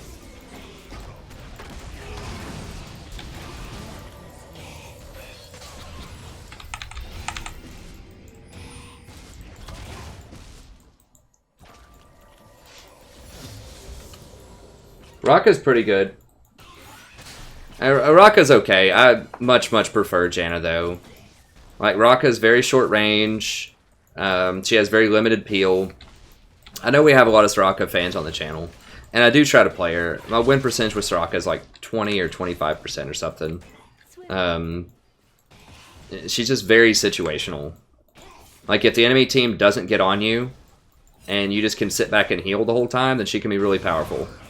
But if they dive you, and no one helps peel them off of you or whatever, then she has a really hard time. Also, it's really hard to go ward in the dark because a lot of junglers can just run you down and kill you because you don't have a lot of self-peel, aside from just hitting Qs and running.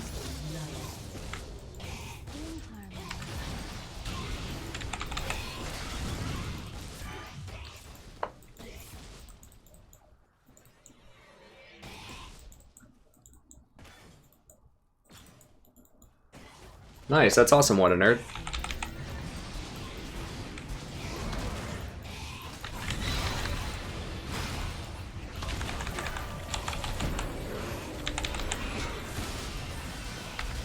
Alright.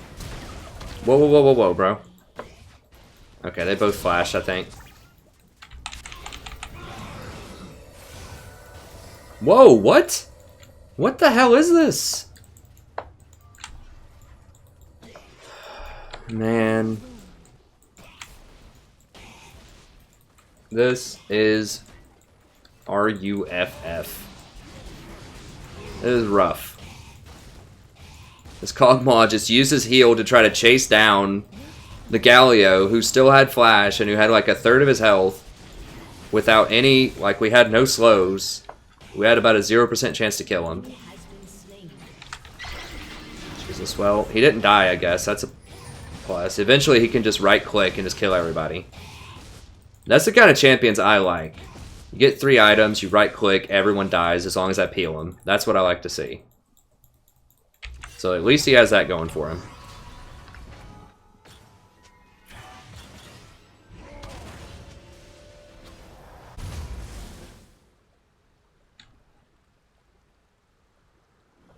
Swiftly.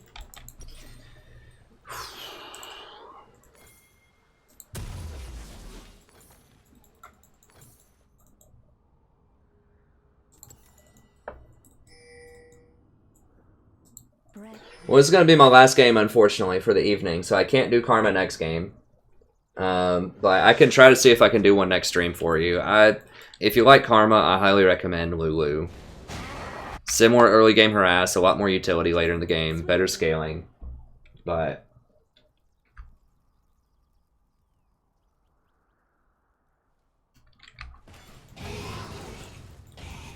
I can try to play, you know, maybe some at some point.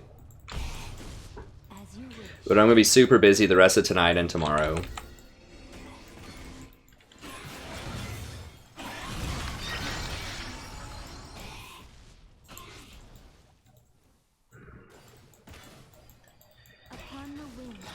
Bork first, gross.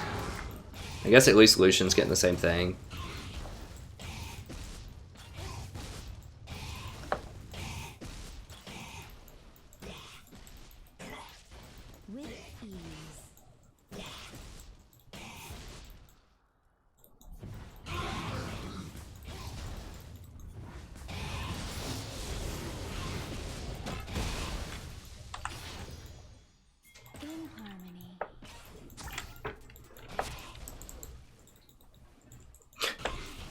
Go in the upgraded coin item.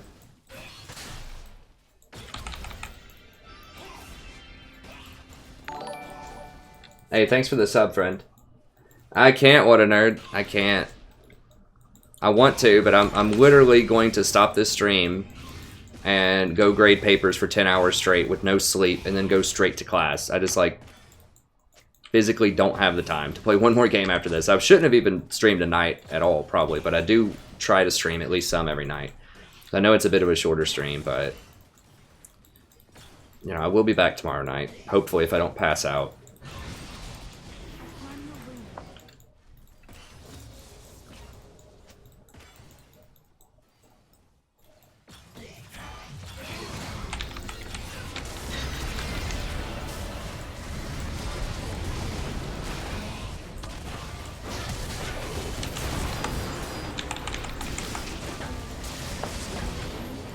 Okay, that was a good roam. Shin does have TP. Good. I like Shin a lot, top lane. Just as a champion. I need a biscuit just in case something weird happens down here.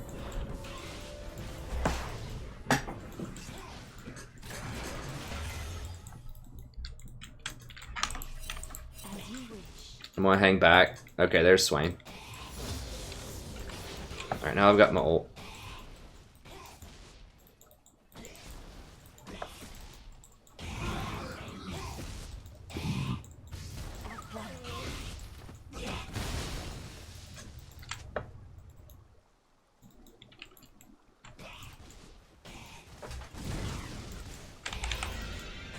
Nah, I'll come on at least for a little bit tomorrow. I'll try. I mean, if I can grade these papers really quickly, I might be able to get a couple hours of sleep.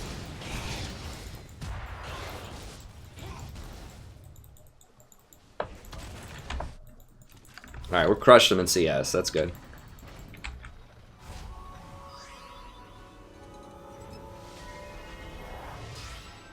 S+. A lot of students do very well in my class.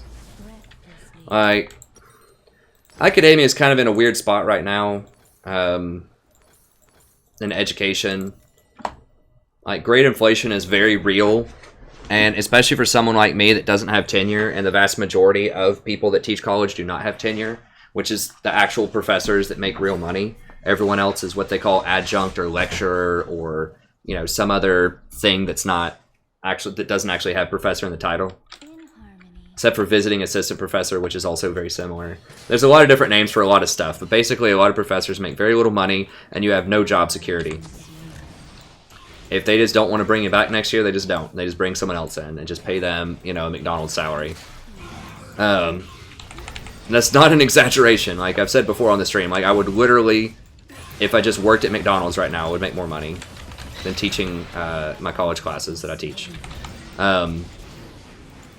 Basically what that means, and students get to do reviews at the end of the semester. So what that means is that if you get really bad reviews a couple of different times, you're fired. And you never get to come back. And what do you think's the number one thing that many students think about when they're thinking about reviews at the end of the semester? That's right, it's the grade. So students are conditioned to believe that they're, you know, really good critical thinkers and writers a lot of the time from high school. Because the same thing works in high school. If you get really bad reviews in high school, or if your students do very bad on these standardized tests, then you can also get fired.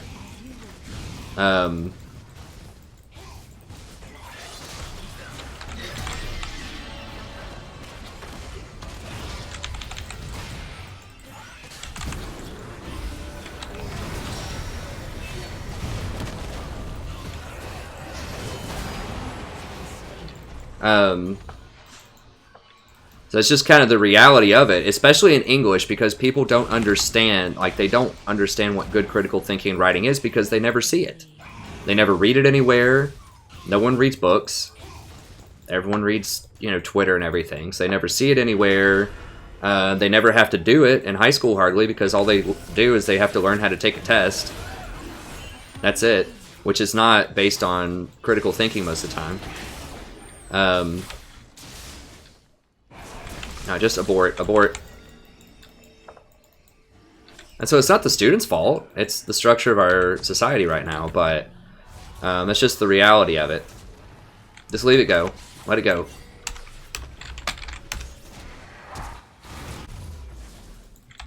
They're all about to die. But so what that means is if you give someone a bad grade, and like what they would consider to be a bad grade in English, which a lot of people would probably think of like a B as a bad grade because they're so used to getting just straight A's on everything. Yeah, so now they get dragon.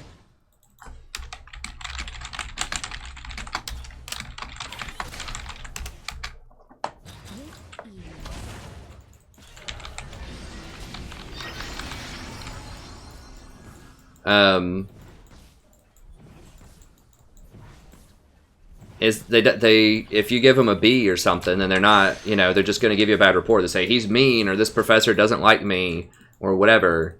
A lot of the time, because they don't even understand like what good critical thinking and writing is. So it's just kind of a reality of it. So you can't really give out a lot of low grades if you want to keep your job in English. Now in math and science, it's different because you can like prove to them, no, this is not the answer. This is not what the gallbladder is. Or this is not 1 + 1 does not equal 3. You can show them that, and they'll be like, oh, okay.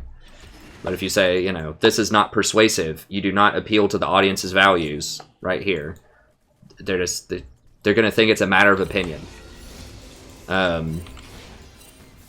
So, anyway, so how I deal with that as an educator is a lot of people do well in my class, but I make them do a lot of work for it. And I help them become better critical thinkers, and I help them earn that high grade. So yes, you're priced into giving high grades if you teach English at a university right now. But you can still get them to work pretty hard for it and learn a lot of stuff. And really that's what matters at the end of the day anyways. The grades don't really matter. No one cares.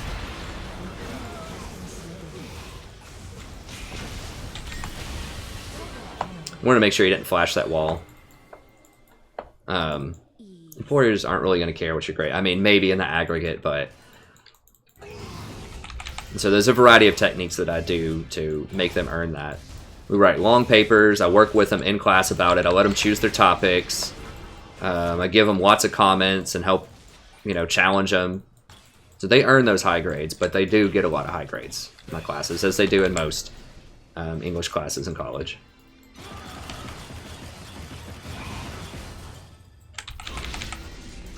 Breathlessly. unless you're taking it by a tenured professor. So if you're taking it, you know, by a tenured professor, like a 300 or 400 level thing, they can't get fired for anything. So they can give you whatever. They can fail the whole class. It doesn't matter. But it's just not the vast majority of educators. Well, sort of. I think you're right, Josh. There's some of that happens, but a lot of teachers do take pride in what they do, and they do want students to learn. You have to, because why else are you doing it? You know, you're not making any money. So you kind of have to care about students if you're a teacher, I think. Or you just leave and go do something else, which is what a lot of college educators do also. I have lots of friends that go on and do other things because they just get burned out of teaching and all the, you know, they just don't like it after a while. They don't want to die poor and alone in a back alley somewhere. I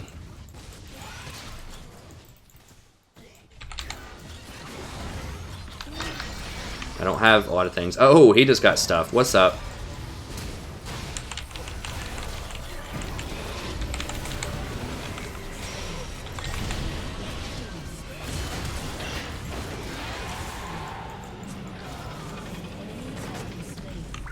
I have mana. Just...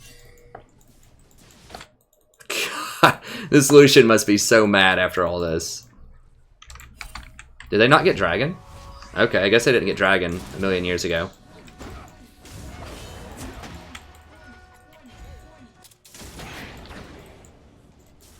So yeah. I think a lot of teachers do care, but it does create grade inflation.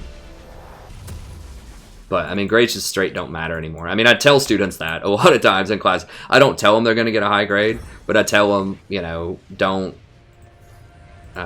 be satisfied with just doing well in your classes, because it's not going to help you when you're in the job market and, you know, you're applying for a job and the other 500 applicants also have a 3.8 or higher that are applying for that job. Your grade's not going to mean anything. What's going to mean anything is if you can really apply what you've learned, apply that critical thinking. If you have, you know, lots of good internship experience, if you have various projects that are relevant to what you're going to be doing, you know, actual tangible things, and who you know, and that type of stuff. But that's right, Joshua.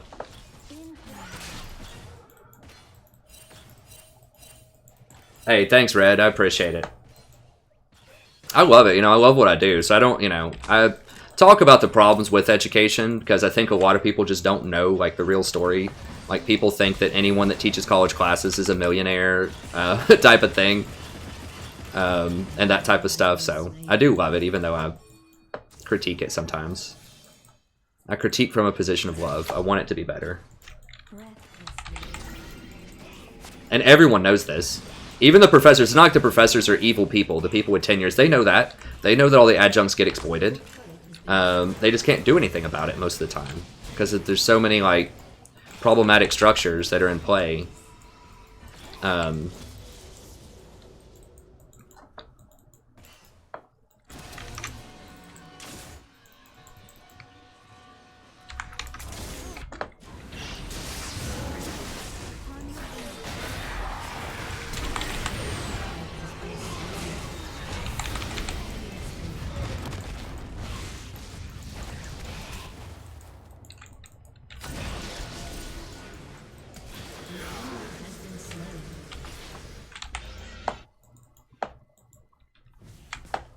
I mean, it'll all change. It's unsustainable.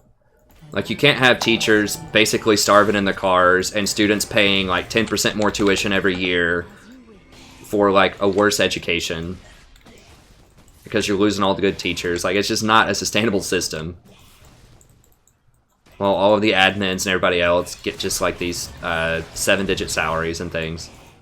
Not all of the admins are evil either, but there's a lot of problems. Education's become very commodified.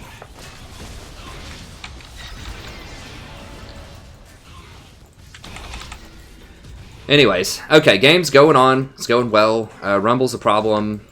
Master Yi has Infinity Edge. I don't like that. I mean, it's okay. I think the builds that I've seen that are really oppressive, I don't have anything. The Kog'Maw plus Shen is really nice. plus me. It's going to be really hard. We basically have 2 supports. I think the on-hit Master Yi that like just gets Boy of the Ruined King plus a bunch of defensive items seems to be the craziest one that I've seen so far.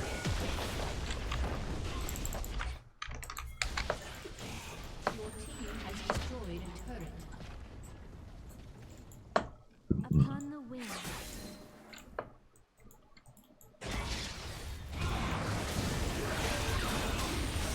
Hey, get off that, bro. That's mine.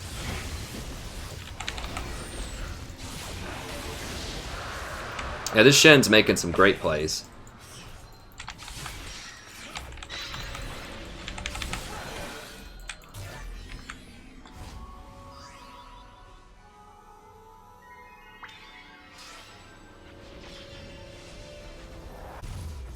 Yeah. I mean, well, again, it's not like individual universities' faults, too, because every university's doing it, right? So, Josh mentioned that, you know, universities are spending so much on sports teams and buildings and stuff. They have to attract students. Like, they have to make these palaces. Basically, because they want students to go there, because they're competing for students. And they have to justify why, they have to justify, especially to the parents, why it's worth paying $30,000 to send your daughter to this university. Right? And what's the best, easiest way to justify that? You have some really immaculate looking buildings that are crazy. You have like insane looking dorms. As you wish. You have really fancy looking grounds. You think someone's going to send their daughter there because they're like, you're going to learn how to write critically and think better and get a higher paying job? No. They're going to look at how the grounds are, and they're going to look at the statistics, the employment placement rate.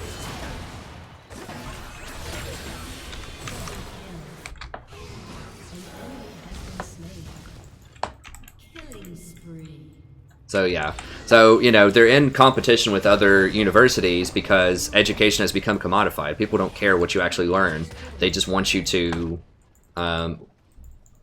spend 4 years in a fancy place and get a nice paying job at the end. That's pretty much what the standard is.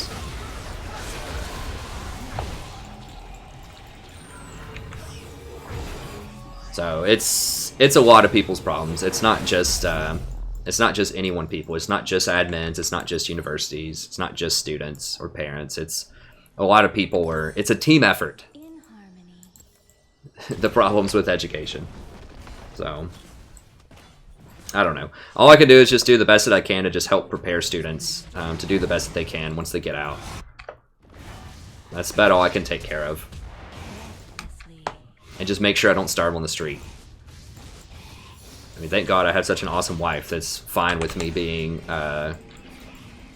like, poor with no prospects for really making a lot more money ever. But I mean, a lot of people are not that lucky. A lot of grad students are not that lucky. It's really hard. I mean, the grim truth of it is, it's really hard to get someone to marry you if you're like, yeah, I'm gonna, you know, live on a server or McDonald's or something salary forever kind of thing for education. But I mean, people do it every day, but it definitely makes it a bit tougher. Lowers the dating pool, we'll put it that way, especially if they're a professionalized person like my wife who has a pretty nice job.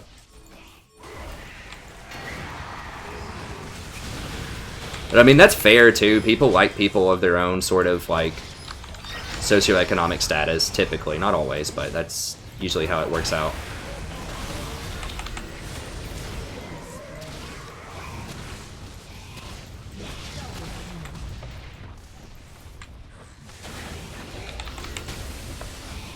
I get it. I'm not a hater.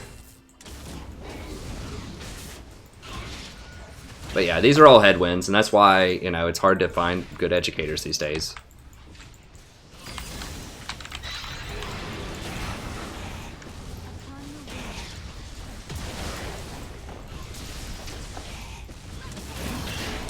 Anyways, let's see. Yeah, it's really gonna be really hard for them to deal with us.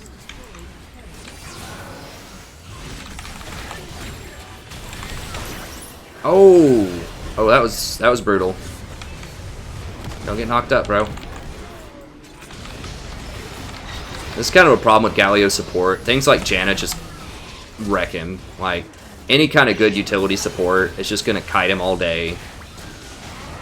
He's a lot more dangerous in other roles when he gets more gold.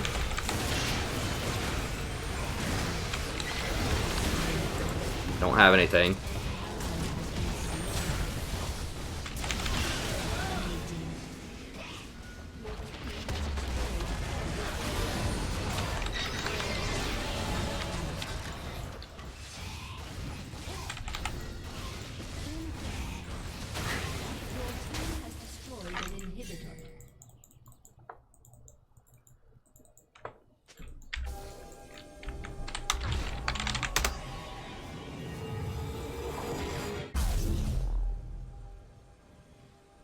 Yeah, you know, as optimistic as I am about hopefully being able to improve over time, I'm not holding out for the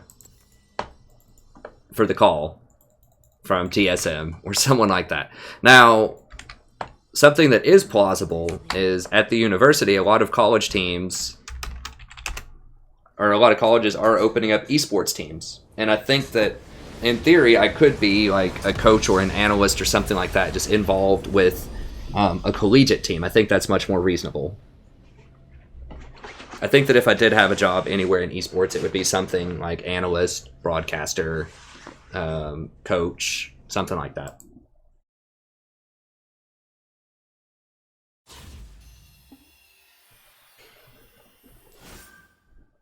Yeah, baby, got that A- as Janna. The 0 and 16 A-. What is that, 70% kill participation?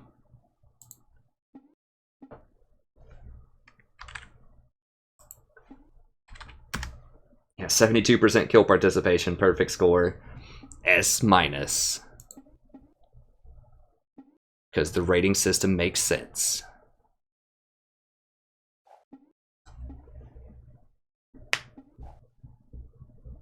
My wife is hot. My wife's awesome. She is an attractive looking woman, too.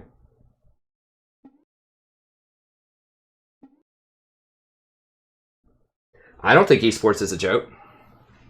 I think esports is for real. I think that esports will pass up traditional sports in revenue eventually. Yeah,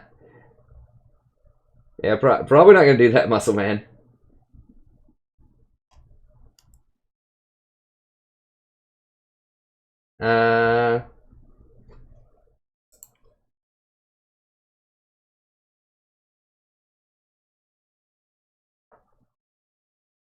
Yeah, COG's good. Trying to see what other people were saying here. Okay, so that's it for the stream for tonight. If you logged in, unfortunately, typically I go until about 2:30 or 3 o'clock, but I have like 10 hours of grading that I have to do. So I will be back tomorrow around 9:30 p.m. Eastern Standard Time because I have to go do some stuff with my wife. I have to go to this class until then.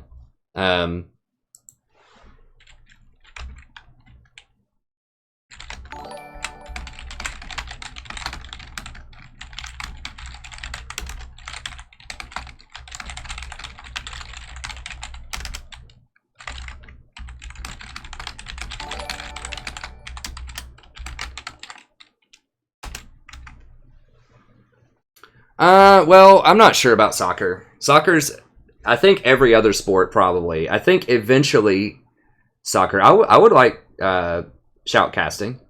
That'd be fine. I have to see what they get paid. I mean, hopefully I can keep growing the channel. I do think that, yeah, I could do something with collegiate esports. I'll think about it, Passa. I have not tried the Ash support. I am a doubter. Hey, thanks, guy. I appreciate it. Sleep's probably not in my forecast, but maybe. Well, I hope you didn't unsub, Alex. We like you here, friend. I don't know about that.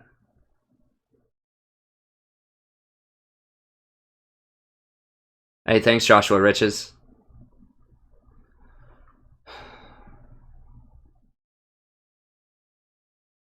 I'm sorry to hear that, guy. Hopefully you have some better games today. Or tomorrow.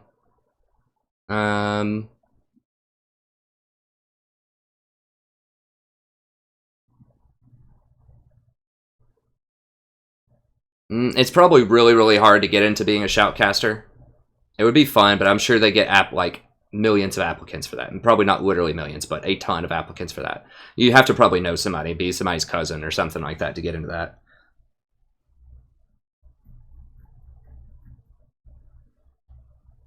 Well, we'll see. I mean, like I said, I think the education side of it would be something I would do. So like analyst coaching, something like that.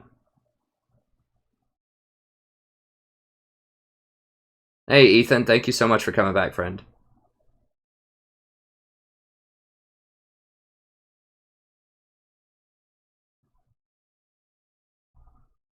Yeah, I would say it's fair to say that Bard is situational. He can be good in solo queue, but he can also have some problems.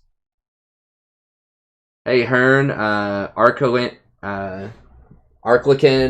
Hell Dragon, Red Roku, JK, Douglas, and Joshua Riches. Thank you all so much for subbing. And Murder, Audrey, Basir, Abraham, CF Falcon, Kevin, and Andre. Thank you so much for subbing. Okay, let's see if there's any final ones here.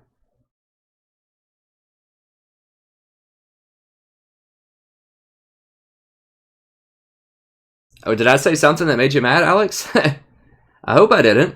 You're one of my favorites, friend.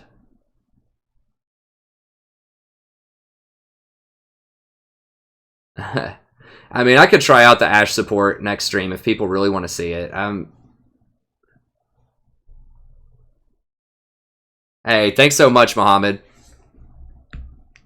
I try to keep it real for the 30 pluses up in here. You know what I'm saying? I try to keep it real. I'm glad you made it out, friend. Bard is good against things that have really high cooldowns on their ultimates. Like maybe it'd be good against a Karthus or good against a like a Zed maybe. People that have some kind of wombo combo they need to line up.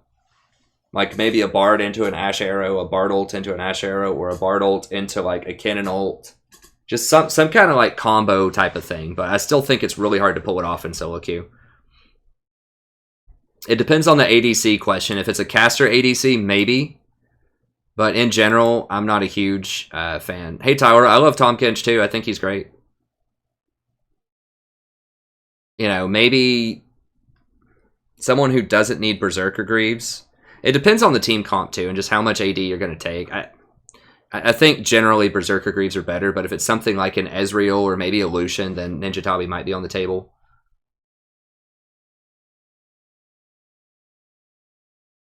Yeah, I'll always buy Ionian with Janna because I get Locket first. So usually I only have Redemption and Locket and Ruby Sightstone, and none of those have CDR. Well, Redemption does, but Redemption only has 10% CDR, so because I don't get Eye of the Watchers and I don't rush Ardent Sensor, I do Locket instead most of the time, then I get the Ionian Boots to make up for the CDR. Also, the cooldown on Flash and Exhaust is really good. A lot of pro players will get Mobies. That's because they need to rotate faster and clear out a lot more wards and fight for vision control better, and Mobies are really good for that, but having the extra CDR, I think is better for solo queue most of the time.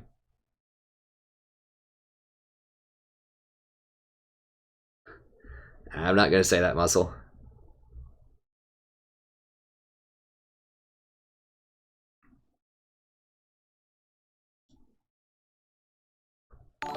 Hey, thanks so much, Leview. I'm glad you enjoyed the guide. I'm going to try to get some more going. Someone just sponsored a Vel'Koz guide who emailed me earlier today. So Vel'Koz will be my next one that I'll post up. And I'm going to try to get some more up here pretty soon, too. It takes a while to do those. But I will try to get more guides out there soon. Hey, thanks for coming out, Booyah.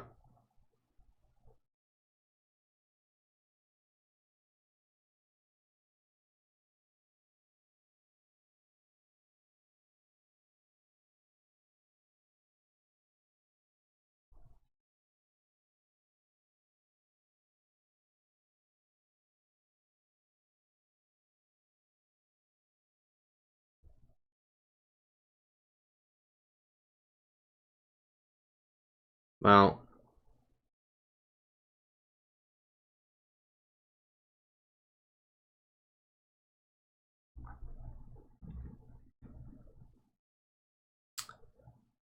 All right, Alex. Well, I hope you hope you're feeling better, friend. I'm never really if it seems like I'm being aggressive or mean or attacking you, I promise you it's some misunderstanding. I'm a very chill person.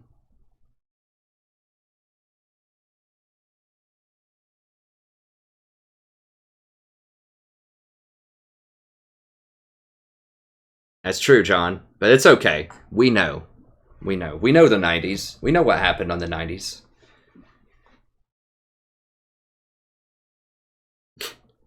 Hey, that's right, Zavi.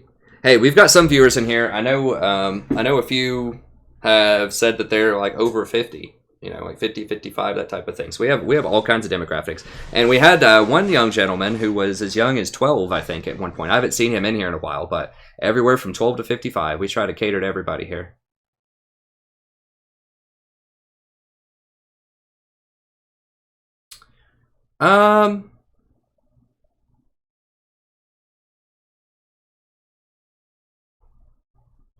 It's hard to ignore someone that's flaming you, but it can be done. You just have to not take it personally and just mute him. I don't have a Tom Kinch guide. I will probably do Tom Kinch soon. He's one of my favorites. He's one of my sort of signature champions from last season. I played him more than anybody, I think, yeah. At 291 Tom Kinch games, that was my most games. He was up in the 60% range for quite a while, but eventually he fell back down some more. See if there's any final questions. All right, Alex. I'm glad you stuck around, friend.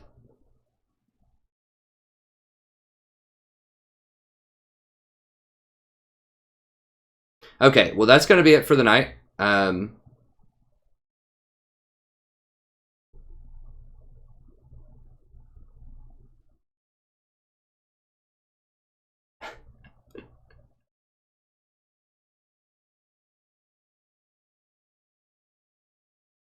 I mean, I support people wanting to do good things, you know, and make people happy and improve their lives. But I'll just put that in a timeout, I guess. But at the same time, you know, I don't support spam, so.